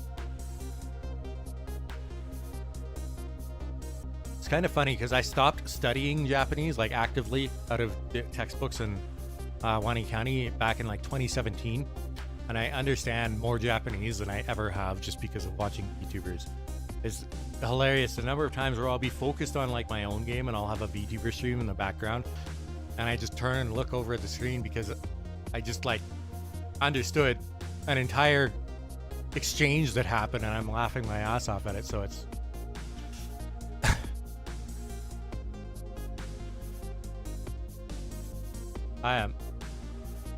I'm surprised because like kanji was the main thing that I was studying back then, which is part of the reason why I had a much harder time picking up on VTuber streams to start with. But even now, like I'll go look at tweet or doujinshi or something, and I'm shocked at the number of kanji that I remember. I'll be looking at, or like even when at work, because I work for FedEx and we do a lot of shipping, I'll see a box and I'll be able to read what's on the side of it. It's from what I remember from all those years ago, which is pretty cool. I'm sure I would have lost all of it if not for so.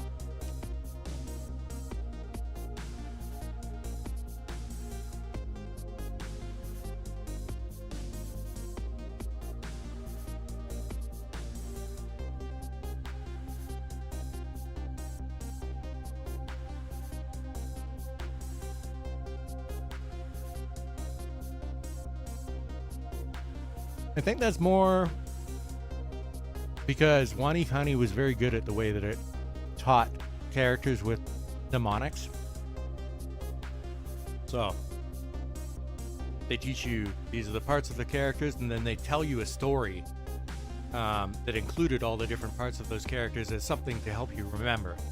And then you would use that when the character came up in a test or something, you would use that. Okay, these are the parts. Oh yeah, this is the story they told about this, and that's why it's this. And eventually, over time, you would not need the story anymore, and you just remember the character and its meaning.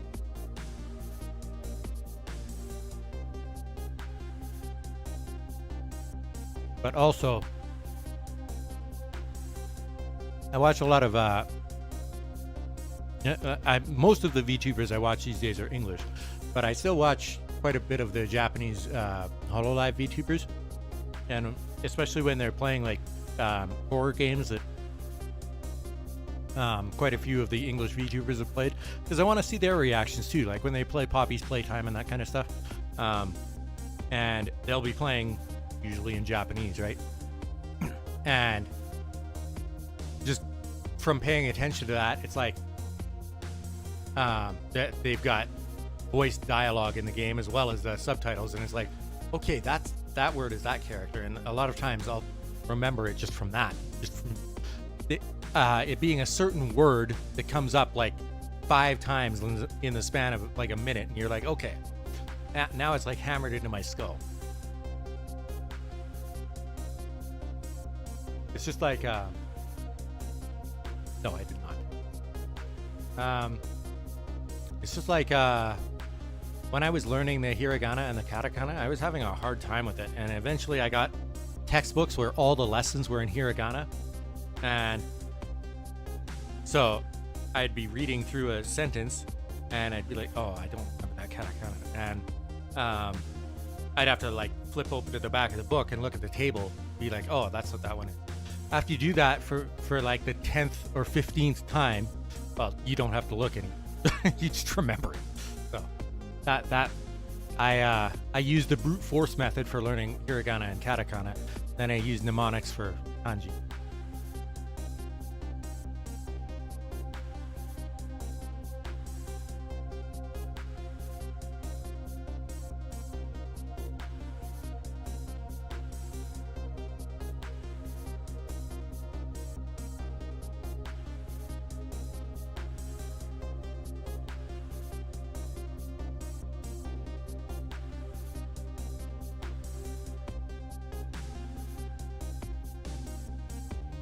Not sure what I'm going to play after I finish Trails Through Daybreak 2, which I will start tomorrow, I guess, unless this final chapter doesn't take that long tonight. I might start it tonight. But that's okay, because it's probably going to take me like a month to get through Trails Through Daybreak 2. Because I will 100% it. The next game in the series is actually already out in Japan. And from what I hear, sounds like it's going to be another cliffhanger ending. The opening for it.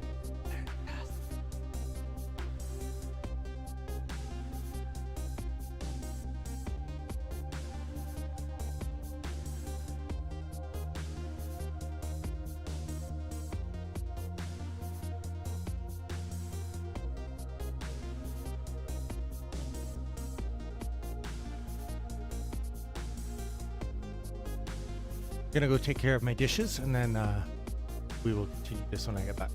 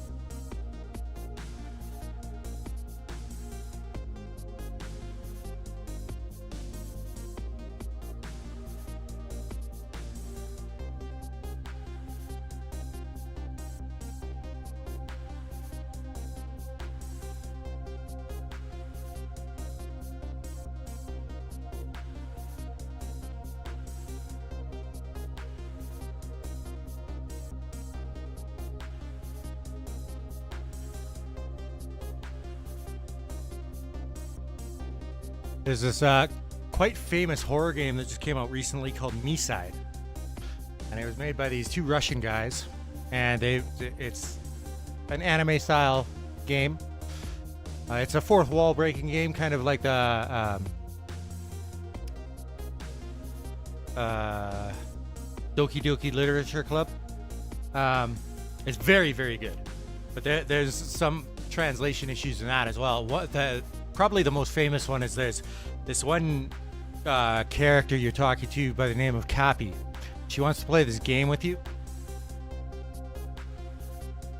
And she needs this hammer for it because you're supposed to hit the person who is too slow to hit the button properly gets hit with this hammer. And she goes to pull it out of her inventory, and she's like, where is it? She's flipping through things in her inventory, and for like a second there, she pulls out a massager, like the ones a woman would use. I forget what brand they are. The Hitachis. And then she puts it behind her back, and in Japanese she says, this wasn't supposed to be an adult game, was it? But in the English subtitles it says, oh, this was supposed to be an adult game, wasn't it? Or something like that. And a lot of people caught on to it because a lot of VTuber watchers understand some Japanese, right? But that part of that, I don't know if that was an MTL issue because the game was originally written in Russian and then it was translated into Japanese, translated into English from Russian. So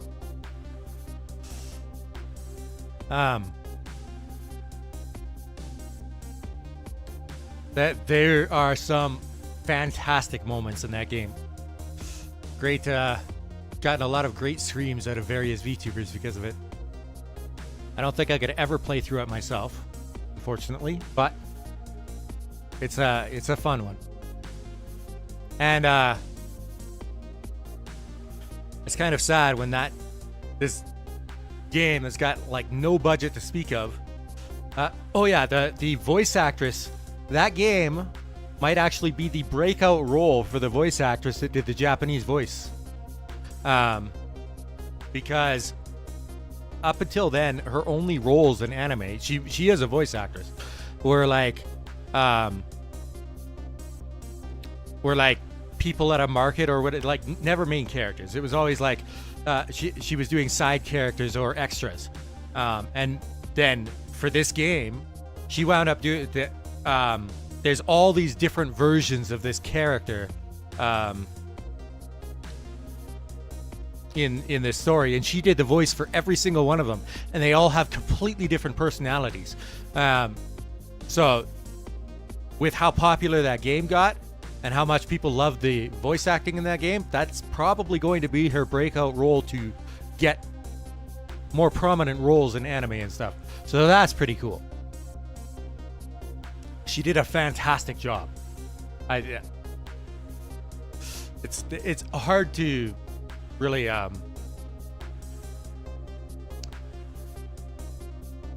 convey without you actually seeing it, but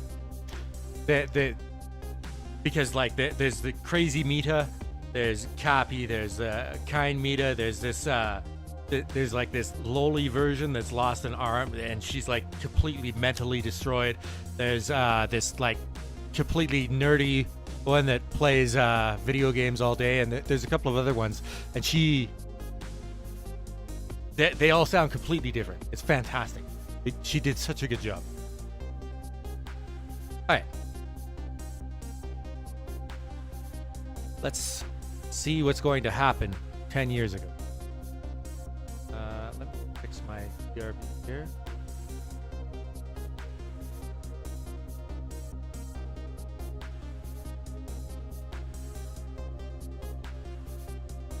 Oh, I have to remember to fix my delay before I go to Trails Through Daybreak, because when I'm playing console games, apparently my voice comes through like over a second before the dialogue that I'm reading appears on the screen for the viewers. Curry helped me fix that like a couple months ago. I've got this new mic, this Go XLR, And it sounds a lot better than any of the mics that I've used previously. But apparently the mixer has a significant amount of delay between. And I also switched over to OBS Studio. I'm not using Streamlabs anymore, so the combination of those added some significant audio delay for incoming console signal. So I need like a 1.3 second delay on my voice in order to make it so that it doesn't sound like I'm reading into the future. Anyway. Write down this time. Wow, I spent an hour on dinner. Okay. When was Yomio's death? It was 10 years ago when the Temsik meteorite fell.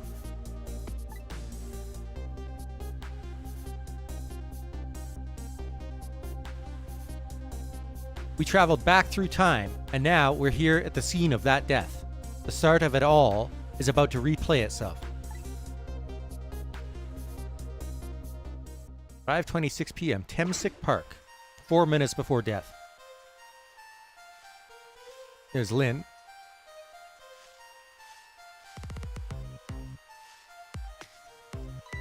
It's ready. Oh, sweet potatoes. Hold it. Warning shot. Give it up. Do you really think you can outrun me? Now just calm down and drop that weapon. Stay back. If you come any closer, I'll shoot her.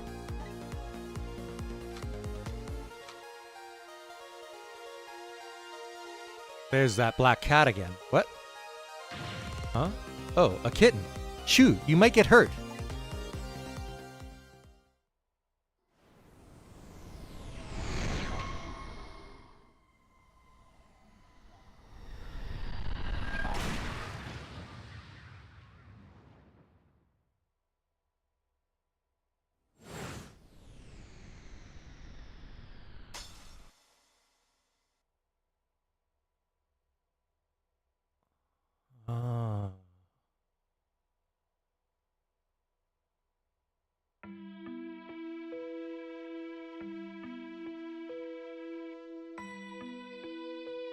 Are you okay? Wait, why do we get to see what happened after his death? You're all right now. Are you hurt? You saved me, mister. I was just doing my job. The gods, they're the ones who saved you. What's your job, mister? Me? I'm a police detective. So that's the Temsik meteorite, huh? It's beautiful, looking at it from this angle. It changed all of our fates completely. We can't stop Temsik from falling from the sky, but we might be able to protect you from that fragment and save your life. I don't know. What's the matter, Detective Jowd? To be perfectly honest, I'm scared. If that meteorite fragment doesn't get him, I'm pretty sure I would have shot him.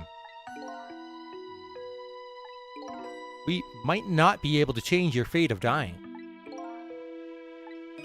I can accept that. What I did is inexcusable. No matter how the future might change, that fact will never go away. If my fate is to die here, then I accept that. This will be our last battle against fate. Beyond that will be a new future. Okay, let's get started.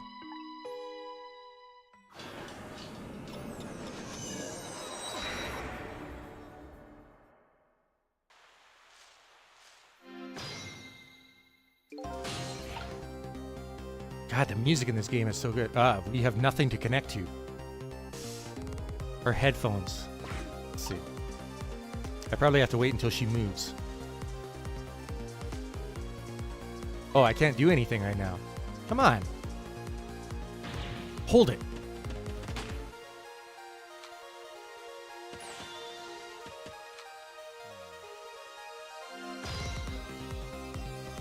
Where's Missile? Oh, okay.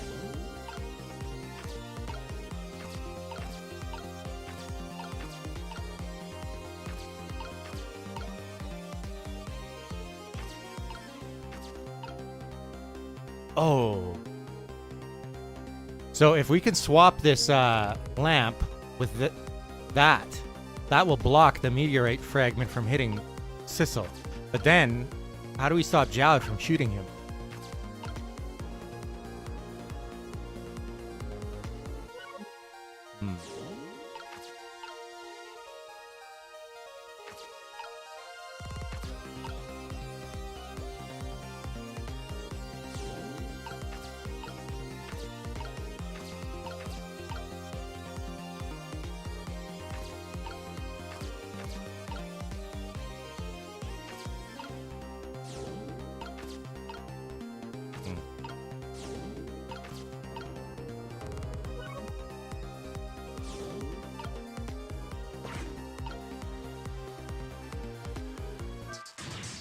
Oh, there we go. What are you doing? You're going to hurt poor Miss Lynne's ears. I'm sorry, I wasn't thinking. I turned up her headphones. You really startled her. You even made her drop her sweet potato, which gives me a new path. I know how much this girl loves her food, too. Anyway, at least her fate has changed, albeit ever so slightly. Well, that part was easy. Okay. Now I've got a new path.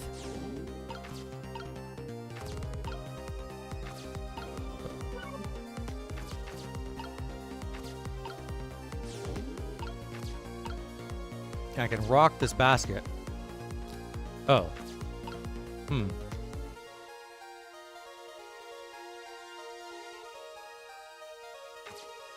If I spray with that thing, it would probably knock the basket over if I rock it. Let's see. Oh, no. Wrong way. I wonder if I could swap that one. Let's see. No, because they're not facing the same way.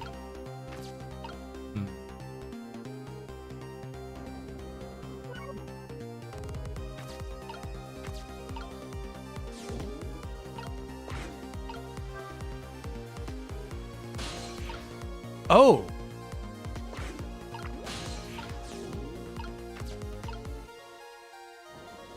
Okay.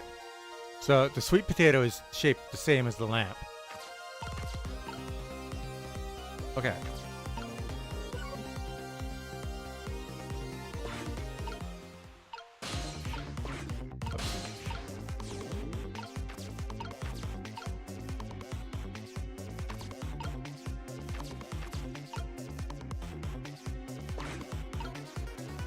Oh.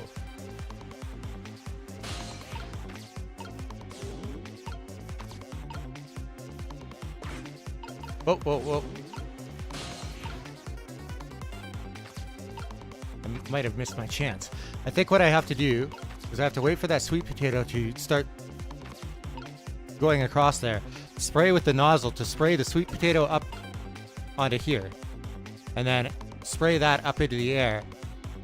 Spray the sweet potato up into the air so that I can use the missile's powers to swap everything around. Okay.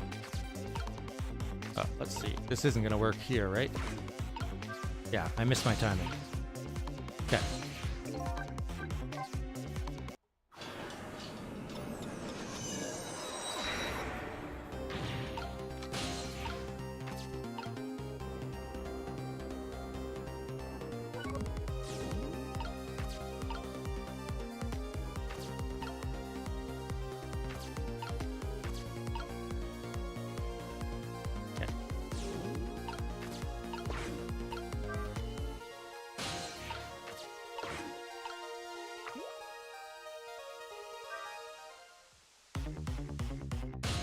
Oh. Okay. I have to hitch a ride on it. On the sweet potato.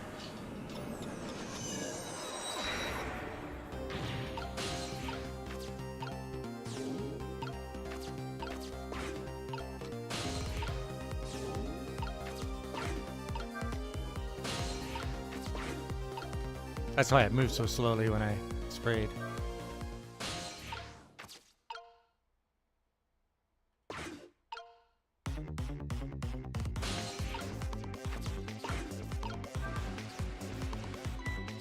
Oh, look at that sweet potato. That big, scary sweet potato.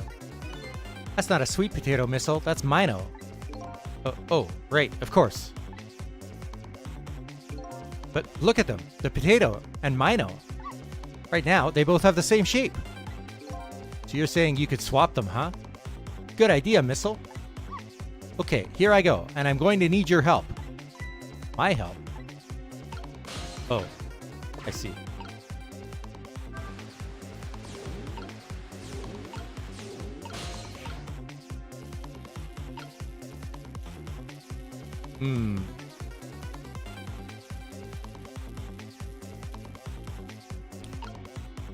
How am I going to do this?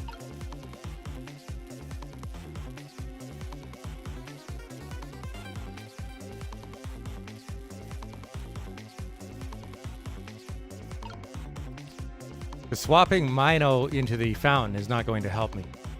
It's going to fall, and it's still going to be out of range of me swapping with the lantern, which is what the meteorite hits. Okay, let's see.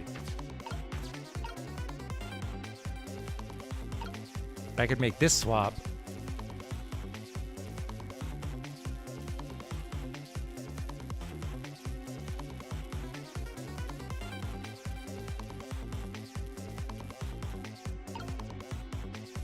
Well, let's try it and see what happens.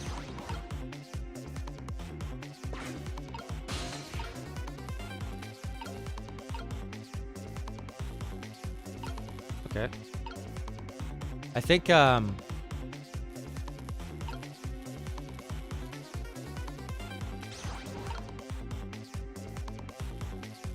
I not jump to the sweet potato?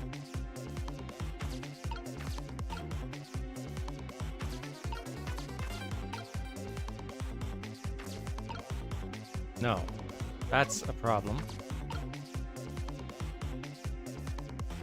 I would have to move Sissel off the fountain, but I can't do that. Okay.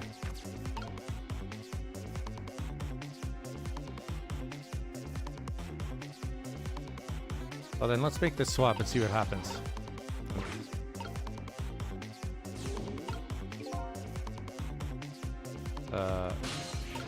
Oops. That's not what I wanted. Wrong button.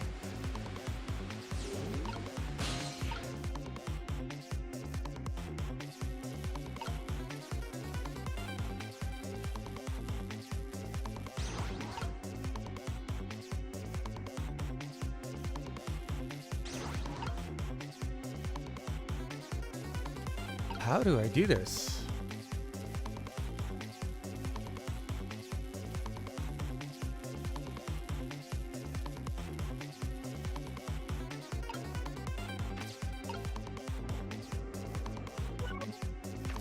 I don't have anything that I can swap Sissel with.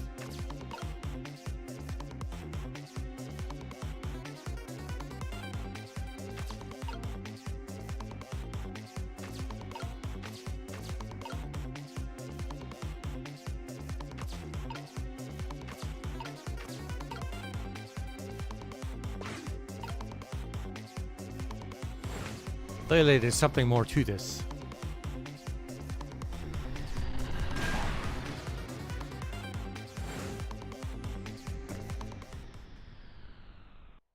Okay, so I can't do anything while the meteor is falling either. Alright. Doubt we can move those two from that spot. Which means we have to do something with the Temsik fragment instead. That should be easy with our powers. I think you're right, Missile. This is going to be the grand finale. Alright.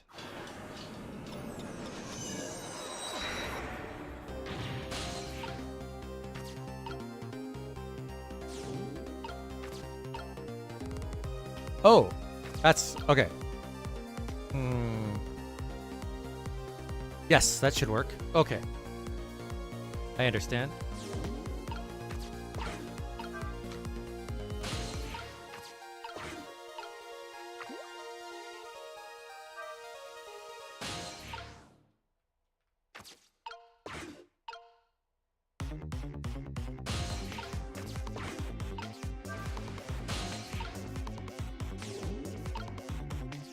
Oh.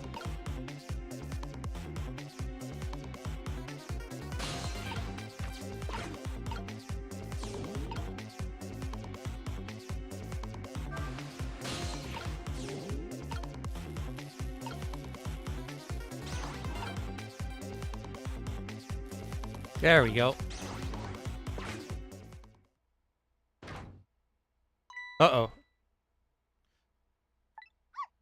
But it hasn't broken yet. Really is a wonder it hasn't snapped. It just might hold out for a little while longer. If I recall, the Temsik fragment smashed through the glass lantern on its way down. But if Minos sits firmly in its way, then fate should change. They're gonna get crushed, I bet.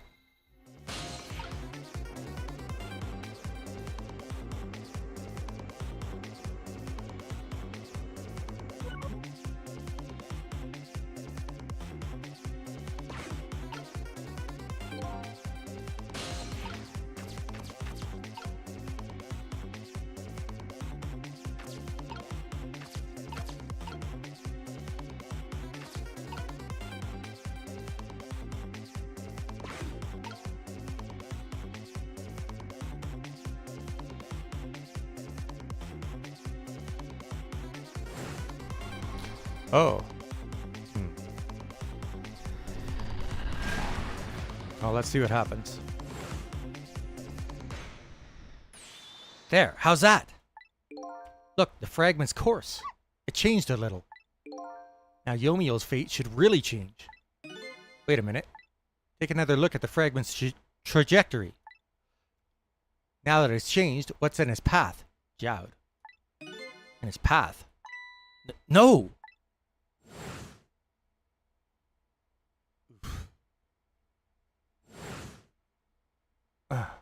Detective Jowd! The Temsik fragment shot through his leg. What? But the cruel twists of fate weren't over yet. Come on, put it down. Huh? Jowd, put the gun down now! If you don't, you're going to shoot him. I don't know if it's his detective training or what. But even though he's shaking from the pain, the gun doesn't waver. Put the gun down! No! I knew it. This is my true fate. In the end, I stole his life away with my own hands. I won't let that happen. Missile! The bullet is stopped in midair. I'm here inside the bullet. Now let's swap it with something. What? With what? Detective Jowd, the meteorite fragment is what made you pull the trigger. We won't let you become a murderer. You have to prove that murder isn't the detective's true fate. And to do that, we have to stop this bullet. There must be something with the same shape as the bullet around here. Perfect. Oh. Oh no, we stopped the bullet. But we still couldn't save him. He got impaled on that spike. That's not true. My fate of getting pierced through the back might not have changed, but I'm still alive. What? I'm not dead. I'm just unconscious. Okay, so your fate of death has changed, but still. This fate is just too painful to watch in every sense. I don't think so. As long as I'm alive, that's good enough for me. But we were overlooking one thing. The wheel of fate was still slowly turning. Oh, shoot. Look out! Wake up! You gotta get out of there! Damn it, my leg won't work. It's all over. We're out of time. It's Lynne! It's not over yet. But there isn't anything else to swap with. Why don't we just let it play out and then try to find another way next time? Even if she dies, all you have to do is possess her corpse. And then you can redo her last 4 minutes as many times as it takes. No, I won't do that. Why not? Sure, the fact of her death would be erased, but her memory of it would remain, like a scar on her psyche. I won't let that happen, not if I can help it. But what can we do now? Even if we work together. He can do something. His powers are way greater than ours. I think there might be something that could be done. He could possess her. What can Sissel and I do? Don't forget, I'm here too. With 3 kinds of powers among us, we ought to be able to fight this battle. This battle against the fate of death. Yomiel. Sissel, your power is manipulating objects. Use your power to manipulate this. Huh? I don't get it. Just trust me. Let's go. Alright, I'll try to move there. Now gather your strength and make it spray as if your life depended on it. I'm dead though. In that case, make it spray as if your death depended on it. Give it your all. And remember, you'll only have a split second.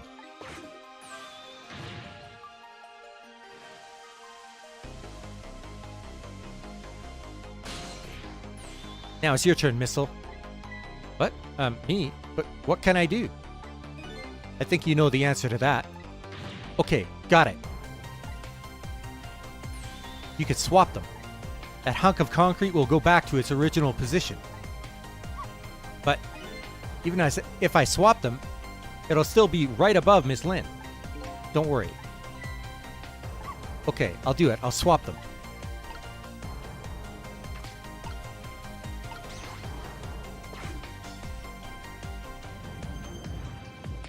It's no use. We can't stop that horrible Mino. What can we do now? I don't see how gaining a second or two helped. Oh, it helped all right.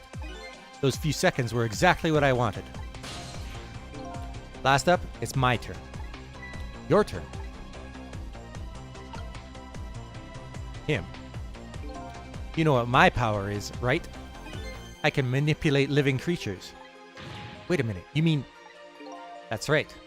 I'm going to save that little girl. Save her by manipulating my own unconscious body. Oh.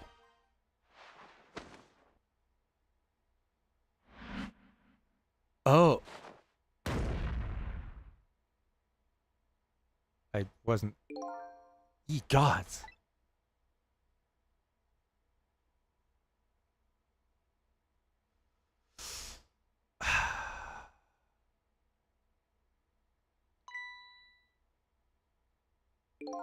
Ah, you're awake.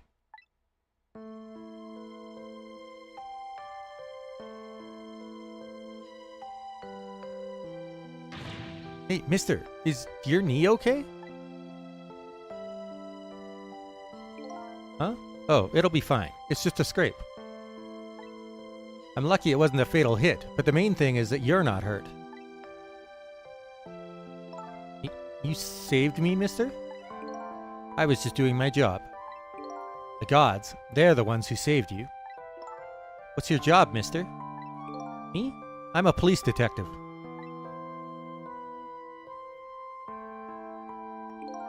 Do you think you could go call the police for me?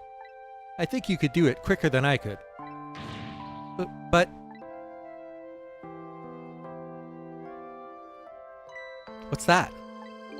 This is a detective's badge. We give them to children who've been very brave. A detective's badge?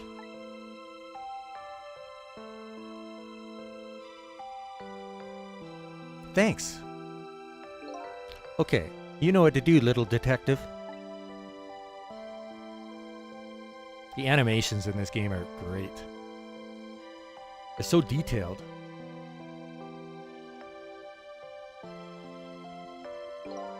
Are you alive? Yeah, sadly. Hang on, help is coming. What made you do such a reckless thing? To be perfectly honest, I don't really know. When I came to, my body was already moving all by itself. It was as if somebody else was controlling me. I see. But, you know, I'm glad it happened.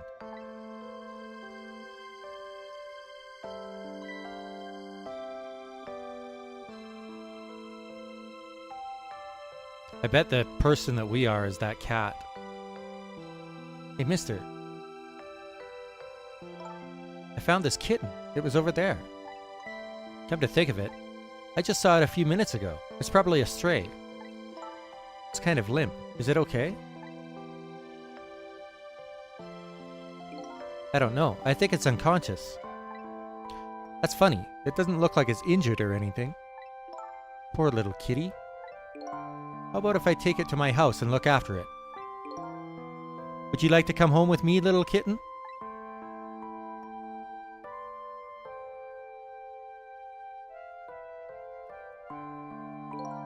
Well, looks like his fate just changed in a big way. Whose fate? That kitten's, of course. Sissel's. Sissel? The name Sissel echoes in my head. That's my real name.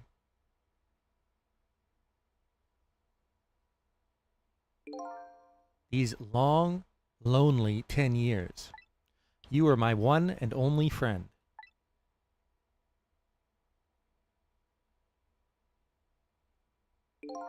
How about it? Do you remember now?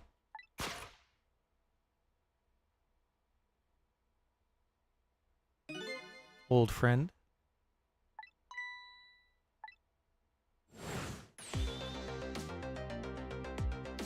I think I finally remember. 10 years ago, I was a little kitten that wandered into this park. I was weak and all alone in the world. Hold it!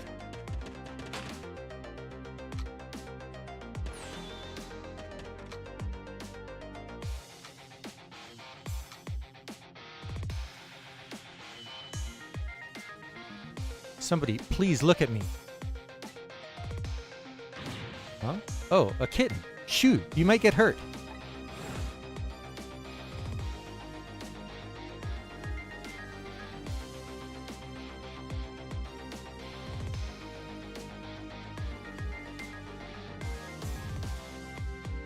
Somebody, please reach a hand out to me.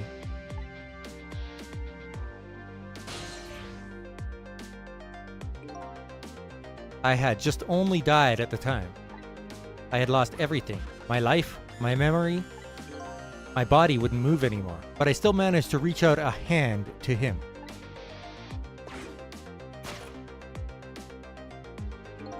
The next thing I knew, my soul had transferred to the black kitten.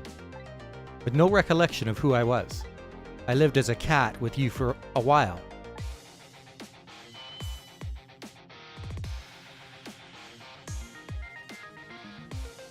After a while, the man regained his memory. I went back to being just a cat. And then the man got his body back. Ah, the cat brought his soul to the police department? I took my body back from the morgue. There was somebody I just had to go see. Just one more time. I took control of my body and hurried to her house. But I was just a little too late. I had just missed her as she left this world. She left me a note that said, "I'm coming to you, Yomiel." What? Oh. The man named me Sissel. It was the name of something important he had lost, along with his life. His fiancée. He told me about it once, but I didn't understand what it was. No wonder he didn't understand anything about humans. Couldn't read. Those 10 years were very happy for me, but they weren't happy for the man, and there was nothing I could do for him.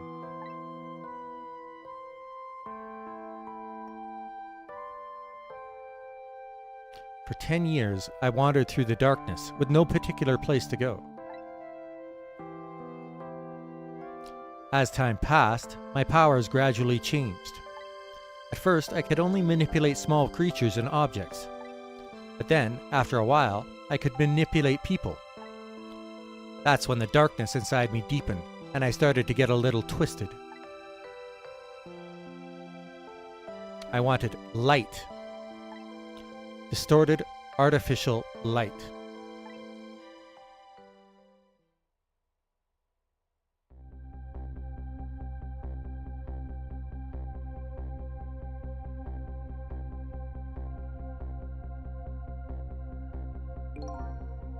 When I got my revenge on Lynne, I would see that light. Or at least, that's what I tried to believe.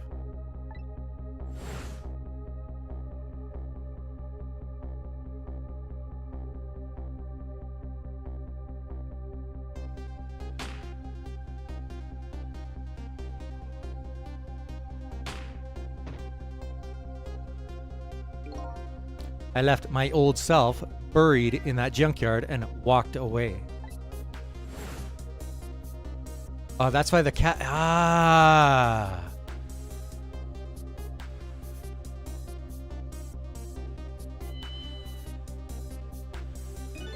The black cat. I was possessing Sissel then. It wouldn't look very much like a murder if the corpse got up and walked away, after all. So you borrowed the body of your old friend. Sissel was inside that bag I was carrying tonight. I had no intention of leaving my friend behind in this country when I left. But then, when I went to possess his body, I realized something horrible. What was that? Sissel, there, inside the bag, was dead. What? The first shot! Oh! I wasn't able to control her completely. Oh. The first bullet didn't hit anything. Or so I thought. But it did hit something, didn't it? It hit Sissel inside that bag. Yes, that's when I lost my life. Right there in the presence of Temsic radiation.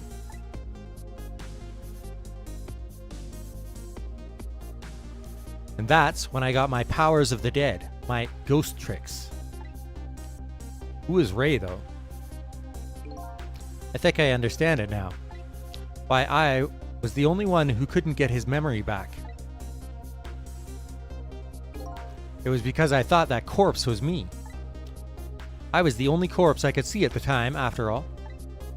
But, as it turns out, it wasn't the only dead body.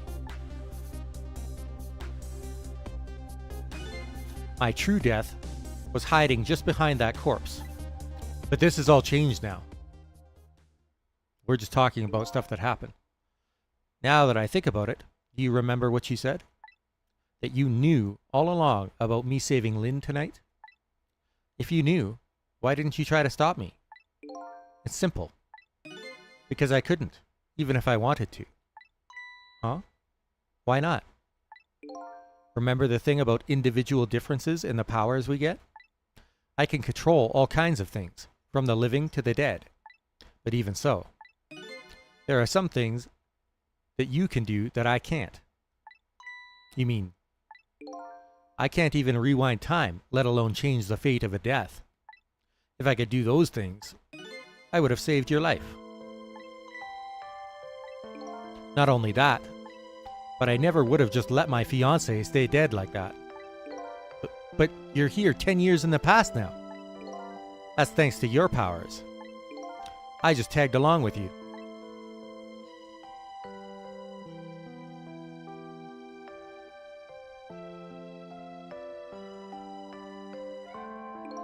In any case, now the starting point of this entire tragedy has changed dramatically, altering fate.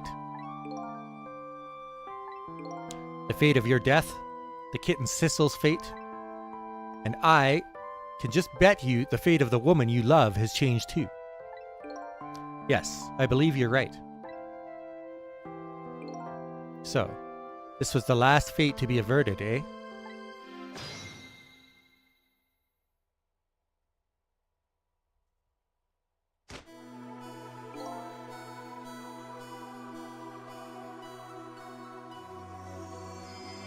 So, Yomio, it looks like your plan for revenge ended in failure.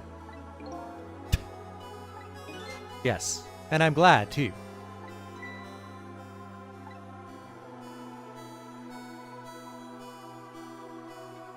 He probably felt that way ever since Sissel died. I think I kind of understand now what you've been feeling these 10 years. She understood. She shed tears for me. That's when my revenge was over. She saved me from the darkness.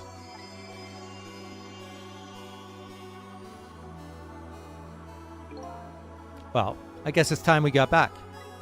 A new 10 years later was just born. Right, we should get back to our new present. I can't wait to see Miss Lynne and Miss Camilla again.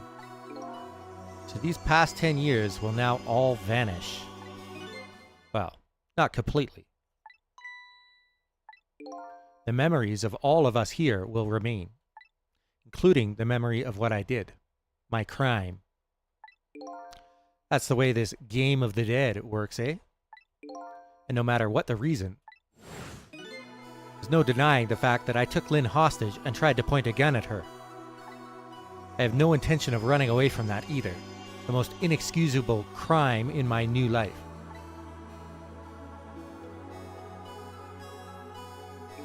Hey, Sissel. Yes? When we go back, our fates will no longer be interconnected. It will be like we never met. So before that happens, I just wanted to say one thing. Tonight, I stole away your life with my own hands. I'm truly sorry.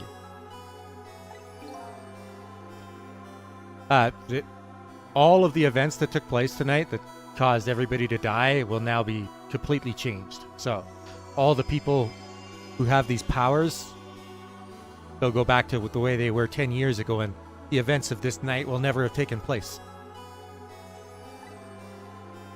That's already a thing of the lost past. Our fates have changed now, right, Yomio? Thank you, Sissel. I'm so very glad I met you. Me too, Yomio. Sissel? Are we ever going to see each other again? I couldn't stand it if we weren't. Don't worry, Missile. I'll bet we'll see each other again someday. 10 years from now, our paths are sure to cross. We'll just have to wait until then. Sissel, I'll never forget you. I'll never forget you either, valiant little doggy. Well, it looks like you come to live with me now. So, let's be getting back home, little black cat. Home, huh? That sounds good, Detective Jowd. We all witnessed the birth of a new beginning, and now we're each going back to our own new present.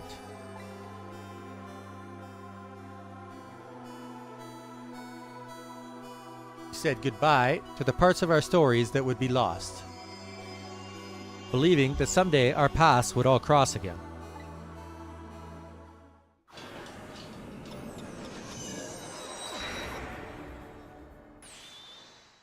Wait!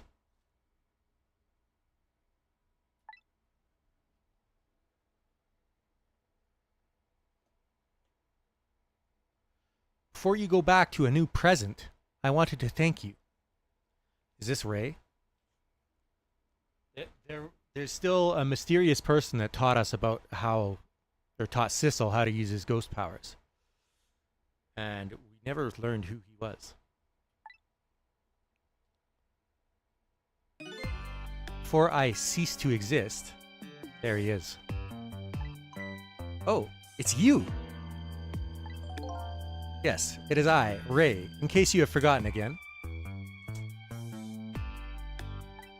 Thanks to you, everything has turned out as I had hoped.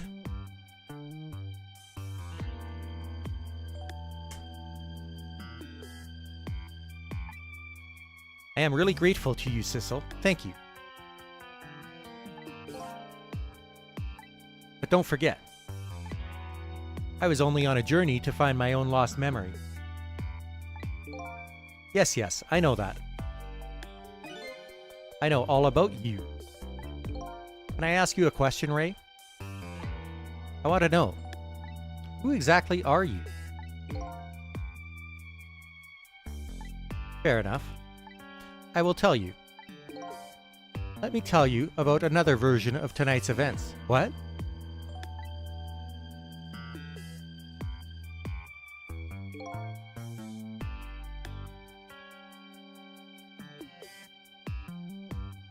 You changed the fates of many people tonight. The first of which was hers.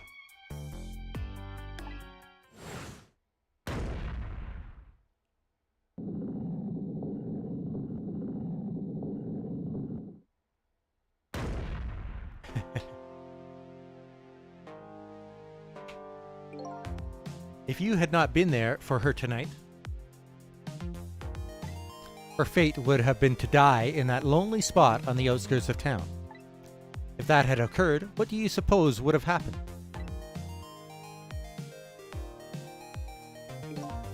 Let me tell you a story. A story of a little creature.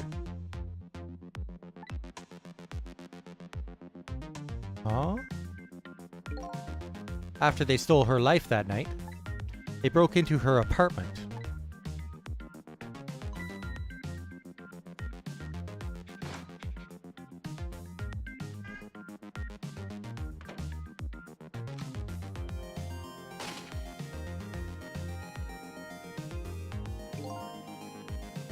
They stole the wooden box from the ceiling, hiding place, and left. And in the process,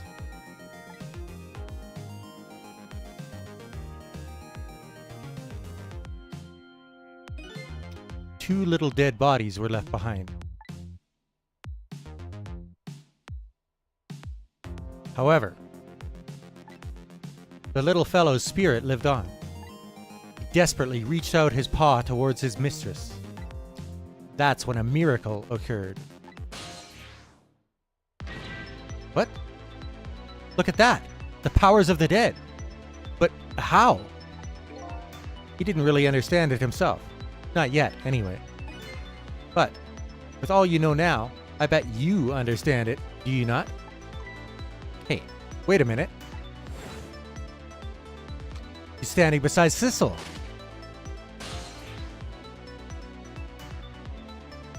That's right. He died inside the aura of that strange energy.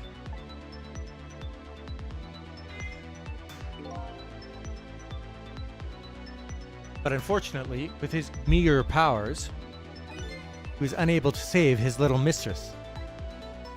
There just wasn't anything he could do with only the power to swap objects. He needed the power to manipulate objects in order to save the little lady.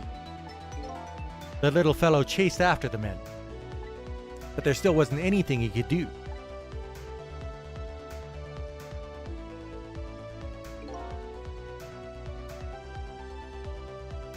In the end, he was left behind with the man in the red in the deep, deep sea. And then he went back. He went back to the world of 10 years before, to the moment of the man in red's death. What?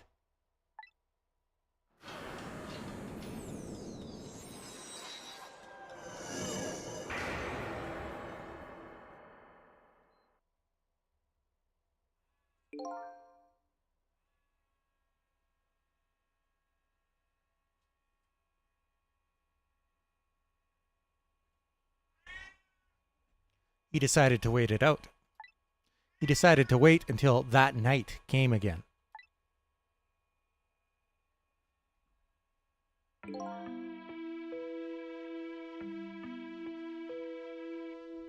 And that's the other version of the story of this night.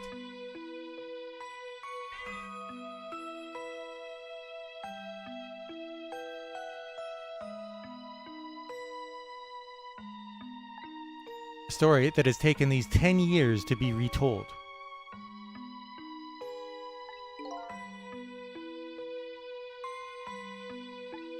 So that was you, huh?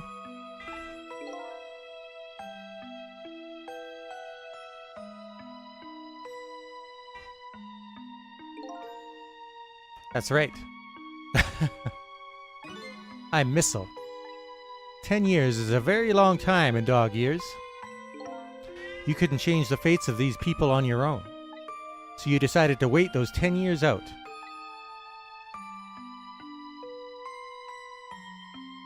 Exactly. And then, at last, that fateful night rolled around again. That is a loyal dog. Holy shit.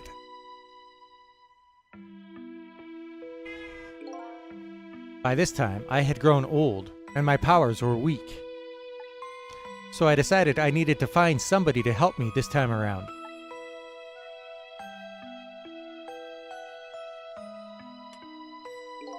Somebody who possessed different powers than me. But wait a second. You were able to manipulate that desk lamp. Over the course of the long years, my powers changed, just like Yomiel's. I can't let her out of my room because my sister's dog is here right now. My ability to swap objects weakened, but I became able to manipulate small objects. But in that case, why didn't you cooperate with yourself? Because I couldn't. Huh? From watching The Man in Red, I found out there were individual differences in our powers. I couldn't do any of the things he could do, like travel through the telephone lines, for example. What? It may not seem like much, but it's a very important power, especially if you're trying to chase somebody. But there's something I don't understand. You knew from the very beginning that I had that power.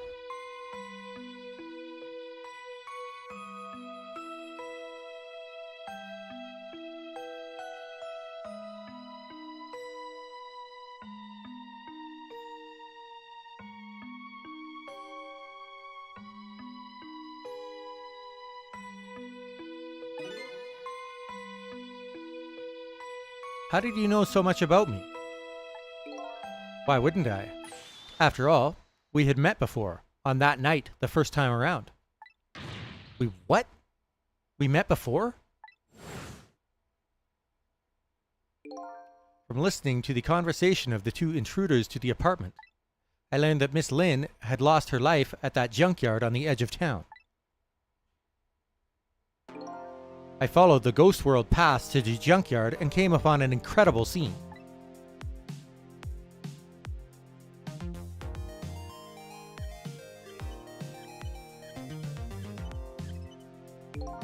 Imagine, if you will, there in the darkness, a twisting and swiveling desk lamp. It made my fur stand on end, I can tell you. That was me? So I was shot on that night the first time around as well.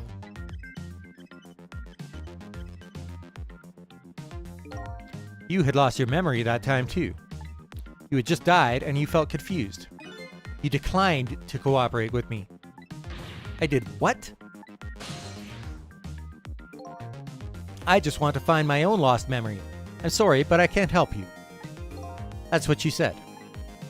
And he said the same thing this time around.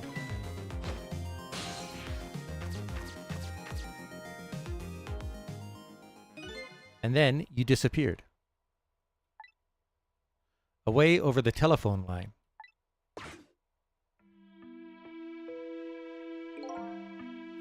I'm really sorry I didn't help you. That's why I decided that this time, I would use that desire of yours to our mutual advantage.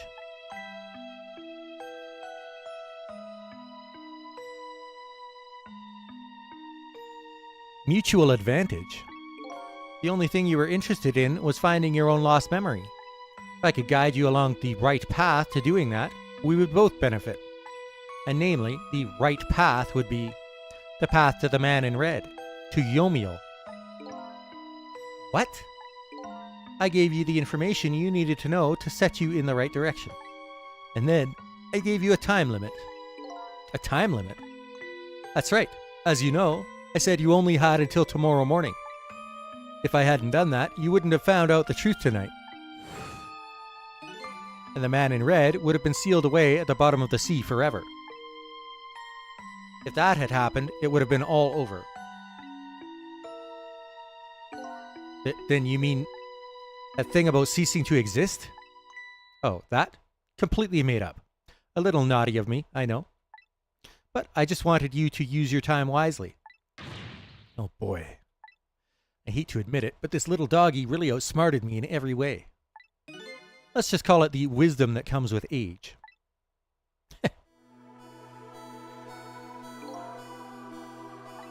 And now, it's time to say farewell. These past 10 years will cease to exist, and with them, so will I. Missile, I believed in you. I always knew you could do it. And so you did. Thank you. Thank you from the bottom of my heart. Missile. So you waited and waited these 10 long years. All for the sake of your two ladies, Lynne and Camilla, eh? Of course. Because that's what doggies do. Now then, farewell, Sissel. So, the story of a single night came to an end. Nobody but us knew what had really happened in this town that night. I made my way back to a new present.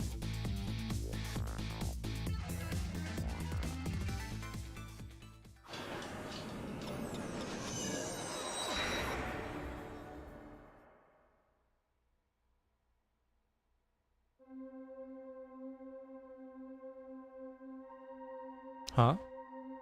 How come it's dark? I'll just turn on the lights here.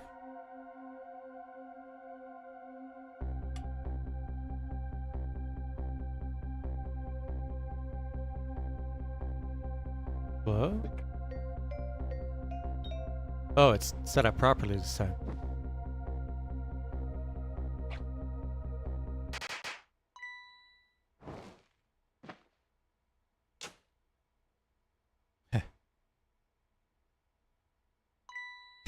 Were you surprised?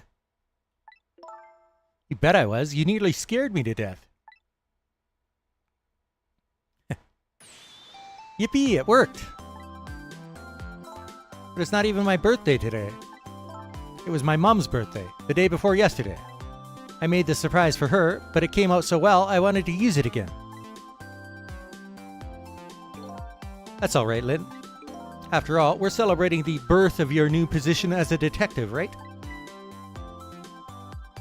Really? Thank you, Detective Jowd. Dad, you're home.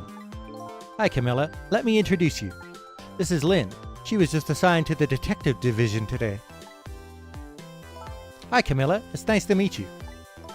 Nice to meet you too, Lynne. Congratulations on becoming a detective. Huh? Is something wrong? You have one of those badges too. Oh, this? Yeah. I have one just like it. My dad gave it to me the other day. Yours looks a lot older than mine, though. How long are you going to keep wearing that toy badge, Lynne? What's wrong with it? To me, this is a symbol of a real detective. It's been 10 years since then, hasn't it? Who would have guessed you'd actually become a detective one day? When you gave me this badge, I just knew. I knew it was my destiny somehow. Destiny, eh? Now that I'm a detective, I'll find out where that destiny will lead me. Ha! That you will. That you will.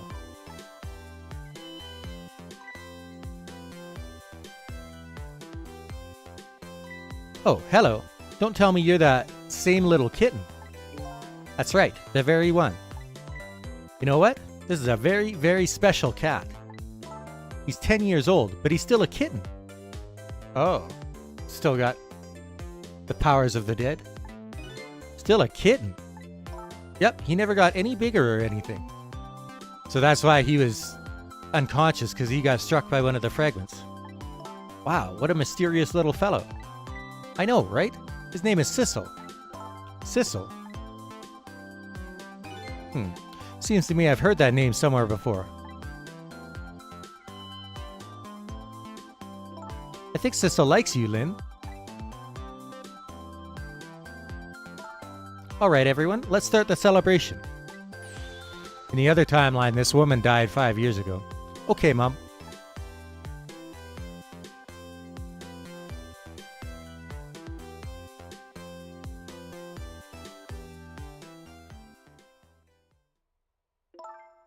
I bet you're just like me. Your destiny led you here somehow too.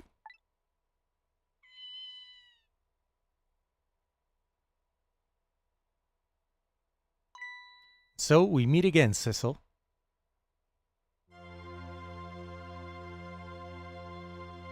From just that single night as a human, I got a glimpse into their world, and I learned something.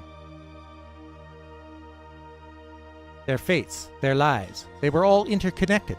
Somewhere, somehow, in some way.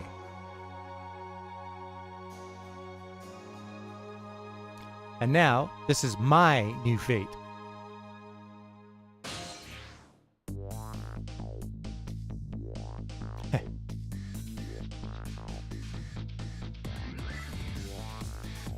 I guess I really am a cat. Suits me just fine to curl up and watch the strange and beautiful patterns of their lives as they unfold. And it looks like I'll have plenty to watch here for quite a while.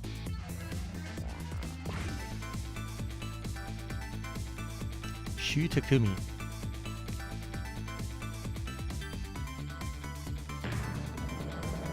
Cabanela.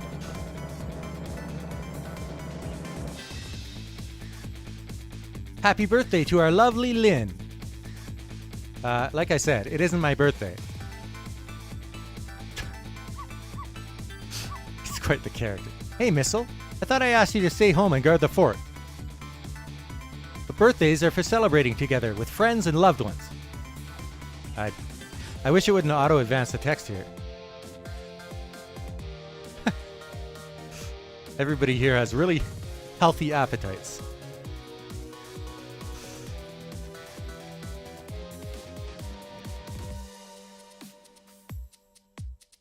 That was a really good game.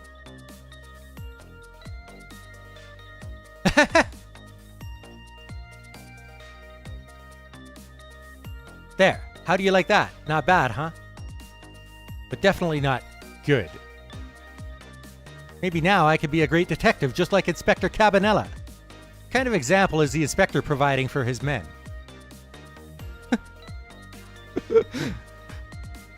Minor characters from earlier on in the game.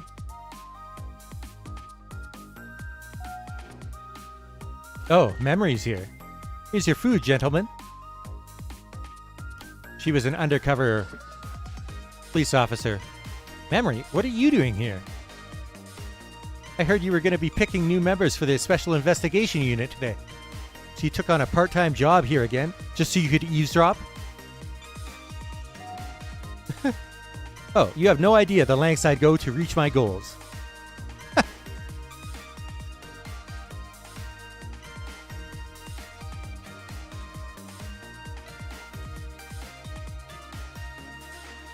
Oh, you should have seen Cabanela do it.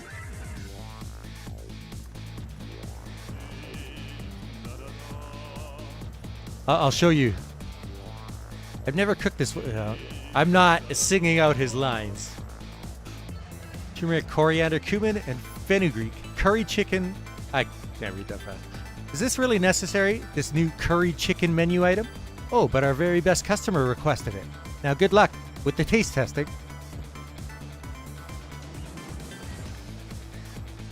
Oh boy, I don't think I could eat another bite. Just who exactly is this very best customer, anyway?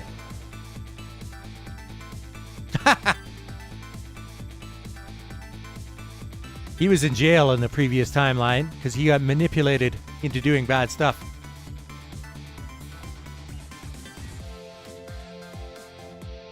I'll load up a previous chapter and show you Cabanela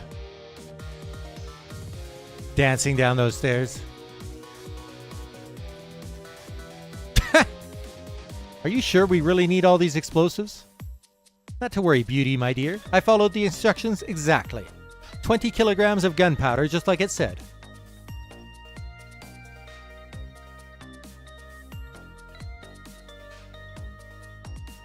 Wait a minute, 20 kilograms? I thought it was 20 grams.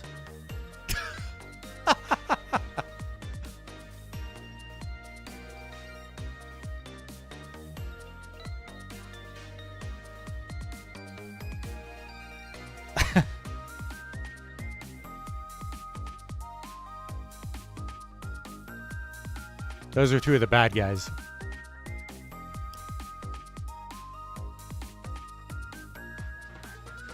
She's adorable. So this is where you work, huh, Papa? That's right, sweetheart. Darling husband, don't you have any ideas at all you could give me? You must have heard some juicy stories. The indiscretions of a minister, perhaps? Now, must you talk that way in front of our darling angel? Here is to the stodgy mind of my darling husband. She's an author who writes erotic novels.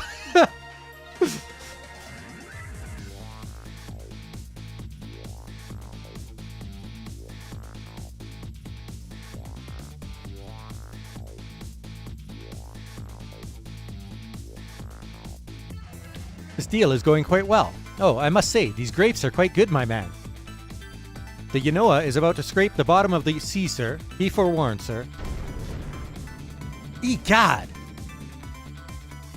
Keep it together, man. Are you trying to give me a case of the vapors? I believe I nearly died of fright just now. Another bad guy.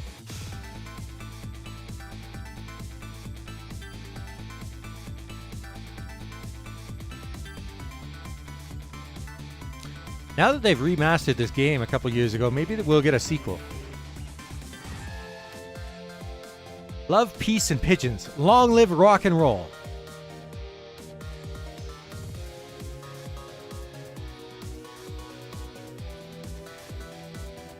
Still studying the Temsic meteorite?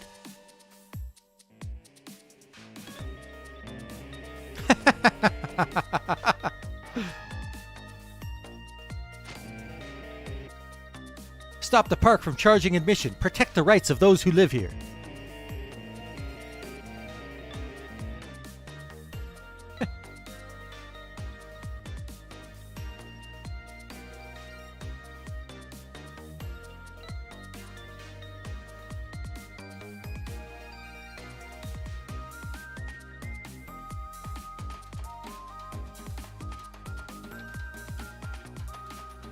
Today's the day, you know. He's finally getting out. You know, everybody's starting to get real tired of seeing you do that. And let me show you a new dance that's been passed down in our family for generations. We do this when we have a stomachache. We call it Dance Away the Pain. Oh, I'm real interested in that one. Think you could show me, say, next week? You got it.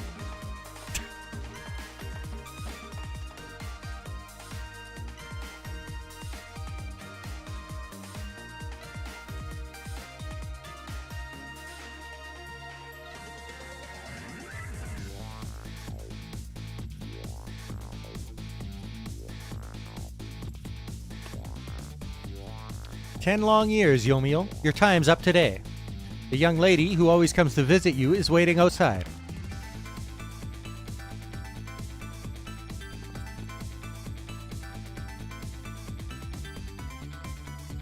Thank you, Sissel.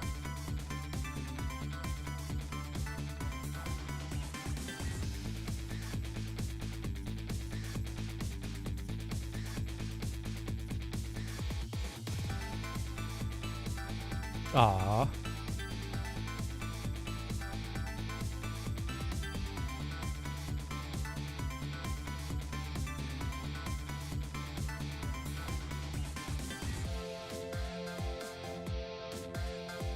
The art in this game was great too.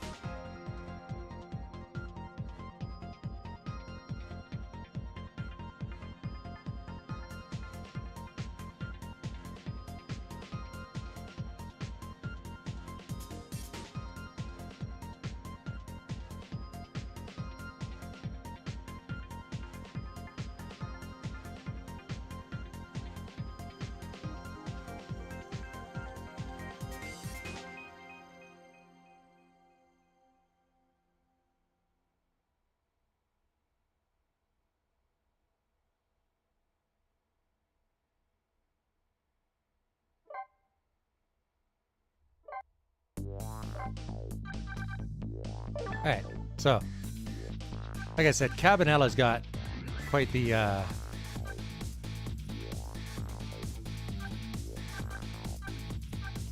dance himself. Let's see. Was it here?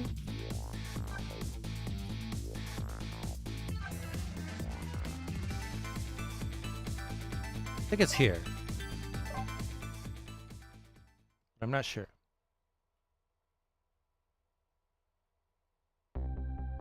He's the one that detective learned from.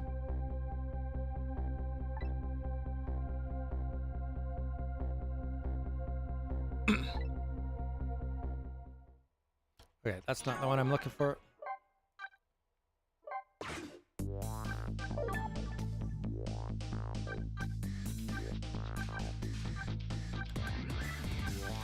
Oh, I think I have to do.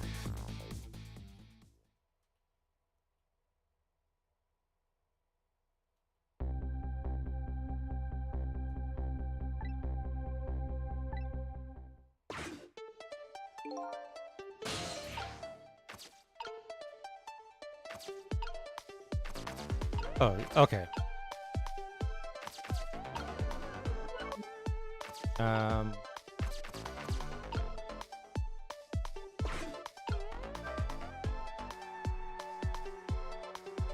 Oh wait, I know what I have to do here. I remember now.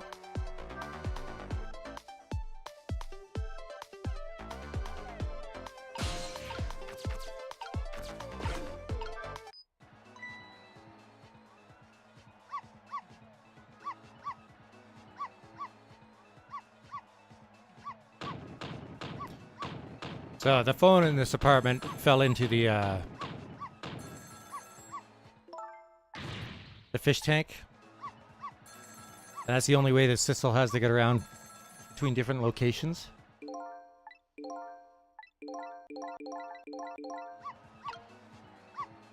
As you can see. So we have to get into her apartment to use her phone.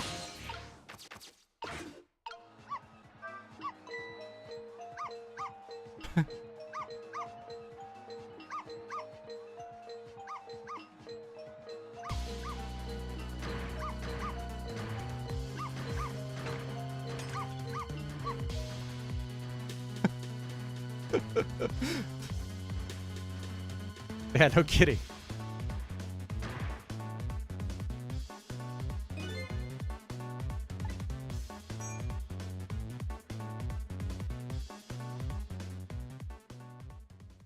Or missile.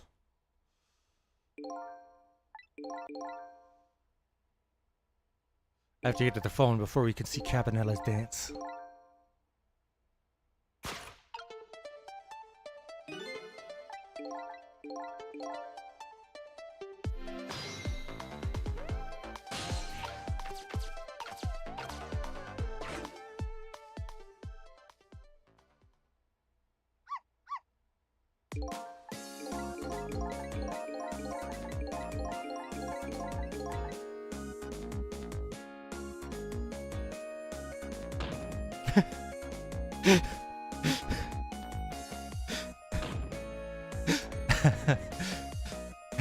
So, fucking love that guy.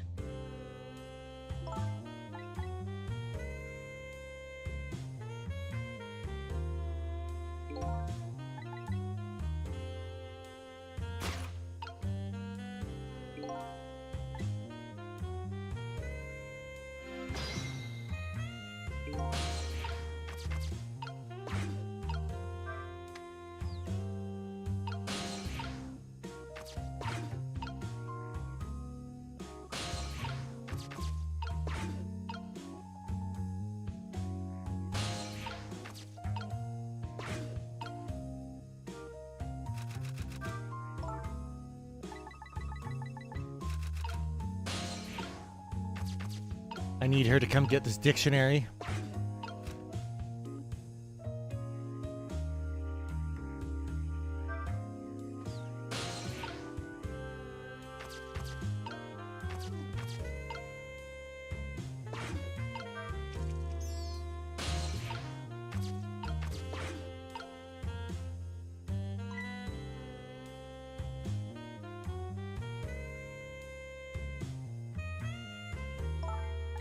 So you have to, there's a lot of things. You got to be pretty creative to create the paths that you need to move yourself around. Because only certain objects have cores that you can transfer between.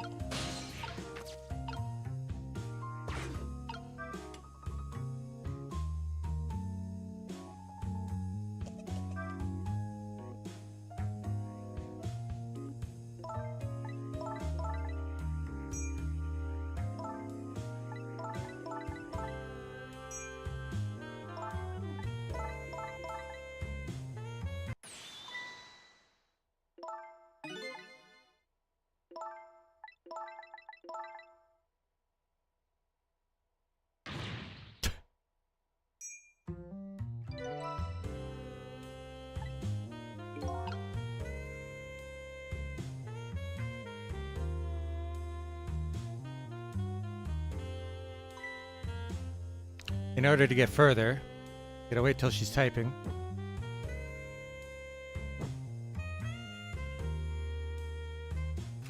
And turn this out so that she makes a mistake.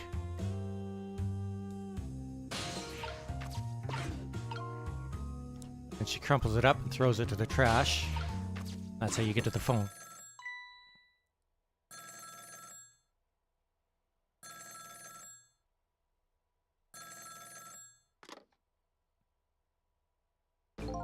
That's just like a glimpse of the different puzzles and stuff in this game.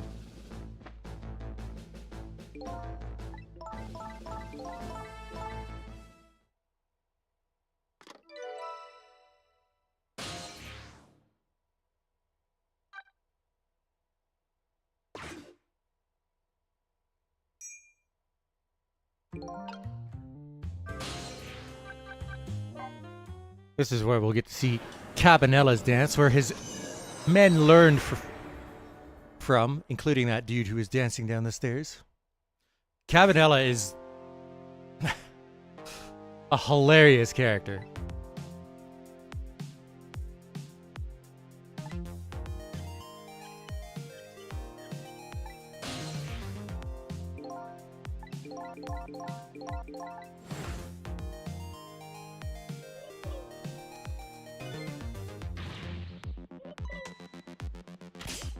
That's what made her drop the phone into the water, because Lynne screamed.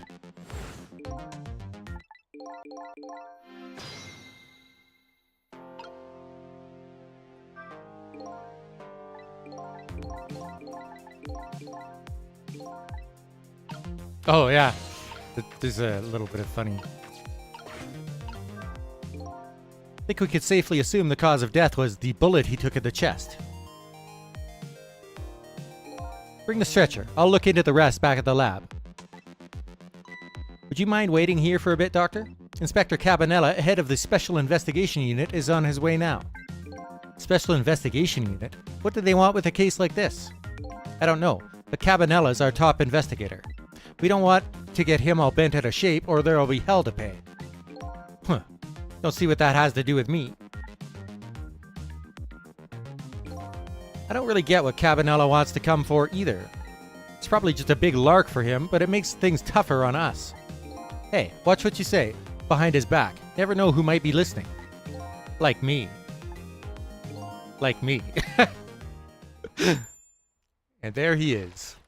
This is our introduction to this character in this game.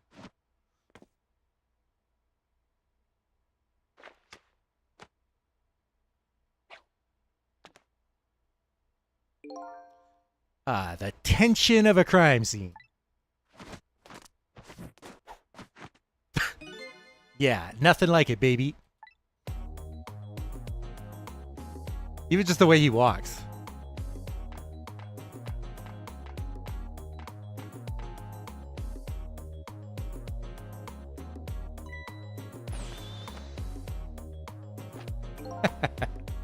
Evening, boys. How's it looking?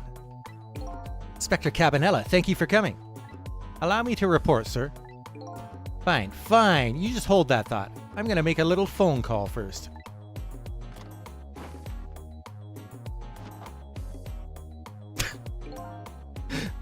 That little thing reminds me Have you ever seen the main character of Yakuza answer a telephone?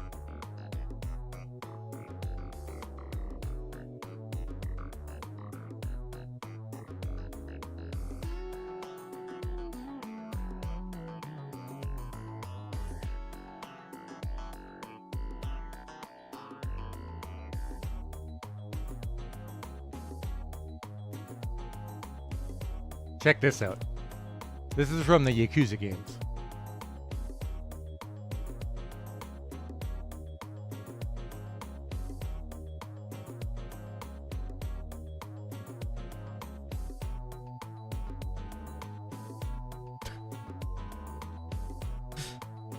Reminds me of that.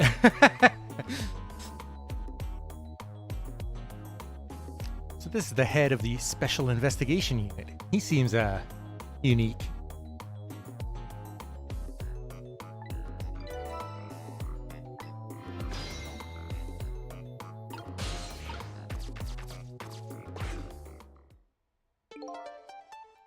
Deal me the deal. How's it going over there, baby? Going? How is it going, you ask?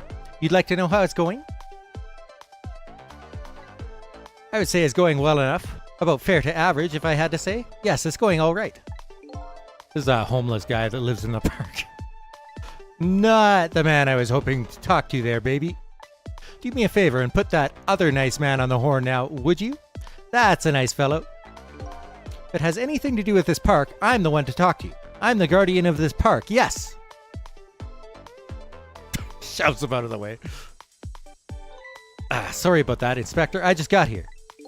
Well, glad to hear you made it. The other fellow just about threw me for a loop. Started blathering something about being guardian of the park or some such. Yes, him. Sorry about that. Well, start doing your staking out thing, baby, and buzz me if anything comes up. Yes, sir.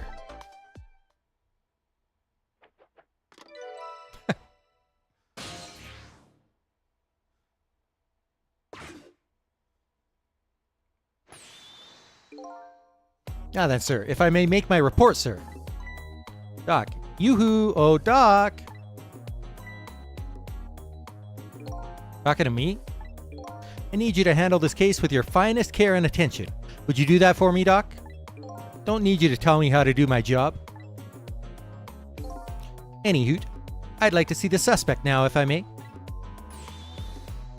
Lynne, sir? I asked her to let herself be taken into custody voluntarily, sir. She's being detained in the junkyard superintendent's office right now. Super's office, eh? Super. And where's that? Just beyond where you parked your bicycle, Inspector.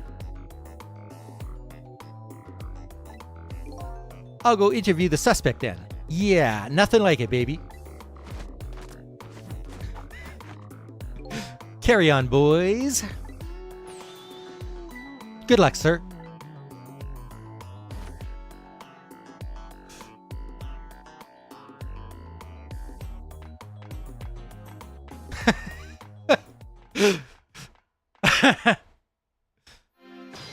I love that guy. It's fucking great.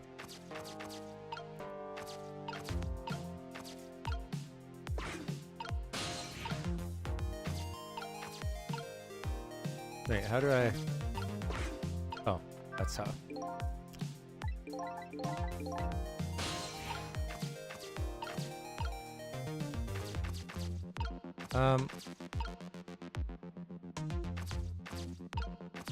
Oh, right. Okay. So there... Oh, yeah. That's about all I'll be able to show you without going through a bunch more of this chapter. Oh, I guess we can watch a little bit. Oh, he already left. Okay.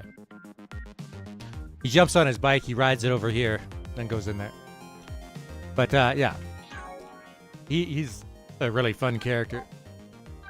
Almost every character in this game is fun, and the same goes for the characters in the Ace Attorney games, which were also written by the guy who wrote this game. The characters are all amazing.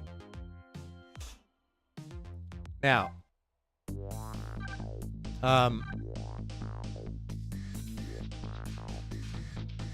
1 second here.